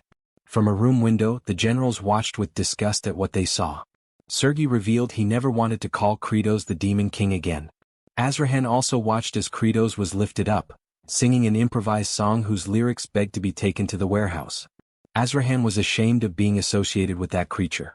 Diol, however, said that Kratos was a true man, leaving his companion confused. Diol reasoned that throwing away all dignity for the sake of the city's residents was something of value and should be taken as a lesson. Azrahan reflects on how confident Kratos once was, yet now he is being driven away. He recalls the conversation where Kratos explained that he wanted to punish the merchants by giving Azrahan evidence of their crimes, so he could take it to court. But that would take far too much time. And during all that time people would go hungry. That is something he cannot endure. For this reason, Kratos needs Azrahan to understand and help him return to the people what belongs to them. Remembering this, Azrahan decides to keep believing in Kratos' plans. He places his hope in him, trusting he will find the warehouse and provide support at the right moment. Even if it is embarrassing that the method used to locate the place is something so ridiculous. In the final moments of the commotion, the men begin counting to 3 before throwing Kratos away. The Demon King even tries to return to his position, but the men have already moved. Even though they are now relatively far, it doesn't matter. The plan has already been carried out successfully. Kratos has made Rustlin furious, and because of that, the blood eye could be used. Now Rustlin can be tracked for 7 hours. With this, the location of the warehouse is revealed, hidden within the Dutskirt's mines. Kimchi also watches everything through a window. He recognizes that Kratos could have solved everything by force, and this makes him question whether all of this was truly for justice. The doubt now lingers, is Kratos a demon or a hero? Meanwhile, the Demon King walks calmly, preparing for the next stages. In another place, Hartok enters the lair of the fire demon. Zephyros is with him and knows the flame devourer is powerful, which is why they should be joined by an entire army. Hartok disagrees, saying that precisely because the creature is so powerful, he cannot risk so many lives. That would go against the duty of generals, which is to protect everyone. Hartok's words echo with emotion, leaving Zephyros and Tbone shaken. He notices that Zephyros did not write down his words, so Zephyros quickly records them. Hartok then walks proudly, convinced that Kratos will be pleased with the intellect and good character of his general. Hartok then delivers an expository speech, recounting the story of the flame devourer. The creature was sealed in this place because of its overwhelming power. And it was that very power that spared it from execution, despite consuming its own people. Now standing before the seal, Hartok observes. He calls the creature by name, Ikrit, telling it he has a mission for it. The lava begins to shift, and a massive flaming tower rises. From it emerges Ikrit, a dragon. The dragon's size is colossal, far beyond what Hartok expected. The general, once confident in his plan, is now completely frozen, unsure of what step to take next. Outside the volcano, T-Bone lay on the ground, rolling and laughing so hard that his deep voice echoed across the rocky landscape. The reason was simple. Zephyros was rubbing his belly. T-Bone looked absurdly delighted, grinning from ear to ear, while Zephyros seemed genuinely entertained, smiling as he rubbed harder, finding the moment oddly wholesome. Then, without warning, Hartok's furious roar shattered the calm like a blade cutting through air. Zephyros froze mid-motion, blinked and turned around. Behind them, the sealed lava split apart, and from within, the predator of fire erupted, an enormous dragon unleashing torrents of flame as if it had been holding them back for centuries. Zephyros dashed away, shouting questions toward the charging beast, wondering what happened to Hartok's earlier confidence. Hartok, jaw tight and eyes blazing, snapped back that the monster had been consuming fire for too long, it was too strong. Even as they ran, Zephyros scribbled furiously in his notes, documenting the event in real time. Hartok barked at him not to write that, but Zephyros only kept going, jotting down that the supposedly fearless warrior had turned tail in retreat. Hartok's temper flared, veins pulsing at his temples, yet his thoughts drifted to the starving demons relying on him. He skidded to a stop, clenched his fists and muttered under his breath. Energy began to surge around his hands, his aura bursting outward. The dragon drew in breath, fire swirling in its throat, and Hartok bellowed his name and title, one of the 4 heavenly kings, vowing to fulfill the mission even at the cost of his life. Before the clash could reach its peak, T-Bone puffed his cheeks and spit a freezing skill. In moments, the dragon was encased in solid ice, turned into a towering frozen sculpture. Hartok, caught mid-attack, lost all momentum and crashed awkwardly to the ground, fists still glowing, frozen in a pose that looked straight out of a paused cutscene. Zephyros remained silent, while T-Bone stood proudly with his chest puffed out, satisfied with his work and silently demanding more belly rubs later. Zephyros quietly noted in his journal that Lord Hartok, one of the 4 heavenly kings, was deeply embarrassed. Hartok nearly exploded in rage, shouting at him not to write that down. Later, back at the mansion, Kratos gathered the group and issued clear orders. The 3 were to stay behind and await his signal while he investigated the enemy's warehouse. Javier nodded in agreement, assuring him they would handle things. Kratos thumped his chest with exaggerated pride, striking a pose that made him look like a hero from a cheap play, declaring it was all for the citizens' food. Javier couldn't help but soften at those words. He considered that Kratos Gengchiol genuinely seemed like a decent person. Then, after a brief pause, another thought slipped out, something about his face. Kratos instantly whipped his head around, demanding an explanation. Javier retreated faster than a startled horse on ice, muttering that it was nothing. Still, his curiosity lingered, pushing him to question why Kratos kept everything hidden from Kimchi. Kratos exhaled heavily, his tone dropping as if confessing something burdensome. He claimed Kimchi stood out too much in too many ways. According to him, just the 2 of them plus their small party was the perfect balance. Javier said nothing, the air around him growing heavy. His gaze wandered toward Ball, then Sergi the llama, and finally Azurat the pelican. He forced a faint grin, deciding it was better to stay quiet. Any comment would only start a pointless argument. Moments later, Kratos launched himself out the window and began darting across rooftops. Each leap was deliberate, his mind racing through plans. This was part of his strategy, to protect the citizens and, at the same time, finally dispose of that cursed Kimchi. A quick glance over his shoulder reassured him no one was following. He urged himself to move faster and complete the reconnaissance before anyone noticed. At the entrance of the cave, 2 guards stood motionless, gripping their spears like living statues. From above, Kratos clung to the rock face, crawling downward with silent precision, resembling a knockoff spider sneaking into danger. He slipped past their vision without a single sound and ducked behind a crate once inside. His eyes scanned the area. The place was packed with guards.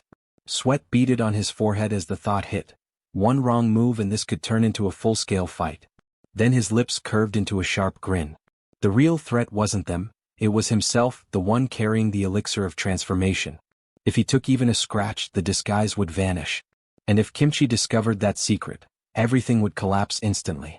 The moment he thought that, a cold shiver ran through his spine. He turned his head slowly, and nearly dropped dead on the spot. Standing right behind him was Kimchi, staring at him like he'd been there from the beginning. Shock hit him so hard he almost screamed. Kimchi tilted his head, unfazed, pointing out that Kratos' terrified face looked even scarier than his own. Then, with eerie calm, he mentioned that Kratos planned to share food with the citizens, and offered to help. Kratos could barely breathe as he stammered out a question about how Kimchi even knew that plan. The answer came casually. Kimchi claimed to have sharp hearing, sharp enough to catch every word even from different floors. The color drained from Kratos' face as realization hit. Did that mean he'd heard everything? Even the part where the 4 heavenly kings called him Demon King? His expression twitched in disbelief. No, impossible. If Kimchi had actually heard that, he'd already be long dead. He couldn't have, he didn't, right? Forcing a shaky grin, Kratos agreed and told them to follow for now. They needed to map the route. Kimchi, brow furrowed in real confusion, wondered why they had to sneak. Killing everyone would be easier, that was how he was taught. Kratos froze as memories of his gaming sessions replayed. Kimchi always solved problems with violence like pressing a tutorial button. He slapped a hand to his forehead and waved the other in panic, insisting life was valuable and it was better to finish things without bloodshed if possible. Kimchi stared long and then, almost silently, bowed his head and accepted it if that was Kratos' wish. Kratos let out a breath as if he'd just escaped an execution. A tunnel yawned ahead, wide and dark and too quiet. Kratos slowed, scanning the passage, puzzled that security thinned the deeper they went. Mechanical clanks rose from the shadows and hulking shapes stepped forward. Kratos' eyes widened, Golems. Gamer instincts kicked in. He recalled them from journals as man-made weapons from a magic tower that had been wiped out in the game timeline. How strong were they here? He didn't finish thinking before Agent Kratos smashed through them like empty cans. Kratos almost lost it, stunned at the sight. He argued against smashing everything, reminding that the plan was to be peaceful. Kimchi, all seriousness, shrugged that they weren't even living things, so what was the issue? While scanning the area, Kimchi muttered that the voice sounded familiar, then casually decided that clearing the place was simply faster. Kratos' protest died on his lips as a sly grin crossed his face. He had to admit, clear was faster. Kratos ducked low, peeking past crates at 3 massive golems patrolling the area. He noted there were 3 and worried that if they were spotted and an alarm sounded, the whole plan would fall apart. Before he could finish, Kimchi cut in with a method. Observe their pattern until a blind spot appears, then take them out one by one starting from the farthest. He turned toward Kratos for confirmation. Kratos nodded stiffly, but inside his head a short circuit sparked. Hadn't Kimchi just said he learned this? A cold doubt crept in. The plan felt alarmingly familiar, like the times Kratos had controlled him in the game. Kimchi narrowed his eyes at the golems and decided there was almost no opening. Kratos' mind raced. If there was no gap, simultaneous strikes were the only option. The thought of waiting for them to separate and attacking individually surfaced, then recoiled as risky. Doubt hummed. Could he drop a golem in one clean hit? He couldn't judge their strength, nor his own in this transformed state. Kimchi rummaged through his cloak and pulled out a weapon, speaking with casual certainty as he handed it over, saying it would make the holder feel stronger. Kratos froze when recognition struck. He knew this weapon.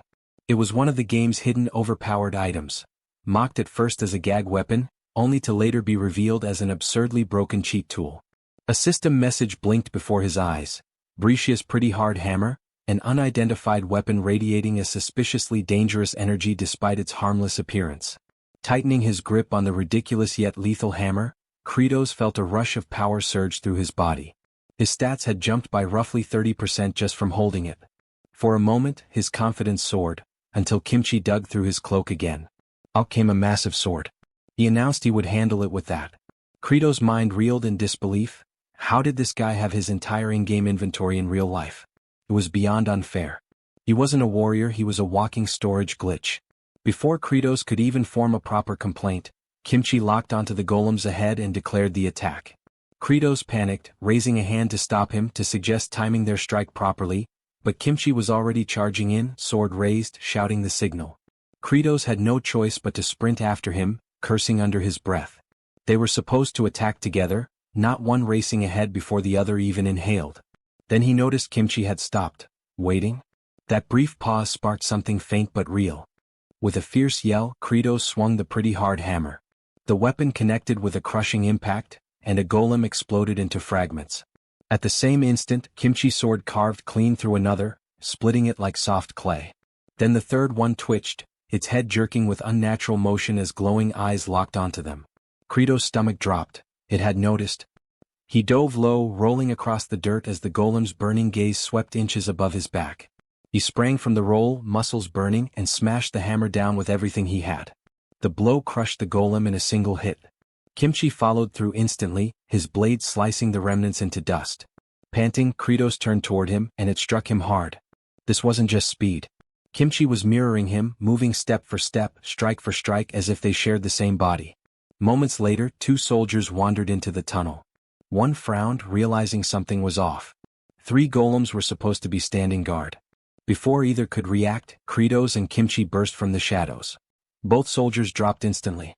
Without hesitation, their bodies were shoved into a crate like unwanted shipments. Without missing a beat, the 2 of them dove back into action, dismantling another golem in perfect sync. Kratos' mind raced. What was going on? He and Kimchi moved as one, perfectly in sync. Another golem crashed down with a heavy thud.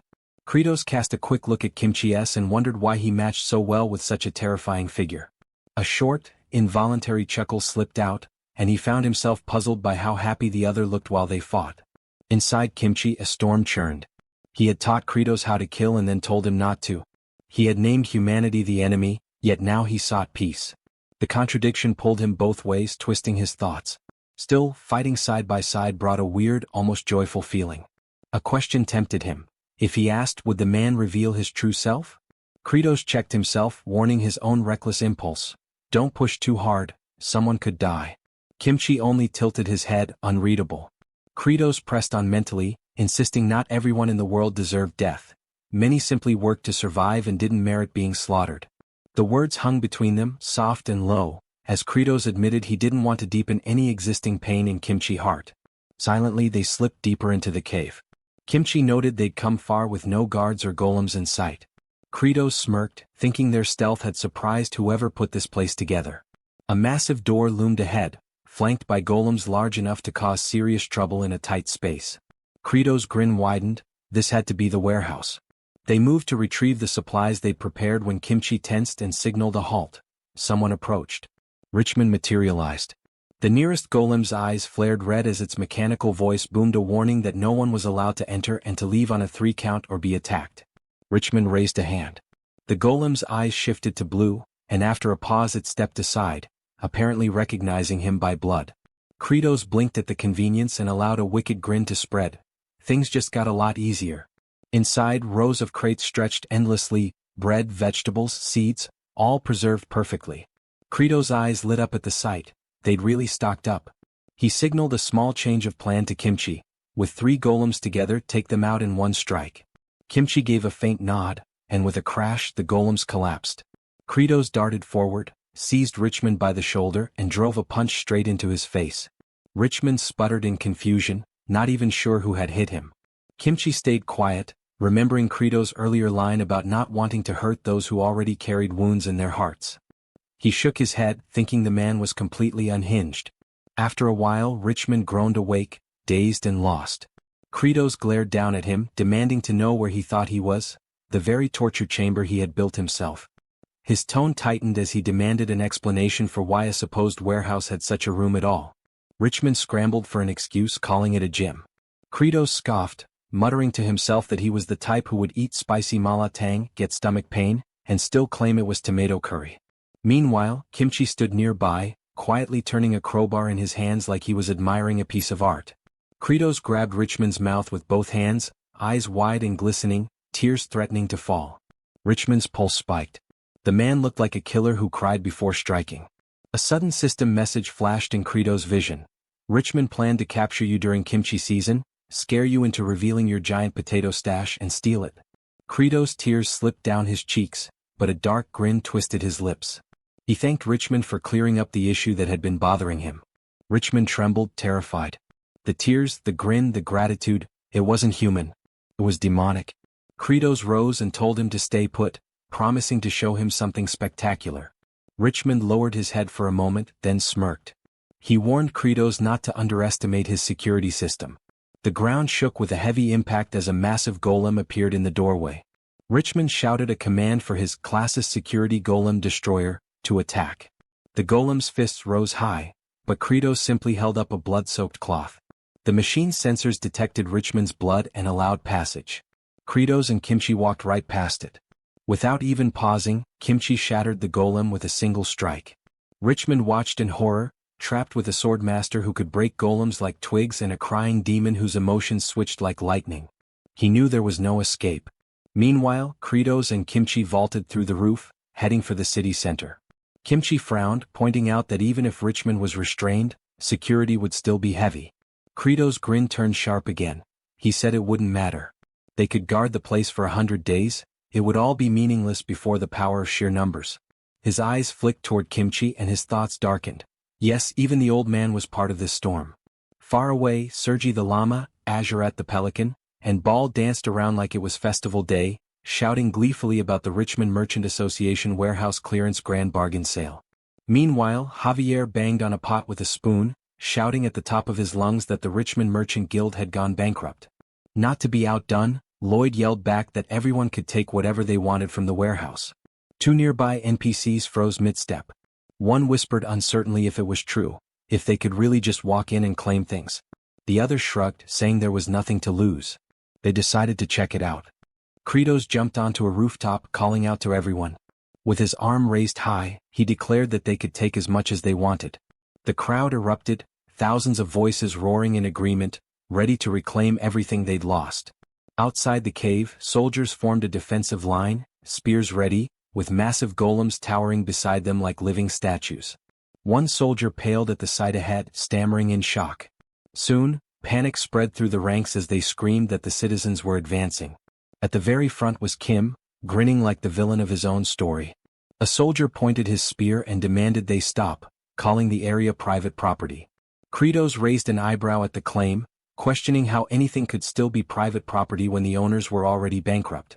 Another soldier barked an order for the golems to intercept. The crowd hesitated briefly, murmuring that Richmond was exactly the type to cling to everything even in ruin. Then Kratos pulled out the blood-stained cloth. He reminded them that Richmond had already given permission. The golems scanned the cloth and in a mechanical tone confirmed, "Mr. Richmond, blood test, pass granted." Like obedient guards stepping aside for their superior, they let the group through. The citizens surged forward, sweeping past the soldiers like a flood. Kratos turned to Kimchi and ordered him to move ahead and silence the loud ones. Kimchi nodded once and launched forward like a human battering ram. Kratos' grin sharpened as he muttered under his breath, calling him an innocent fool who at least knew how to listen. Then he turned toward the four heavenly kings, shouting for them to prioritize loading all the seeds first and to proceed according to the plan.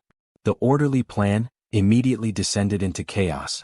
The warehouse turned into a scene straight out of a festival. Crates ripped open, people shouting, food and goods flying everywhere. It looked more like the apocalypse version of a Black Friday sale than a mission. Baal, Ajarat, and Kratos were hauling sacks of seeds onto a wooden cart while Sergi stood atop a crate waving his arms wildly, yelling for everyone to move faster. Suddenly, Ruslan burst into the room, shouting for Richmond. Richmond's eyes flew open in shock as he begged to be freed. Ruslan fumbled with the ropes, gritting his teeth and cursing that the country bumpkin had brought the citizens to loot everything. Richmond's expression twisted in rage, but before he could speak, Ruslan's voice turned cold. He said it was time to activate the master golems. At that, Richmond broke into a cold sweat. His voice cracked into a furious yell as he shouted that he wanted profit, not a massacre. Ruslan dropped his head like a scolded child, but when he lifted it again, his eyes burned with defiance. He snapped back that nothing was different from what Richmond had done before, questioning why he should follow a man who'd lost everything and sunk to being a beggar. Richmond's jaw clenched, his teeth grinding as words failed him. Outside, the citizens hauled food and supplies with tearful smiles, overjoyed that they would finally eat and not starve. But the moment was cut short when the ground began to rumble. All the golems moved at once, their mechanical voices booming that theft would not be tolerated.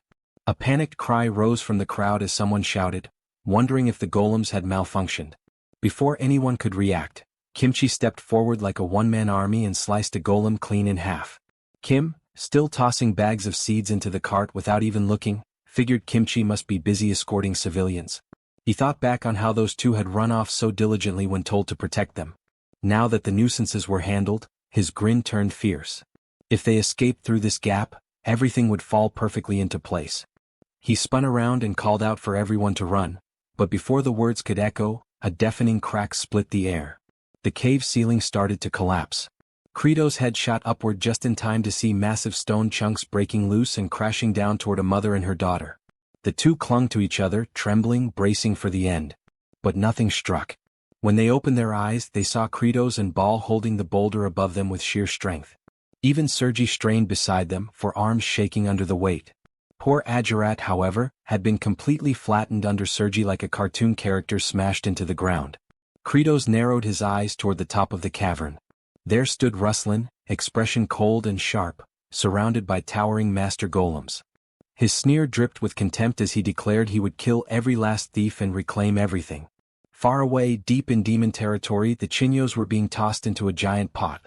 A fire dragon had been tied down like a kitchen appliance, its wings restrained while demons climbed all over it. One perched on its head, shouting for preparations, while another swung a bat down on the creature's skull, yelling for ignition. The dragon released a furious blast of fire straight into the pot, instantly boiling the stew. The surrounding demons jumped and cheered like children as the mixture bubbled over. The so-called Chinyo porridge was finally cooking, and they celebrated wildly. Elsewhere, Zephyros turned toward Lord Hartok and told him to proceed as planned. But instead of pride, Hartok's face was long and sulking. Zephyros smirked inwardly, realizing the old man was sulking because he hadn't been the one to catch the fire predator himself.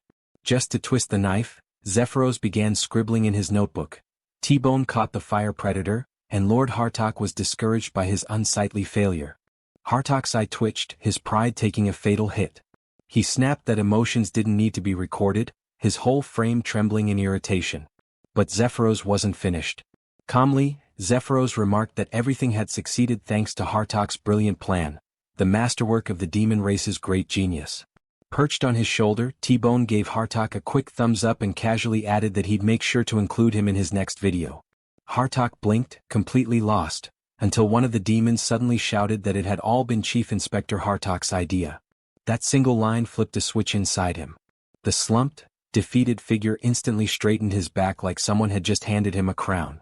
The demon continued praising him, saying that because of Hartok, their food stores had multiplied several times over.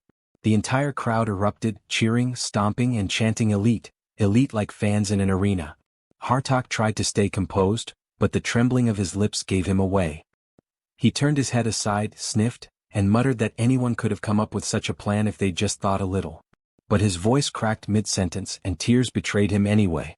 He wiped at his eyes and grumbled that everyone was being embarrassing. Back in the collapsing cave, Kratos strained beneath the massive stone overhead. Sweat streamed down his face as his muscles screamed from the weight. It was too heavy, far too heavy. His eyes darted toward Ball, Sergi and Ajurat, who were also struggling to hold it up with him.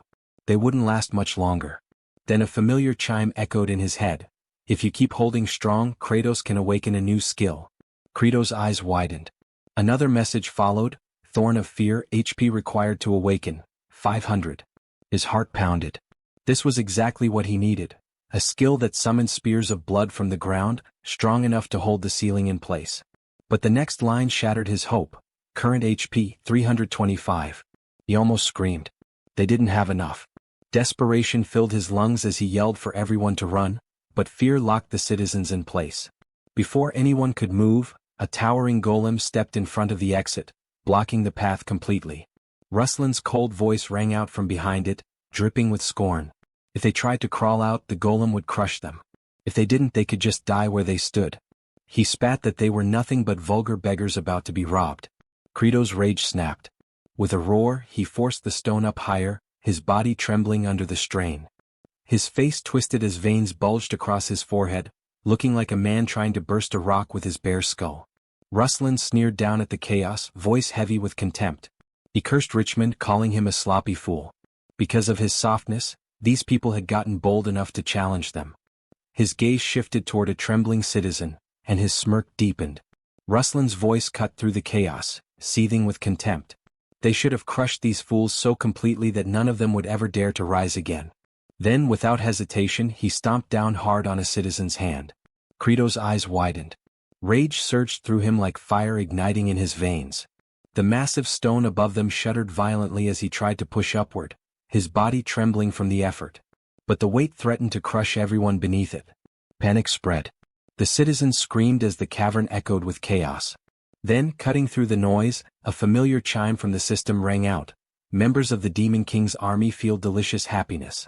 HP +1. Another notification followed, then another. Numbers started climbing rapidly. Kratos blinked in confusion, unsure what was happening. Whatever those demons were doing down there, they were enjoying themselves, and it was helping him. He didn't know why, but he wasn't about to question it. Another message appeared. Members of the Demon Lord's army feel an outpouring of delicious joy. His HP rose faster and faster. Perfect timing. Back in Demon Land, the plant demons and seafood demons were shoveling down steaming bowls of chinyo porridge like starved beasts. Hartok stood proudly with his chest puffed out. Zephyros allowed a grin, and T-Bone strutted like a puffed-up bird showing off its feathers. The system flashed again. Current HP, 15,761. Kratos bellowed the command. Thorns of Fear awaken. The system responded. Thorn of Fear awakened. But another warning appeared immediately after. Using HP would cancel the Elixir of Transformation's effect. With a sharp poof, his human form dissolved, replaced by his demonic body, horns, fangs and all. The text continued, level up the skill to increase the number of spears. He roared for the 4 heavenly kings to lift together, and they all heaved the massive stone upward as one. Kratos' mind raced. He ordered the system to raise the skill to its maximum. consuming 15,100 HP. Thorn of Fear upgraded to level 13. Ruslan's eyes went wide. The weight lifted. His words caught in his throat as he stared at the impossible sight before him. That strength, no human could manage that. Then realization hit. These weren't humans. They were demons. The crowd froze in silence, staring in disbelief. Kratos raised one clawed foot and slammed it into the ground. A surge of red light exploded outward as blood spears burst from the floor like a forest of crimson spikes, piercing into the collapsing stone above and locking it in place. Across the chamber, Kimchi was still cutting down golems like they were paper, but his sharp eyes flicked toward the sudden change. The crowd had stopped screaming. They were staring at the forest of blood spears holding up the ceiling, and at the figure beneath them. A demon. Definitely a demon. That's what they whispered. But when the crowd's eyes shifted to Kratos' back, a different thought surfaced. But it saved us. Kratos moved forward slowly, shoulders hunched, a dark aura pulsing off his body in waves. Ruslan jabbed a finger toward him, shouting that he was a demon, a human-eating monster that needed to be destroyed. Kratos' gaze sharpened, his voice rising with fury. "You humans?" The words burned in his throat. "Who's really been eating humans in this place?" As his anger surged, something strange began to form in his hands. A weapon, heavy and alive with power. Ruslan's voice cracked as he stammered in disbelief, unable to identify what he was seeing. Kratos gripped it firmly with both hands and spoke its name, Bragia's pretty hard hammer. But his tone shifted, darker now. "No, its true name is..." The weapon trembled violently. An enormous ancient eye opened at its center, glowing as raw energy gathered deep within it. Kimchi froze mid-swing, the color draining from his face. The weapon twisted and stretched, its shape morphing until the hammer became a sword, long, dark, and radiating crushing power. Kratos spoke again, voice steady as stone, "Bragia's holy sword." His next words fell like a judgment. "The man who hoarded food while others starved, such a person could never be forgiven." His grip tightened. The golems charged forward, their metallic steps pounding like thunder.